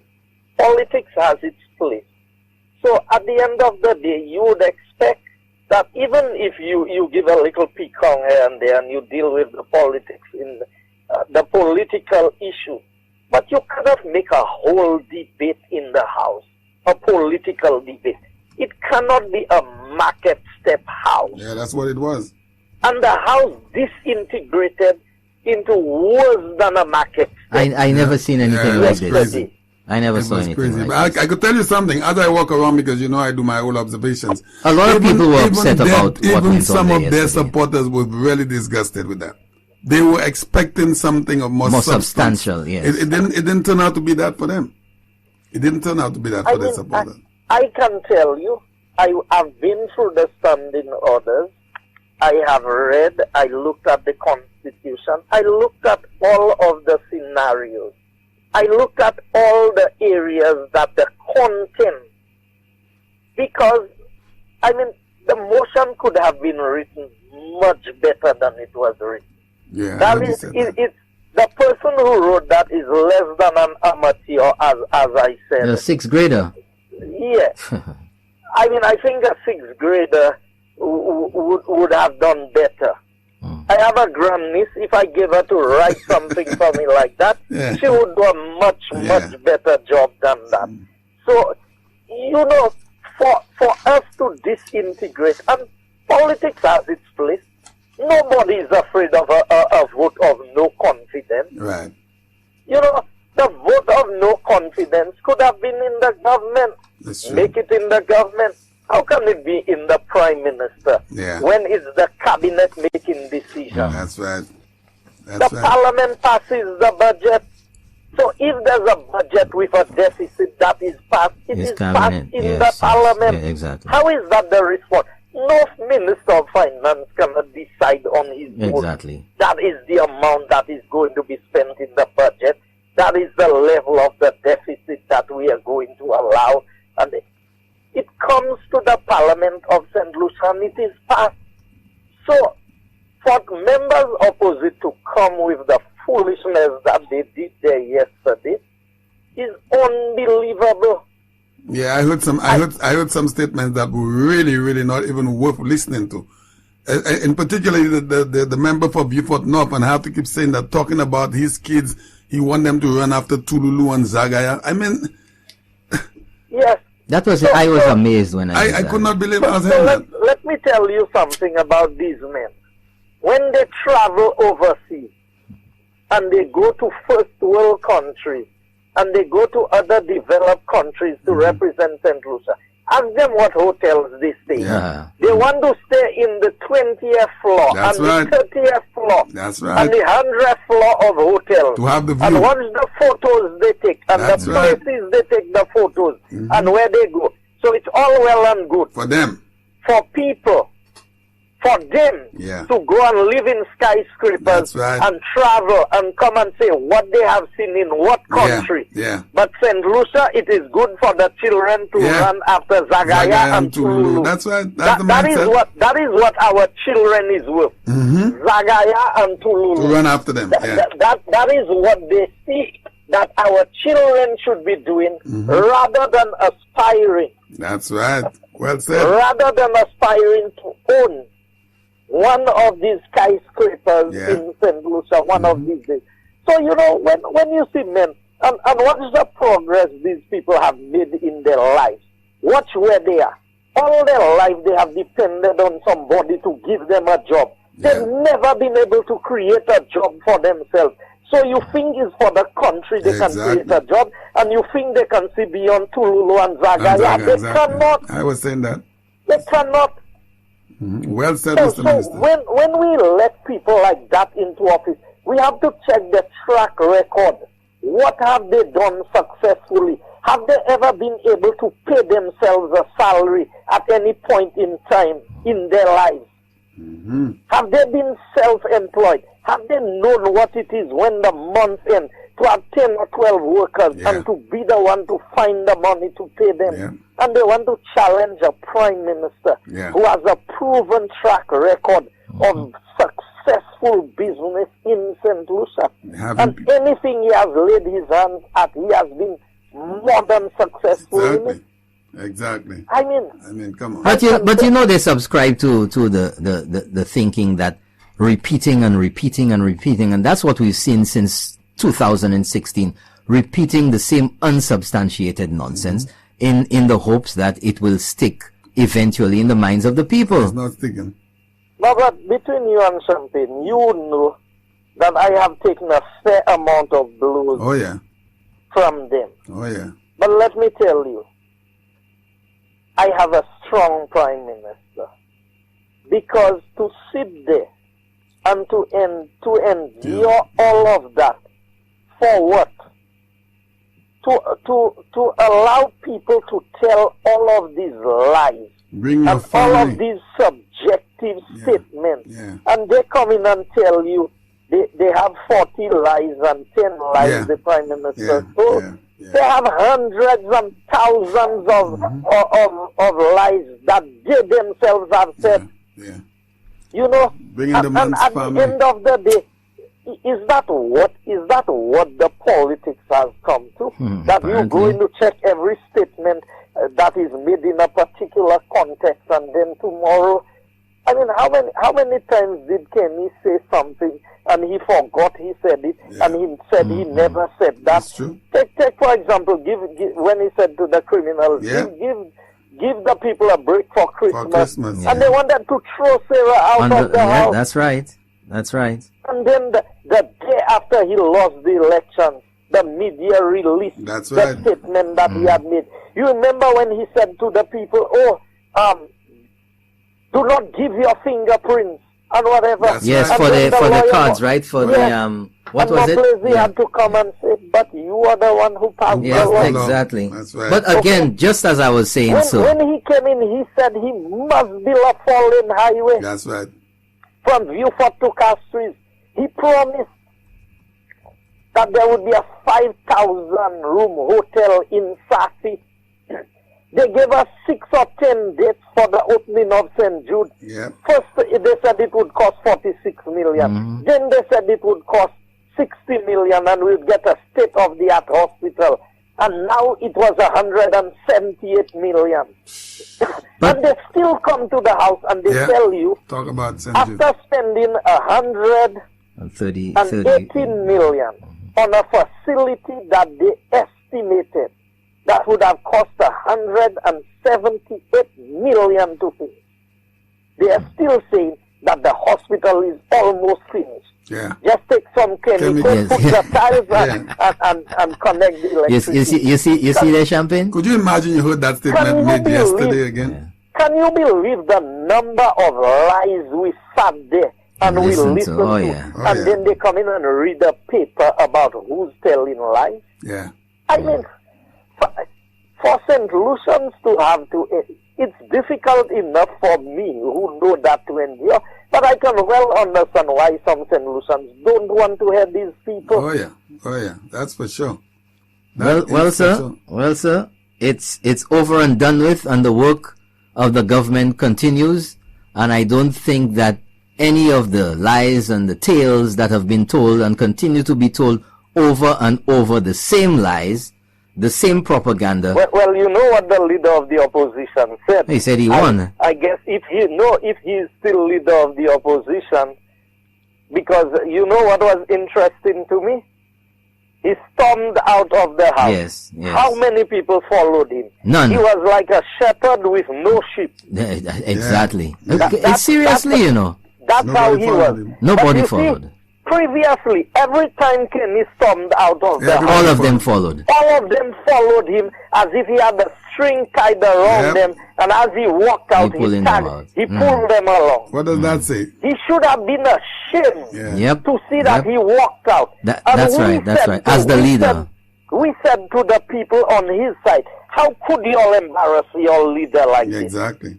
All the time you all were walking out together. Why you all allowed a man to walk out by himself? Nobody. And that says, and that there says everything. That's right. It speaks volume. But Mr. Minister, you know what he said tonight? He said he won the battle. He didn't win. What he said? He won the battle, but not the war.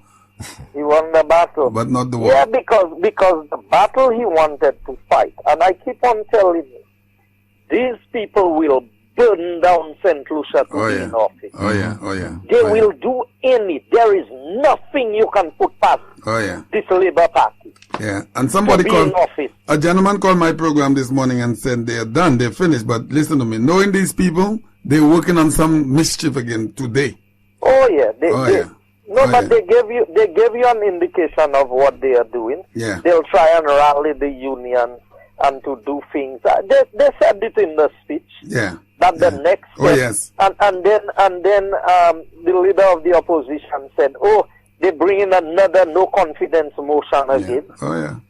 Because their intention is to continue keep interrupting the government distracted, or to try and distract the government so that you don't focus on the work that is at hand. That's what because it is. Here's the problem: they spent 5 years, even when they were elected. They spend their time playing politics rather than governing the country. And now they want to engage. And that was my disappointment. That the speaker would have allowed a political debate to come into the house, the parliament of St. Lucia. They could have invited us to the market step, or we could have invited them to the boulevard, and each person could have given their speech on a political platform. Right. But to come and use the halls of the parliament, to come and play cheap politics, to make statements of facts that are known lies, and you presenting them as statements of facts. You saying whereas, exactly. Whereas this and whereas that, and the only whereas is in the mind of the Philip mind. J. That's right. That's right. I mean, let me tell you, there are members on the opposite side who engage in the debate because it's their party, but they know that this thing made no sense. No sense at all. And I'm not surprised that the member for Beaufort South was not there when Philip J. Pierre made his comment. He stayed out for most of the debate in the parliament. And he was apparently, when all of them were speaking, he was asleep. Because you know when he said he woke up, when I spoke. Yes. When I made my and he did say, now I'm going to respond.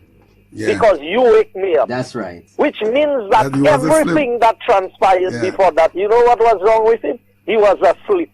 Yep, that's what he said. He was asleep because what went on there from his men so much did not make sense to him. So he was asleep. So he said, I woke him up. And I tell him, no, you ain't wake up yet. You still sleeping. That's right. That's right. It's really crazy here with these people. Well, so thank you very much for calling. We didn't expect this call at this hour. I think we've gone through a record hour now, a marathon session. We've never been on so late. I think that's in line with everything that has been going on lately, particularly last night in the house. I just want to end my comment with you to tell St. Lucians that we love them and we will continue to work for the betterment of our country. And to my constituents of Castries Southeast, thank you for coming out. Thank you for the prayers, the encouragement, and the support. And even those of you who have not seen me, I know you have me in your prayers, and you have this government in your prayers, and St. Lucia. Continue to do so, because this is what keeps us going. Mr. Minister. And to my Prime Minister, I want him to just be strong. That's right. And know that his team is fully behind him, as was evident in the house yesterday. That's right. Before I almost forgot, I had a call this morning on my program, the mid-morning show. And it was none other than Mr. Keith Mondesi. I could mention his name because he asked me to pass on a message.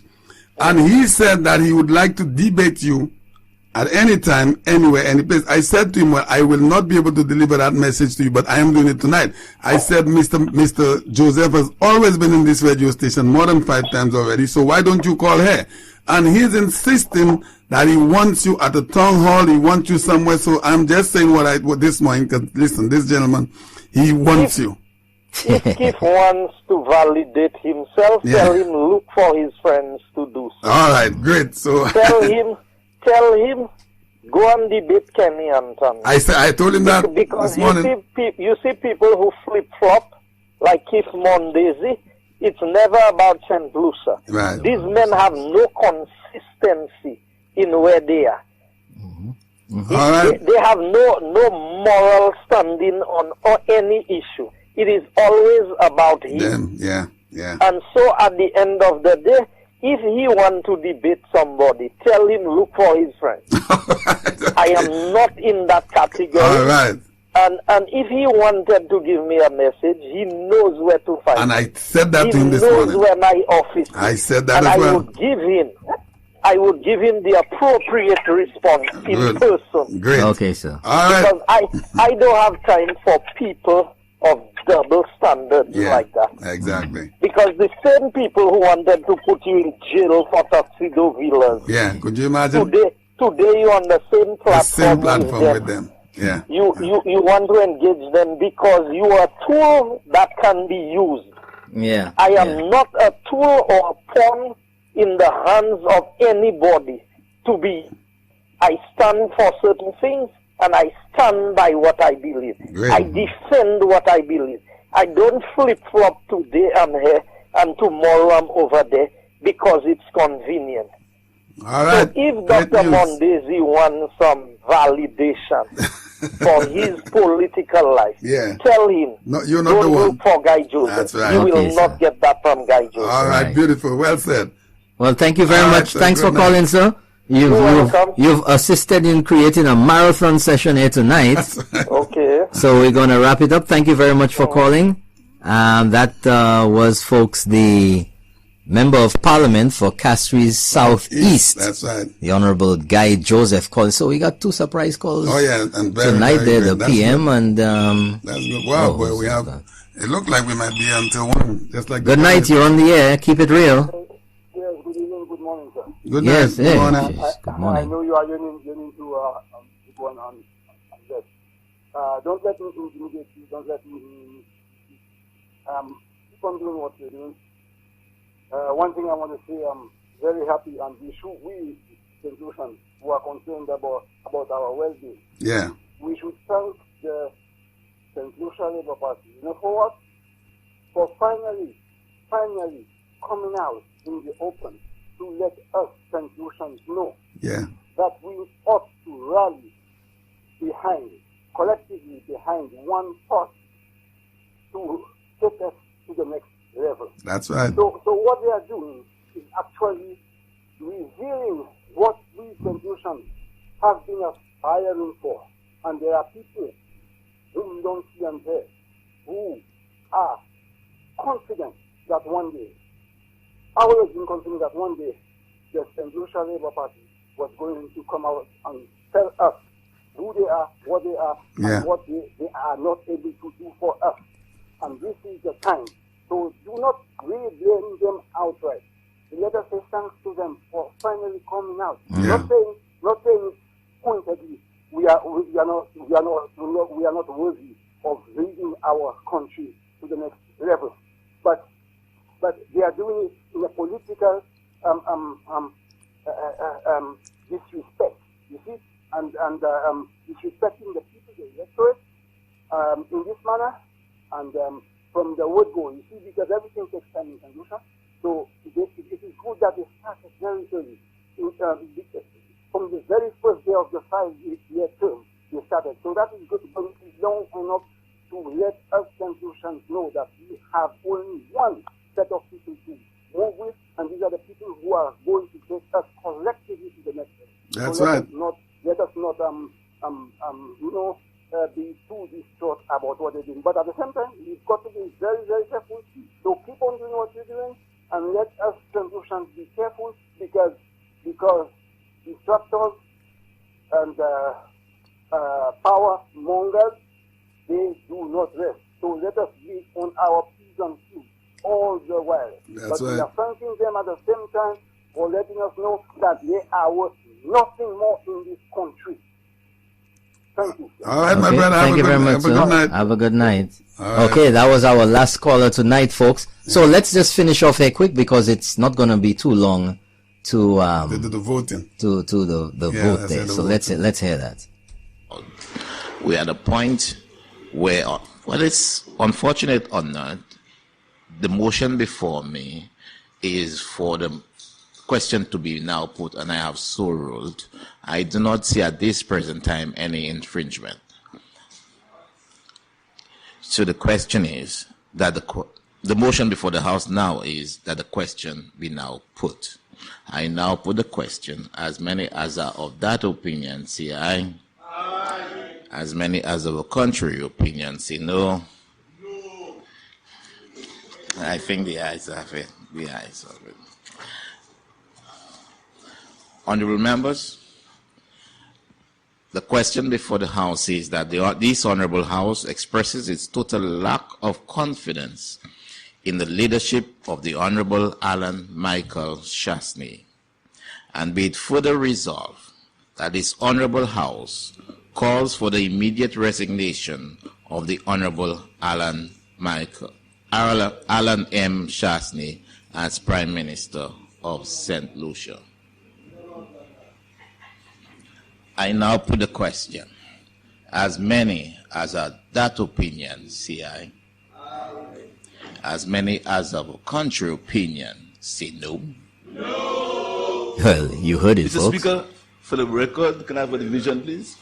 Now, folks, immediately, Philip J. Pierre called for a division. And what a division means is that you record the vote from each individual member. So, to avoid any speculation or ambiguity in what exactly the numbers are for the vote, each individual member of the House is called, and they will give their vote whether nay or yea. Yeah. And that will be the definitive vote count on how the vote on the motion went. And as predicted, as expected, it went 11 for the government and 6. So all the talk about the millions that were passing around, and there were those on the other side who were going over, and let your conscience speak. But you see, about this conscience thing, Champagne, I'm glad I got to that point there. Yeah. It seems that for the SLP, the only time you have a legitimate conscience is when you vote according to the way they want you to vote. When you're in their support. Right? So they voted their conscience, but nobody else can vote of a conscience which is contrary or different to theirs. But the government all voted one and unanimous in the vote of no confidence, the motion of no confidence against the Prime Minister. So that in itself dispels all the rumors, all the propaganda about this one going to move over and you're not going to know and all of that nonsense. Let's continue. It's fine, good sir. Madam Clerk. So we're getting a division now. Listen, folks.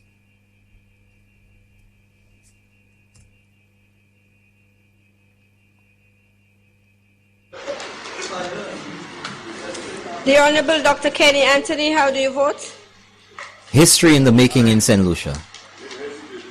The Honorable Alva Baptiste, how do you vote?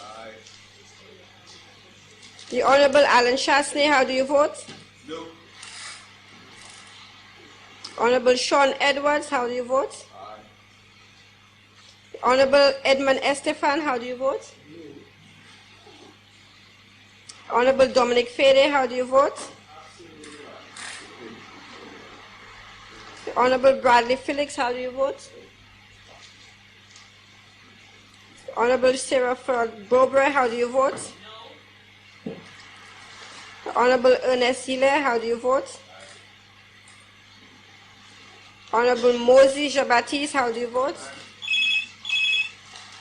The Honorable Ezekiel Joseph, how do you vote?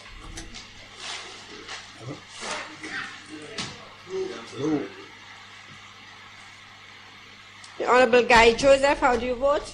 No. The Honorable Stevenson King, how do you vote? No. The Honorable Leonard Montoute, how do you vote? No. The Honorable Philippe J. Pierre, how do you vote? The Honorable Dr. Gail Rigobert, how do you vote? Everybody's The seated, Honorable folks. Harold Stanislas, how do you vote?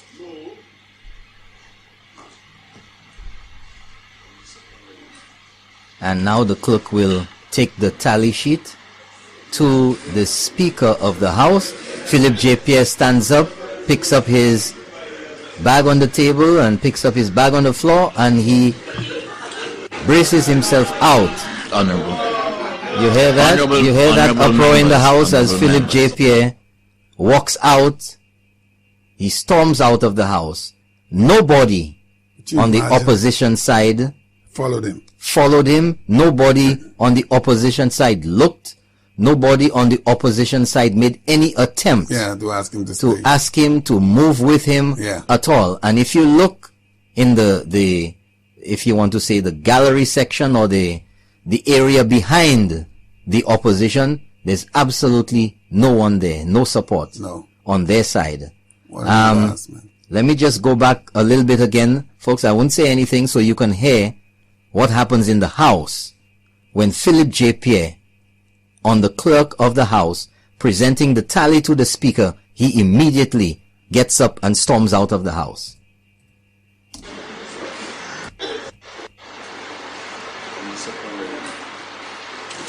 So she's now going to the Speaker. And he grabs his thing. And he's going. Honorable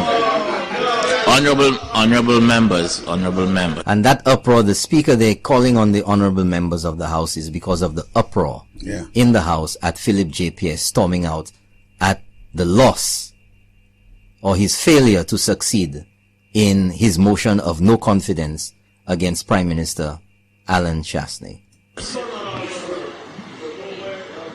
With a vote of 6-11, the noes have it. The noes have it.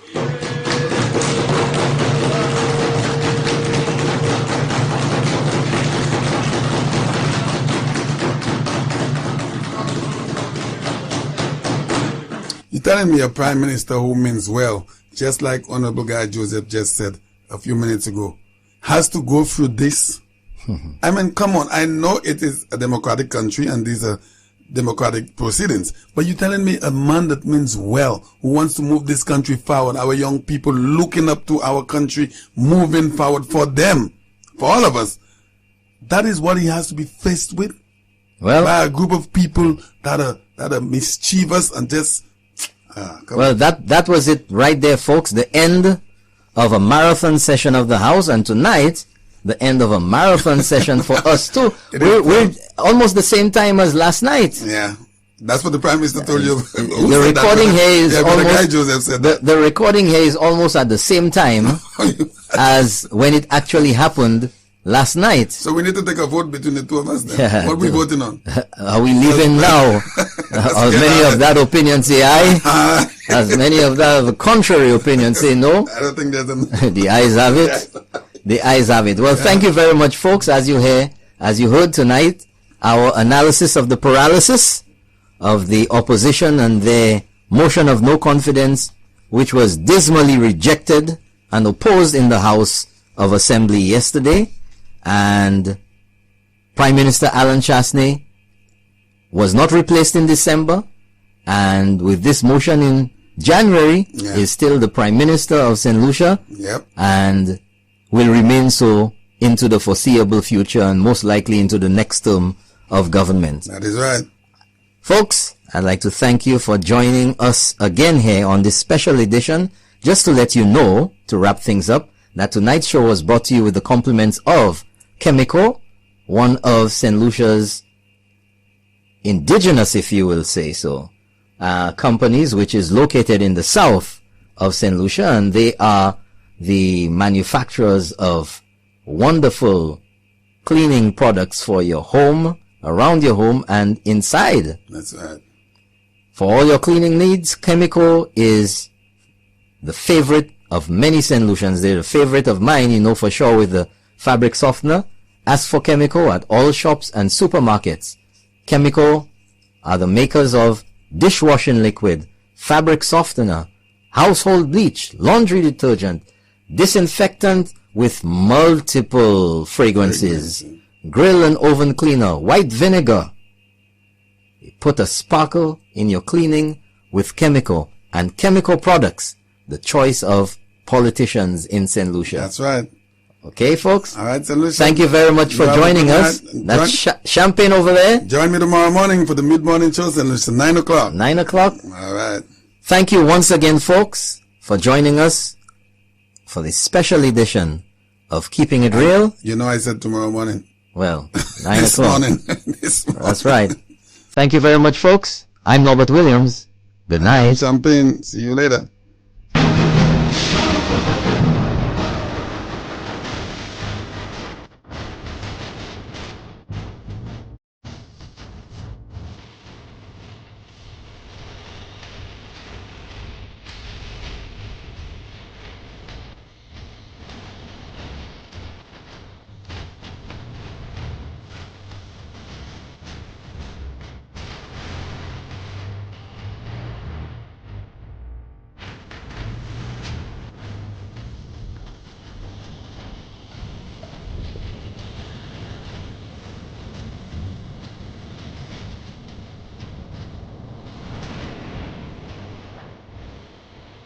Coconut.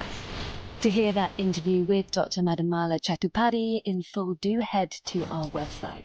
And folks, we now head over to the BBC in London for nighttime programming. And we hope that you have a good night. And we'll catch you the next time over to the BBC. And also out in southwest Scotland with a group of poorly animals. Do stay with us for those stories and more.